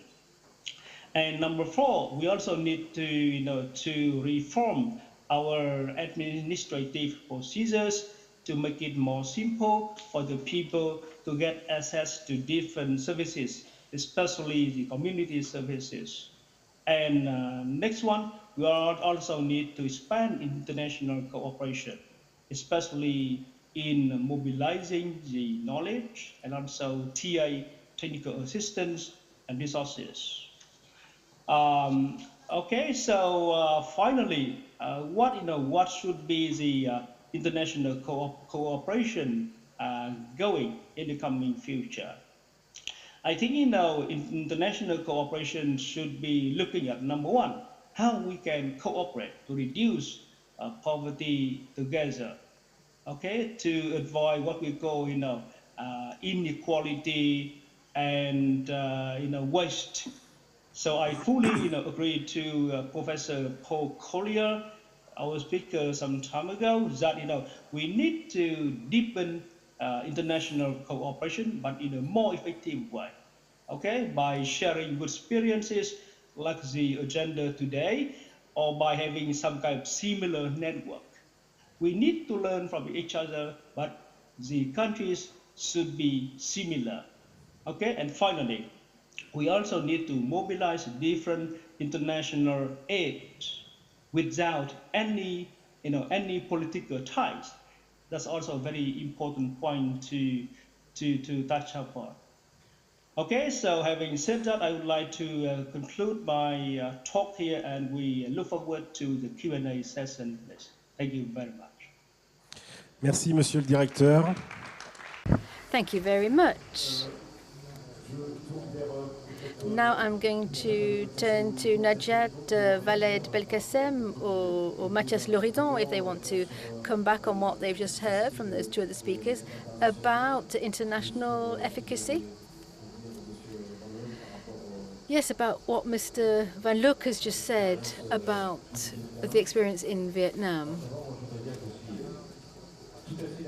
Well, I agree with Najat, who said, I agree that we're going to have to address this question of how wealth is shared out. And we are going to need some kind of tax system or a quota system.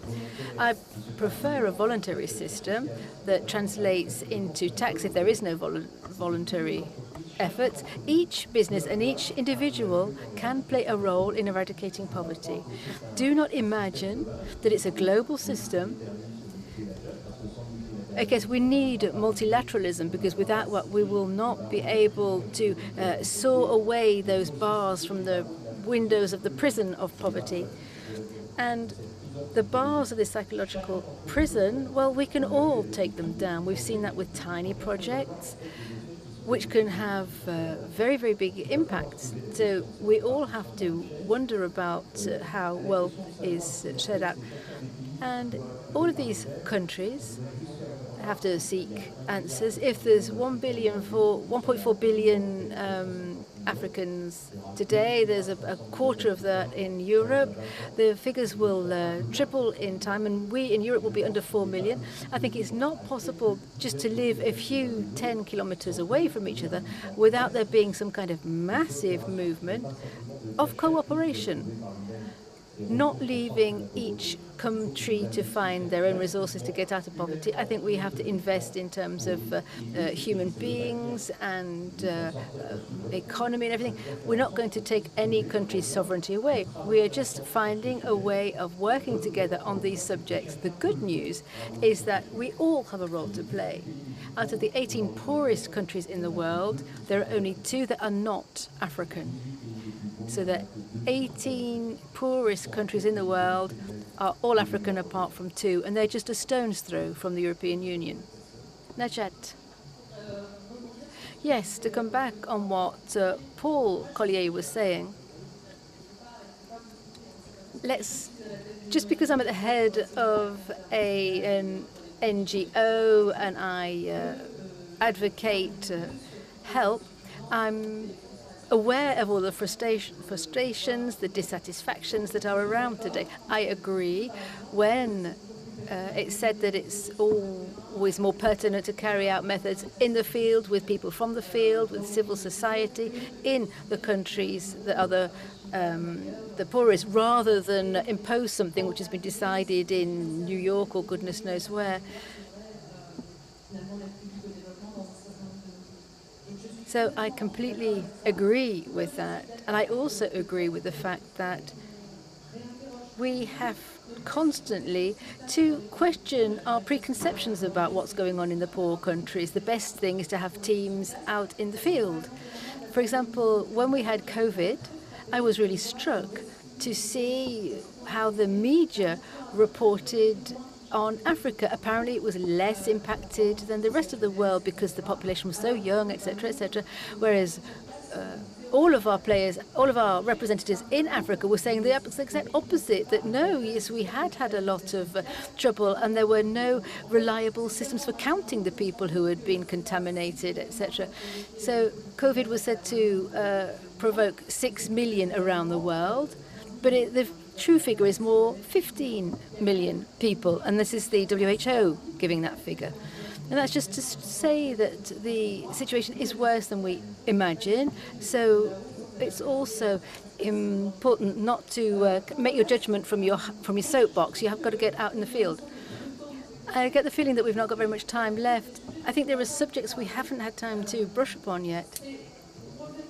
I'd like to come back to that convergence of the current crises. We talked about the war in Ukraine, the food crisis that's provoking. We've talked about the pandemic, but let's not forget the climate and the ecology crisis, whereby many countries today are suffering from drought. Let me give you some precise examples here. In Ethiopia, Somalia, and Kenya, 1 person is dying every 50 seconds because of drought. That is the current situation. And once again, to cope with this convergence of crises, obviously, we're not going to be able to do as we have done in the past. And I think we are going to have to get the financial sector involved. That sector, I think, has a lot of room for maneuver in terms of taxing. They haven't been using all of those tools fully in Europe, for example, and our tax on financial transactions here in France isn't being as productive as it should have been, because those transactions which are the most fleeting are least impacted, and that's where all the problems lie. I do believe that the question of the private sector must be addressed, and there's another aspect of multilateralism. When you get the G7, the G20 meeting together, and when they take decisions, how do we make them answerable? So there's a lack of transparency. There are so many announcements made last week. Yeah, the last G7. Did you find it disappointing? Yes, of course I did. We get the feeling that there are all kinds of announcements that are made, hundreds of billions of dollars being made available. We don't know how it's constructed. It's like one of those Russian dolls with a smaller doll inside the bigger doll. And no one really is checking what has been done.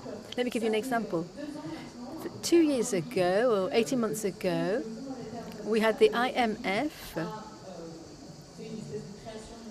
made this monetary creation. They're called these SDR, special drawing rights, to help countries to cope with COVID. It was noted very quickly that the richer countries didn't really need them as much as the poorer ones. And so the former said that they would put 100 billion capacity at the availability to make it available to the poorer, and it still hasn't happened. So there are all these announcements, and they're not all followed through on. And what about extending the G7 to the G20 to address these questions, to enlarge multilateralism, to make it more effective? A final word from Mathias Leridon, and then we'll have to wrap up. I'd like to come back on what Najat said. The G20 only has one African country, and that's South Africa. I think talking about eradicating poverty, you need to talk about transferring wealth from the wealthy countries to the poorer countries. If we do not have more countries that need help around the table, then it will be easy for us to imagine who's going to get to these rights, whereas it would be much better if you had some of these benefiting countries around the table. I would like to thank our participants who are with us remotely. It's always a bit frustrating. You can't always jump in and react to something which you hear. This is a very rich and wide subject. Thank you very much, everyone, for being here. Madame Alkira, Professor Collier, Mr. Leridan, Mr. Van Luc, and Najat Vallaud-Belkacem. Thank you very much.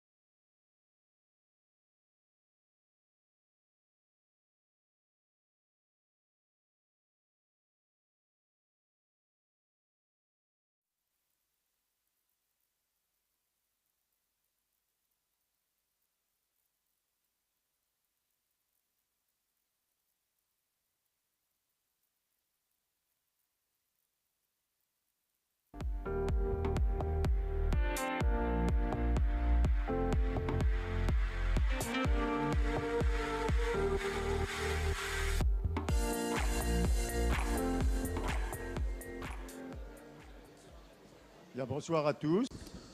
Good evening, everybody. Thank you for staying up late for this last session of this Friday. Tonight we have a topic in this session which is of course prime importance and polemical, and that is the issue, the question of ecological transition by growth or quote-unquote degrowth. So to talk about this, there's quite a few of us here, 7 people in all, and so I'd start with a short introduction.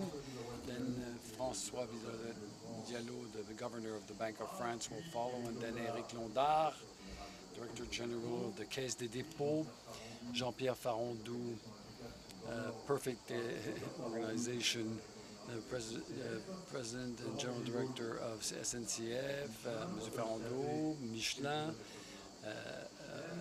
Rodolphe Sadé, the CEO of CMA-CGM, and Alicia Orsena, the Executive Secretary of the Commission on Latin America,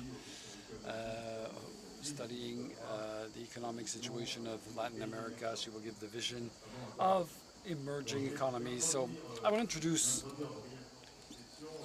this session. We have a strict timing. We only have an hour here for us 7.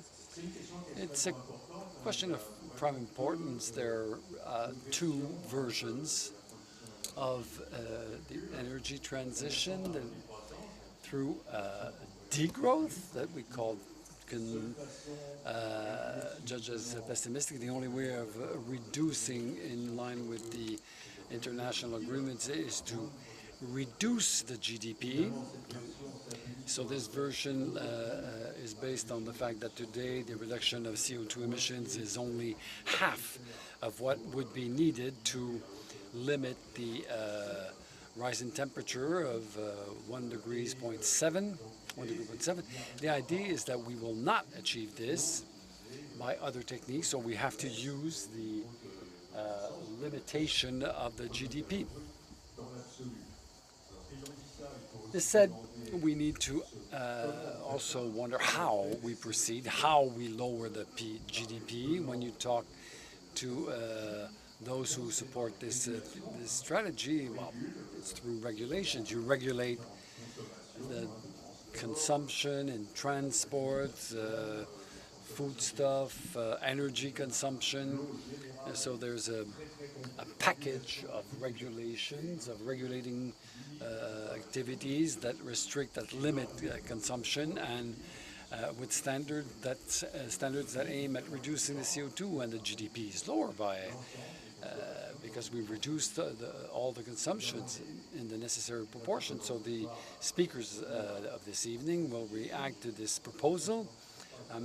Don't think they're all favorable to this perspective, but I mean, it's an idea that is shared by a lot of younger people, and so I think it should be taken seriously. Second strategy proposed by economists and industrialists is a strategy that boils down to massive investments. We have a measure that is relatively accepted of the investment needs for the energy transition. So we're talking about investment in the decarbonation of industry, transport, in the production of renewable energy, storage of energy, the thermal renovation of rehabilitation of buildings, and this represents 4 GDP points each year for 30 years in terms of additional investments, i.e. 100 billion euros of investments per year. And we only invest half now. So this explains that the degrowth, quote unquote, is half that would correspond to the trajectory of the Paris Agreement. So before handing the floor to our speakers, a few thoughts on this second strategy. You should be led to believe that it's simple, even though we see that there are considerable technological progresses that have been made in the production of renewables, for example, the hydrogen sector, networks, smart grid. A lot of progress has been made, the different techniques for the production of renewable energies, for example, for solar concentration using sodium technology. A lot of technical advancements, but despite these progresses, we need to be reminded of three things that should sort of like limit our enthusiasm. If we invest more, we consume less. No more GDP, the same GDP level, and we need to invest a greater share of it. So we have to be very sober in our consumption habits to be able to finance these investments. So it's an after-war economy. We'll destroy capital. We will no longer use the fossil capital and replace it with a new form of new capital. To do this, well, involves a lot of investments, a massive need of investments, like in the 50s.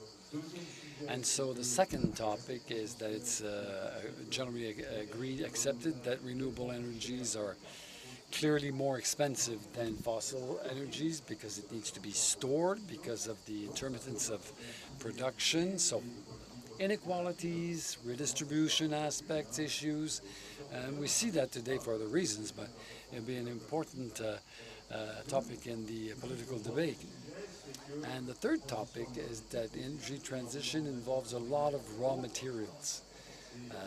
Think of lithium, cobalt, nickel for electric batteries, copper for the cables, aluminum for high tension. Well, the demand for these raw materials is exploding. The price of lithium was multiplied by 7 in less than a year. So there's a question: are these technologies for the ecological transition will curb the CO2 emissions? Will we be faced with other scarcenesses? You know, how we can reuse metals? That's an issue that we want to address. So I'll hand over the floor maybe to François Villeroy-Gallo at the far right. So François, you've got 6 minutes to give us your opinion on all this. Thank you, Patrick. Good evening, everybody. I would like to first tell you how happy I am to see X again, even if we're here for a difficult discussion. I propose in 6 minutes music in 2 rhythms, prestissimo. The first, I'd like to talk about my former boss. He said the problems which have a single solution are the most simple. In other words, we have no choice, because those who want to refuse the transition will take us to a disaster, economically and ecologically. We did studies on the GDP effect in 2100. We don't pretend that we know this with a lot of precision, but if there is a transition, it will cost 5 GDP points. If we refuse the transition, and then we're running a major physical risk that will cost 3 times more to the economy, 20 GDP points. No choice. I recognize that the diversity of our opinions is not at the level of our topic, but I don't believe that quote-unquote degrowth is a desirable or sufficient strategy. So it's not desirable because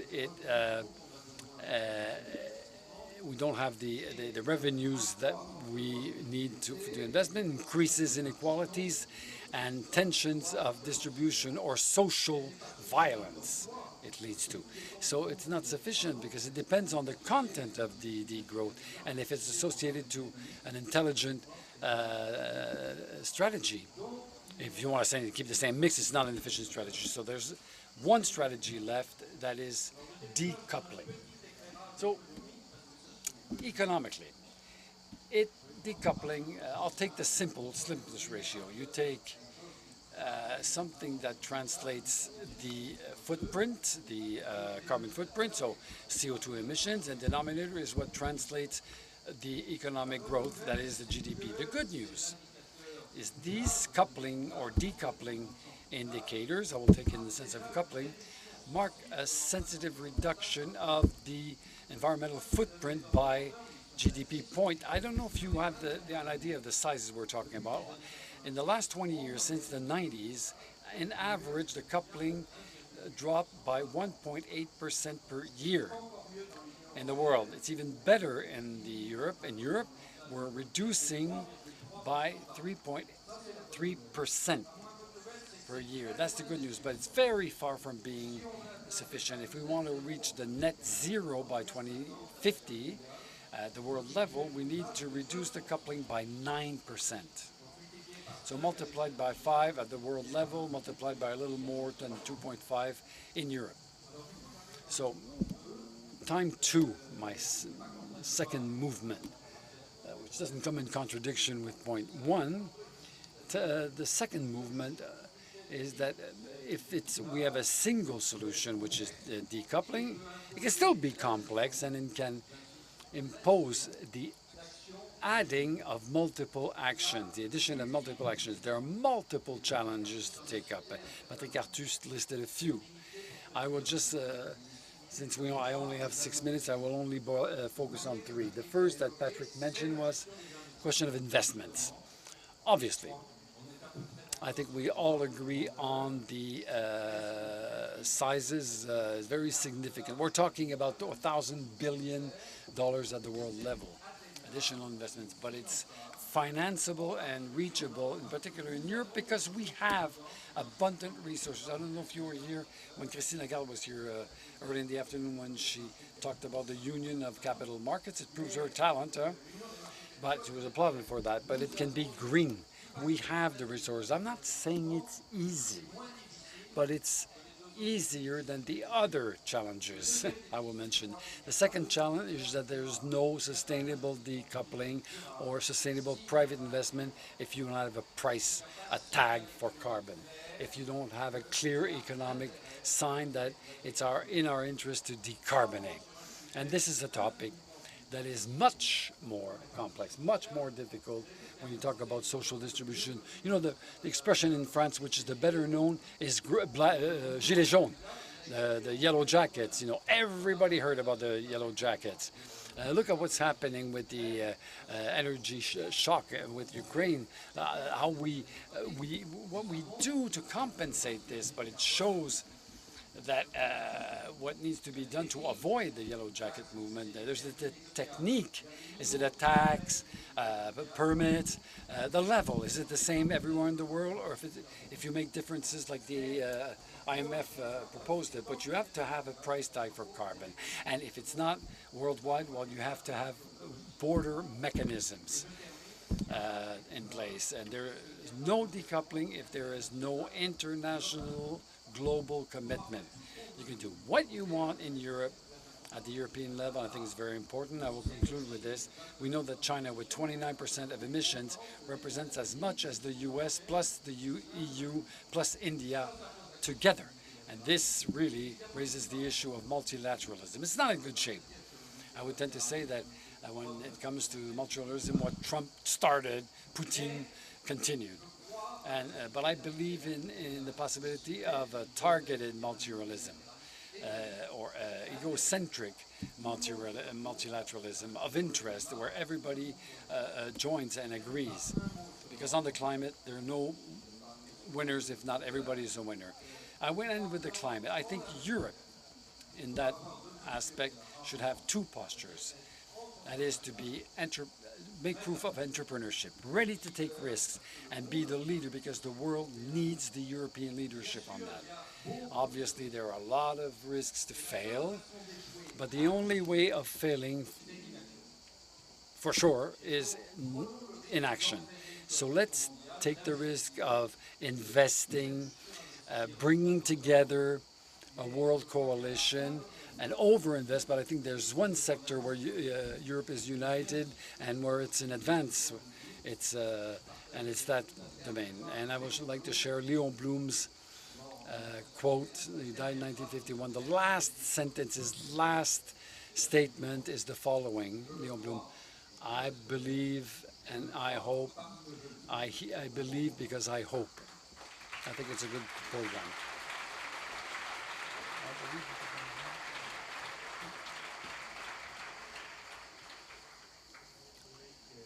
Eric, I hope you prepared a quote, because the floor is yours. No, I plan to quote François de Roy de Gallo, but I will do that later. In fact, my reasoning is the following. With serious people, you have central bankers and you have the Swiss reinsuring companies. And they did a lot of analysis on what would happen in 2050. if we keep on going with the climate regulations, there would be a drop in the world GDP of 20%. So the degrowth is there. If we do nothing, the climate costs $1,750 billion per year to our economy. So what should we do? Well, humbly, and that will be a bit of advertisement for the Caisse des Dépôts, that is to take an active part in the drop of 50% of greenhouse emissions by 2050, a commitment that is extremely demanding. To do so, you have to take care of the major sources of emissions, starting with housing, buildings, and the thermal renovation of public, private, social housing costs a lot of money. And I'll go back, in reality, it doesn't bring much, even if you save energy costs, but you have to transform our mobility, transform our cars from carbon to electricity, install charging posts, have electric coaches, buses, transports, hydrogen buses, take care of renewable energies also. Even if it's a big debate, you know, wind turbines, solar panels, nuclear energy, and even more to more, all this is costly. And then we need to transform our industry and our industrial processes so that our industry is slowly but surely decarbonated. But what's important is not carbon emissions, it's the carbon footprint of the full cycle. So we'll have to repatriate a lot of production in France, relocate in France, because we have a decarbonated energy and less transport, of course. So all these topics, the figure that François gave, it involves massive investments. Regarding the Caisse des Dépôts, we plan to invest in this transformation 60 billion euros in the 5 coming years. And so economists will tell us what it's all about, but I don't think we know how to invest so much without growth. And François said, and degrowth leads to social and political consequences that are massive and that we want to avoid. So I'd like to focus on 2 consequences because they're not analyzed thoroughly enough. A lot of these costly investments have no economic return. I visited a major industrialist of the region who is going to invest in reducing its carbon footprint, millions of euros, and that will degrade its operation. And so this will contribute to lower the profitability in certain economic sectors. Another problem is that the energy transition is very costly for people. We see it with cars. The people who need their automobiles will go from a diesel car they've had for 20 years to an electric vehicle that is more costly, more expensive.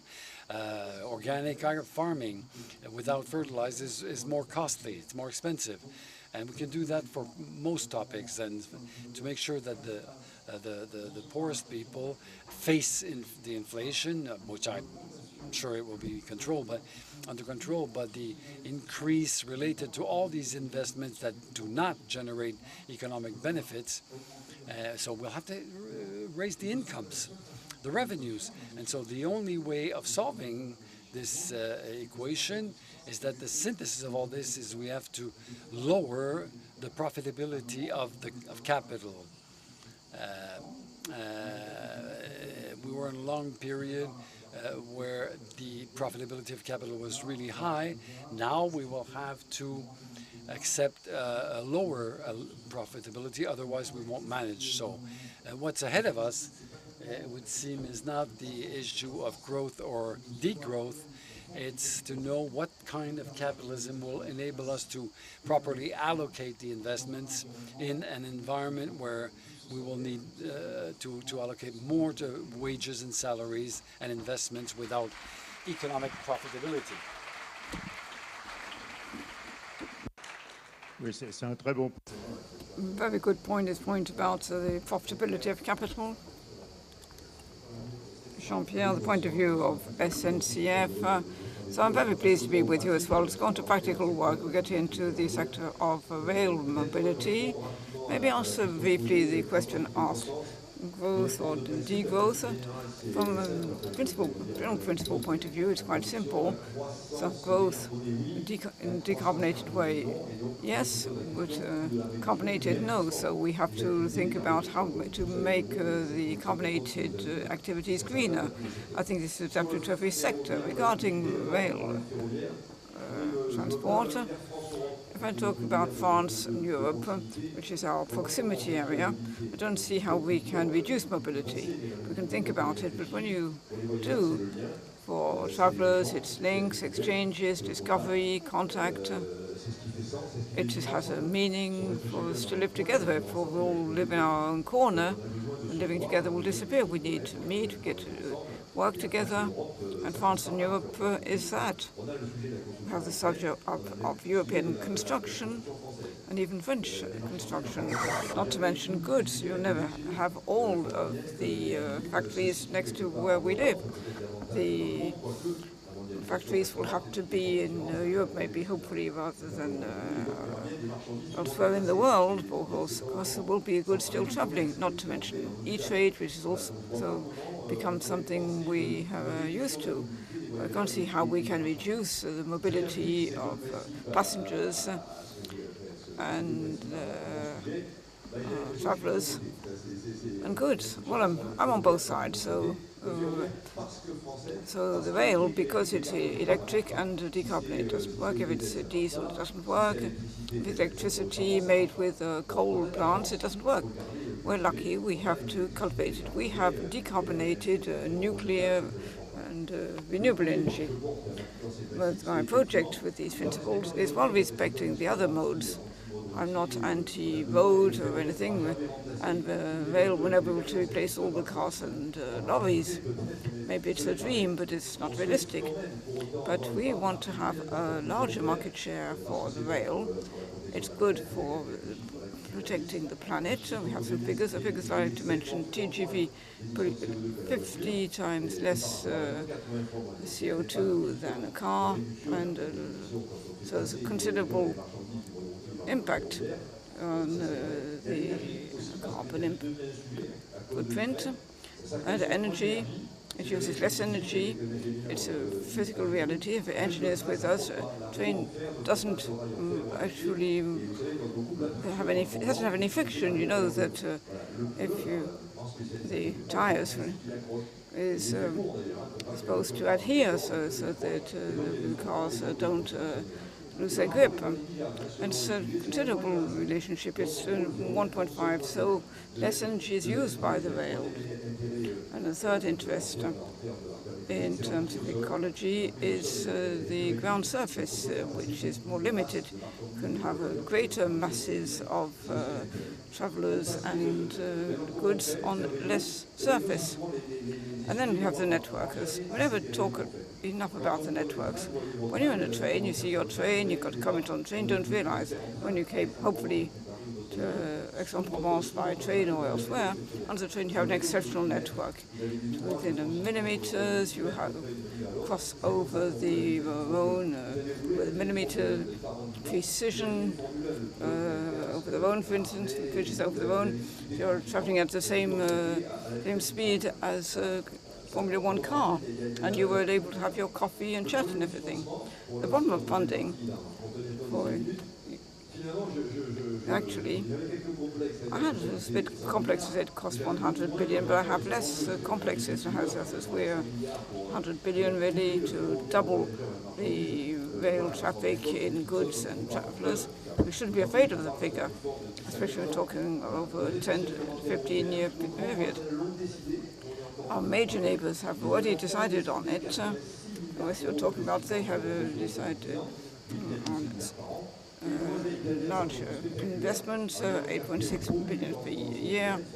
And the Italians maybe also have decided 170 billion for the railroads. we're still hesitating, but we'll overcome this hesitation till this 100 billion beyond. The fact I said it's over a 10-15 period. It's only 50 out of the state budget. We also talked about accepting the effort of socially, you can think of a kind of a tax system because transport creates value. We've never managed to capture it. Maybe we should try and do it this size to improve the finances of the state. If we develop RER, the trains in and around large cities, the SNCF can help with this effort. Europe, say, we're maybe not doing as well as others. We need to be more effective and efficient. And if we think of trains and stations, we can find investors as well, with a real return on investment, maybe paying for the capital in a finer way. It's part of the landscape. I think we can find this 100 billion. So to conclude, SNCF, or did you change France want with its TGV? Imagine France for a minute without TGV. You wouldn't have got to Aix in 3 hours. You would have come by car, by plane. Imagine France without its TGV. It's 100 billion. The same over 40 years. This time it's 10 to 15 because SNCF paid and they can't pay at all this time. Other people will have to make this investment. And no more for high speed, it's for daily life trains, so that people have a true alternative to cars. It doesn't exist today. For instance, it's 18% freight in Europe, 22%. We're 4.9. We're really on the bad side. When we look at motorways, the ring roads around cities, and the diesel engines, think it's worth making collective efforts so that we can double the number of goods carried on trains. So to conclude, I'd say I feel encouraged by the previous presentations with much more hindsight and more global. The project that we're talking about fits into the two logics. So I will fit into what was said by my predecessors, something that we need to do. And I hope that political decision makers will be brave enough to do it.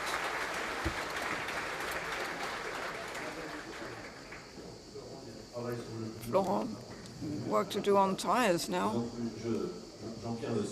Jean-Pierre knows this. I come of a city with no TGV and supports minimum investment to reduce distance between Clermont-Ferrand and Paris. Compared with what was said by those who spoke before me, I say this question of degrowth, for me, brings up the question of the development model that we have had so far, which led the world to where it is today, with a great lot of progress. We have progressed a lot, but a number of things are still there, a lot of waste, inequalities in the wealth distribution, a lot of climate warming, global warming. The question is not the solution to say we need immediate degrowth, because socially it's not possible. When you have half of the world living with less than $5.5 a day, how can you tell them that the growth model, which created wealth for people to live like they do in France, for instance, is not possible? They will not appreciate it. They want access to growth as well. Amongst the questions we asked ourselves at Michelin was to say that when you insist just on the economic value created, you lose a certain dimension. You said, what is the value for people? And what is the counter value created for the planet? And these two other dimensions today, we have no measuring system to give an equivalence. Price of CO2, for instance, we are very much in favor of it because at Michelin, on all the investment projects, on all our activities, we have a price for CO2. We realized that CO2 at 100 euros a ton doesn't help any of the projects move. because of the acquisition cost today of fossil energies. Said 100 euros is expensive, not enough. You have to put it up. How far we'll have to see. But the question asked is very important, the question of distribution of wealth for people. People also about suppliers, customers, also the employees in companies. The question of value distribution is essential if you want to accelerate in terms of technology, and I think we have no other choice but to find technology to solve the problems that we created ourselves. We need to find a way to distribute value in a more equitable way, and you need to innovate an ecosystem. You have a distribution system where you're not irrigating the fields for your suppliers and your employees not benefiting. So to innovate, you have to think about value distribution differently as an ecosystem. It's the same between different countries in the world. When you have countries who are paying on a base of 100, others can only pay 10. When the work is alienating and it doesn't carry any development, it can't work. And so you have a strong inequality between countries, which unfortunately leads to very damageable situations. So how can we change from a strictly economic model that we have seen so far to a system which means we have a better balance, three-dimensioned, value created for people, for the planet, and from an economic point of view. And until we have rebalanced these values, I think we will be in a very difficult situation to innovate and go to progress. In tires, of course, there's a whole field of innovations, and we must be very optimistic. 3 years ago, we launched a ambitious operation, said all of our tires, and we make about 200 million a year. All our tires will have 100% sustainable components, either resourced or recyclable. Saying that today, our, let's say, sustainable part is 28%. Over a 2-year period, went from a vision where we said by 2030, maybe we could reach 40% to now we are practically sure that we'll reach 50% by 2030. And the further we go ahead, the more opportunities we find for innovation. If you respect the idea of repetition of value with our suppliers or our clients, we can really accelerate in innovation. I've had a sort of innovation with SNCF. We created something which can go on roads with tires and then go on to rails. The reason with the stress energy used is because there's no distortion on the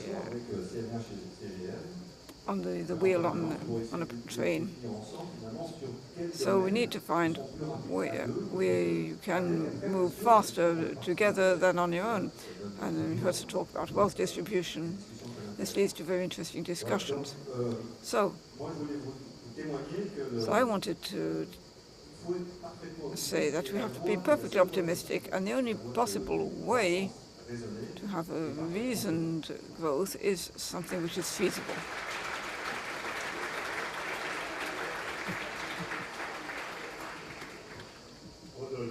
Rodolphe, another means of transport. So I'm delighted to be amongst you this evening. To answer the question, of course, as far as I am concerned, you need growth. Why is degrowth not desirable? For 3 reasons. First of all, developing countries need growth to go on developing.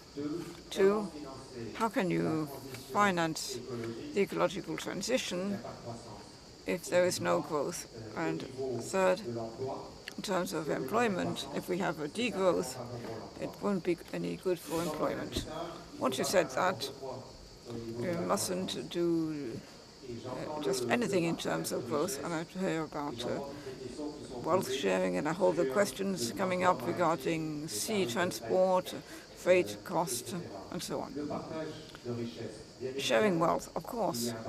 Of course, there is wealth sharing should happen. The group, the CMA-GM, for more than 40 years has been reinjecting all its profit into its own development, whether for investment in logistic companies or taking shares in other companies, containers or ships. So more than 80% of our profit goes for investment. It's a way of sharing wealth, which is not bad. You can always say it's not enough, maybe, but I think that's pretty good. Obviously, we can always do better, and we have a whole set of measures that we're trying to implement, particularly during these difficult times where the purchasing power of French people is suffering so much. We are trying to do our best with a series of measures. What we also wanted regarding growth is to think of it in a different way. The objective to start with is to protect the planet. And what should we try to do regarding this element? Go on growing in the way we have done for years is not desirable. So we have to think a bit differently. What we wanted to do is to work on acquisitions and external growth of the group. What we're also trying to implement is to think a bit differently on how to grow. Where do we need to develop more? Everything regarding ecology, protection of the personnel, social aspects, and societal aspects. A group like ours, which is a family-owned group, has an objective which is not the result at the end of a 3-month period, but the result of a long-term investment, which is why it's different from other major groups. Every time we want to look a long way and invest over long term, where a ship will be amortized over 25 years, and when we have a whole fleet of ships worldwide. What we want to go on doing is to have a group which is a national champion. And with our investments, we are trying to keep going ahead in this direction. What we also want to encourage is everything concerning the movement of goods in circular economy, in second-hand products or recycled products. We are encouraging and noting that the intra-regional traffic is strongly developing. A few years ago, most of you, when you purchased a freezer or refrigerator, it came from China. It traveled a long way before it reached your kitchen. Today, most of them come from Turkey, and most likely from other countries in Eastern Europe. We're trying to encourage these movements by reinforcing our services, and particularly intra-Europe or intra-regional services, including intra-Asian. Maybe a concluding word. I think that growth is necessary. We are all convinced of it. But not any growth at any cost. And for us, it is a subject as a major French group, very present internationally. We must remain responsible. We mustn't be dazzled by our results. I'm saying we are taking measures, we're trying to do a lot, certainly not enough from what some are saying, but we will go on doing everything we can to go on developing our growth, but a growth which takes into consideration the planet, because without the planet there's no sea transport and no logistics. Thank you. You want me to take it?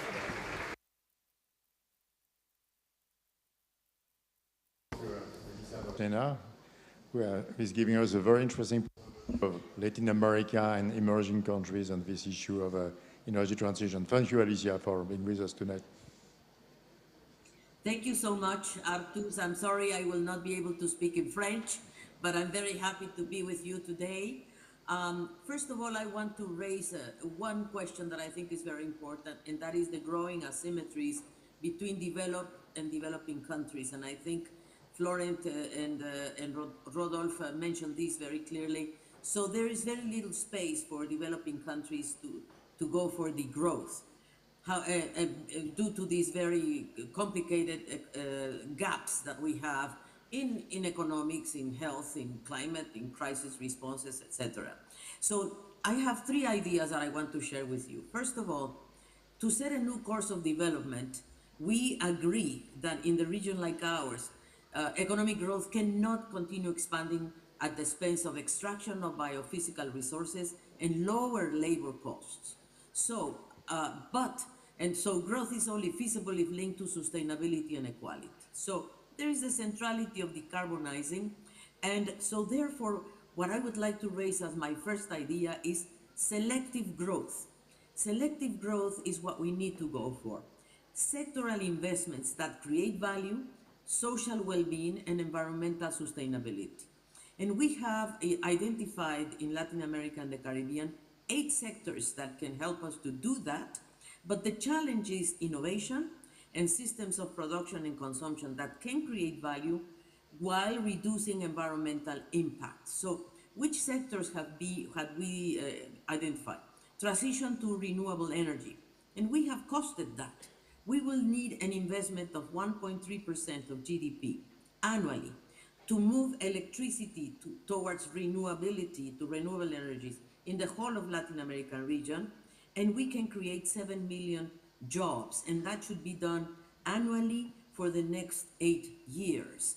And that is feasible for electricity. Secondly, retrofitting in urban spaces. This is very important, building and vehicles, and this is connected to electromobility. The fourth is digital economy. We definitely need to move to digitization, and we have calculated the costs of digitizing all of the households in Latin America. 66 million households do not have proper access to internet. Agroecology and agroforestry. This region is mega diverse and produces food, but we need to do it in a sustainable way, so we need to move towards that direction. And circular economy is another area where we have to invest. But all of this is connected to manufacturing industry. We cannot only remain relying on extractive industries. We have to move to manufacturing. Now, these sectors will need, and this is where I think international cooperation is key, we will need cooperation from European countries and from developed countries to release critical patents to move into sustainable technologies. I think this is a must, particularly in water, energy, and critical sectors that these developing countries need urgently. My second idea is massive investment, public, private, and foreign investment, with proper regulatory framework. In the region, we have calculated that we need to go from 19% of GDP, very low investment is happening in our region, to 26% of GDP annually, which is the average of the world. And we need to then reposition and rethink public sector and public policy in this innovation process and the relationship between private and public sectors, because market and business alone cannot create wealth on their own. It's crucial to their productivity, the services that are provided by the state, education, health, social care. You in Europe have these issues resolved, but in our developing countries, we don't have these issues resolved. There's a lot of gaps in education, health, and social care. And also in basic infrastructure. For example, 166 million people do not have safely drinking water, for example, and 400 million people do not have sanitation. So investing on these sectors is essential and also is possible and feasible with joint ventures between public and private sectors. So the third idea is that we have to go for the notion that creation of economic value is a collective process where distribution of income and wealth have a positive impact on development. So I fully agree that there is a powerful case for rebalancing the distribution of earnings between capital and labor. We definitely need to reduce the profitability of capital, move it to labor and to sustainable development, to sustainable investments, and knowledge, technology, innovations offer the most important route So we need to shift our economies to information-based goods and services. But the problem is that we need to move over also to a public framework, a regulatory framework that does not tax labor, but taxes energy and materials. And we have to move towards notions, for example, like a basic income, because in our region we have 200 million people in poverty out of a continent of 650 million in total. So we do have still great amounts of people in poverty that will need basic income for on one hand and reskilling, education and creative capabilities. So I think that we need to move to a convergent growth, let's say, not any growth, not at any cost. We have calculated that we will need 4% of GDP growth to make a convergence between environmental, industrial policies, and equality. And if we are able to have a convergence of these three growth rates, that means environmental, social, and economic, we will be able to decarbonize, to move to structural change, and more importantly, to move towards equality, which we have calculated that 1.5% of the richer, of the richest decile, has to transfer via fiscal instruments or via other mechanisms 1.5% to the bottom 10%. So these are concrete solutions, my dear. Degrowth, yes, degrowth can occur in developed countries, maybe, open space for consumption and production to developing countries. This is my basic points and my ideas. Thank you so much, Arthur, for inviting me to share these thoughts. Thank you, Alicia. Thank you very much. Nous avons quelques By the way, minutes. before I leave the mic, one thing that I think is simply not acceptable is that Europe and the US are diverting so much money for military action. I think this is impossible. And going back to fossil fuels, this is what's happening today. This is what we cannot, is not acceptable for anybody. Thank you so much. Thank you, Alicia. Nous avons quelques minutes pour débattre. J'avais une question peut-être pour qui veut. I have a question for our debate, so who wants to take this question? Something we haven't spoken about is the qualification of jobs. Is that a problem in your corporations? Will the transition change the nature of jobs and how you address this issue?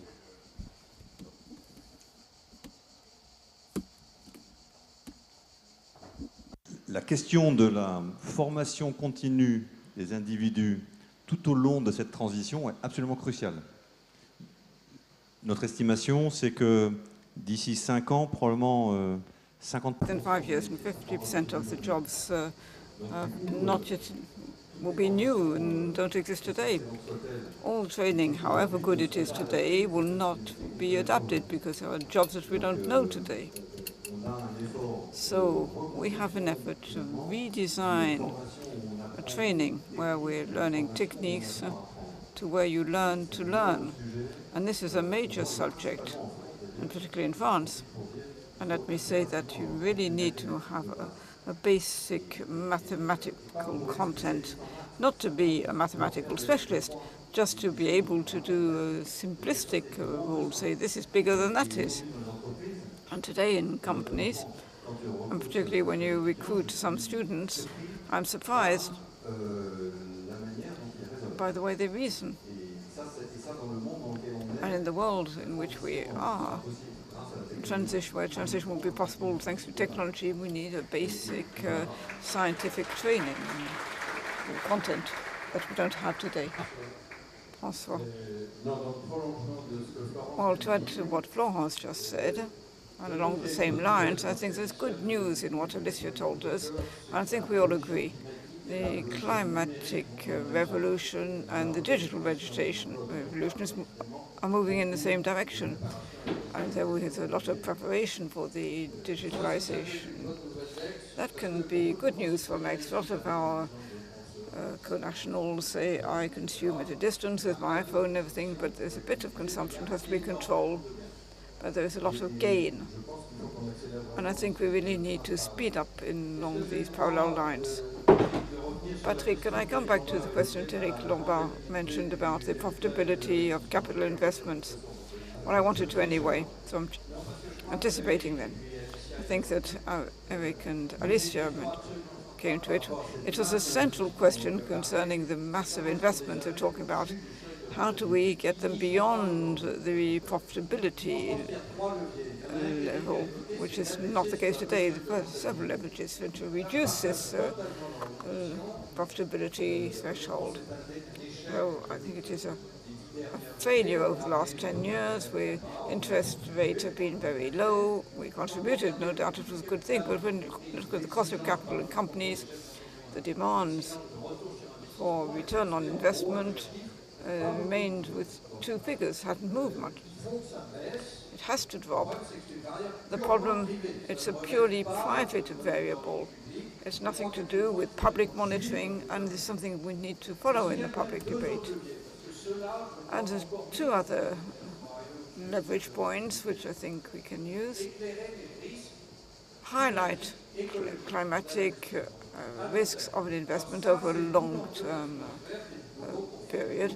This is the work that we do, the Banque de France, the European Bank, and supervise today when there's a decision for investment over a 10 or 15-year period.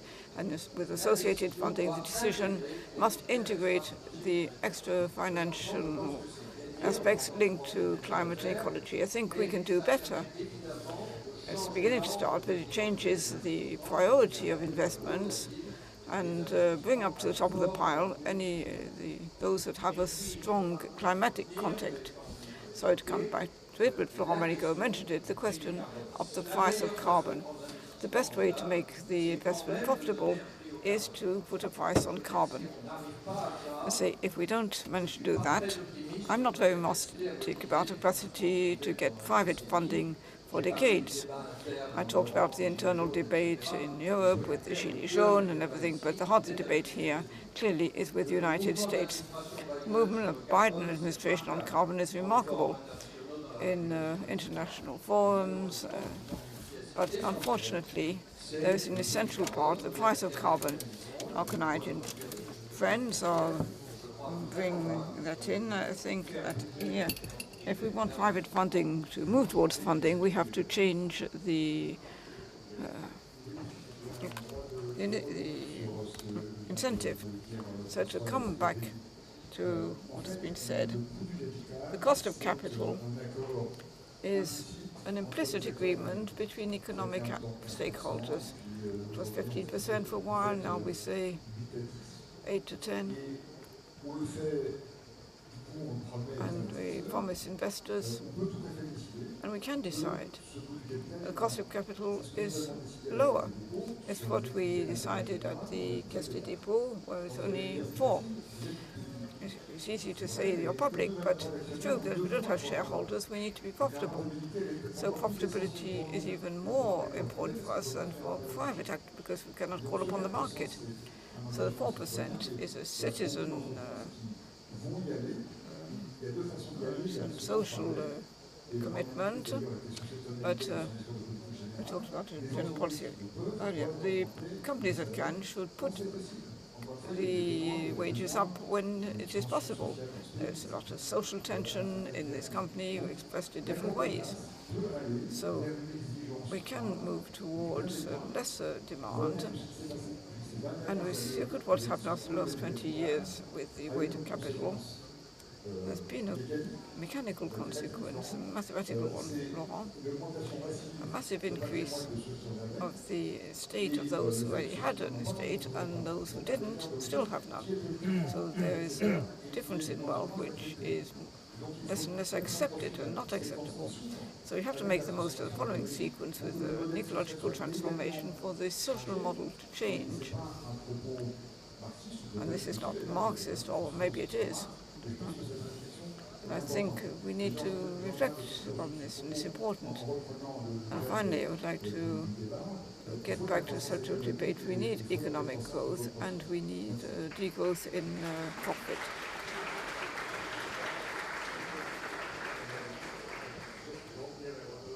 Pierre Rodolphe, you can respond.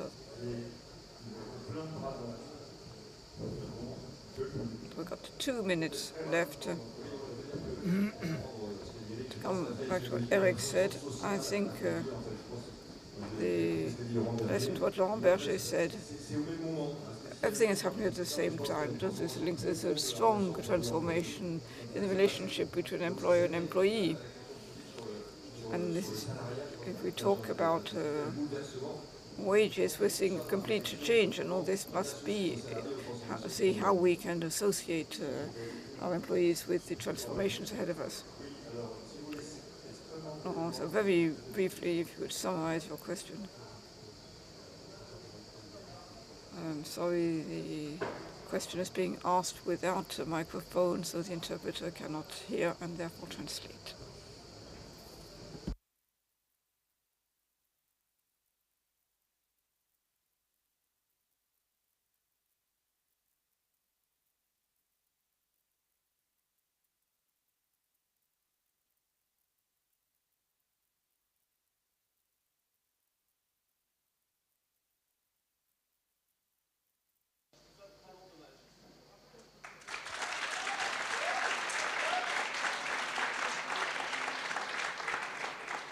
Allez-y, allez-y.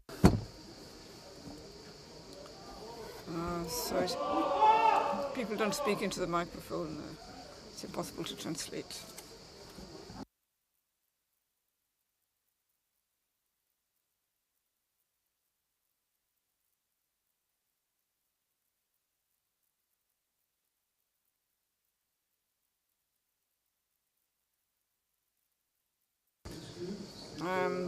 Sorry.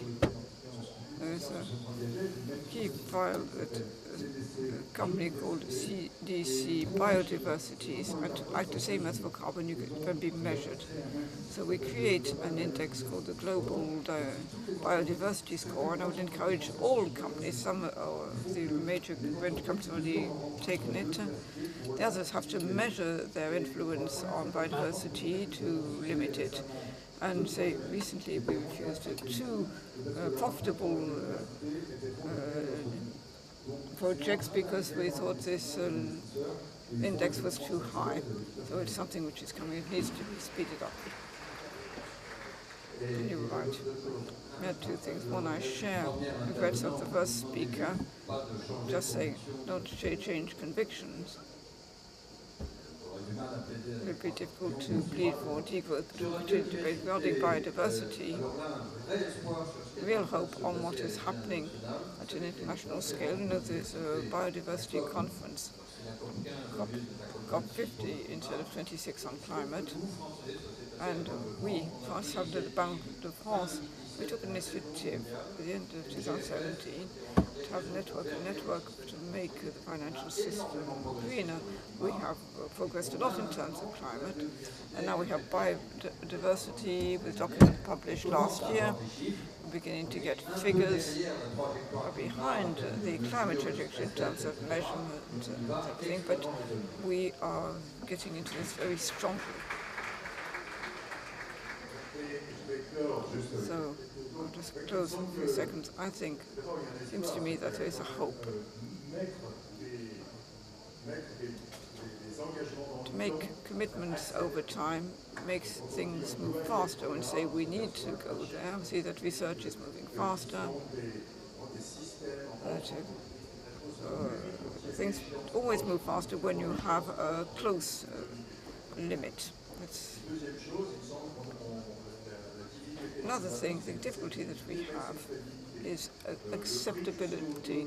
The price of CO2, we know it will lead us in the right way. It's about should be about 200 euros per ton. Today it's 80. So this will not be the only incentive. Not everyone is prepared to see it double for companies. Obviously, all this will necessarily lead to a drop in financial profitability because less profitable investments will have to be made, and also to have a greater distribution to correct inequalities. So the demands move. Those will be like in the 1980s. where the profitability levels were not very far from the interest rates on the market. So thank you all for staying so late and have a good evening.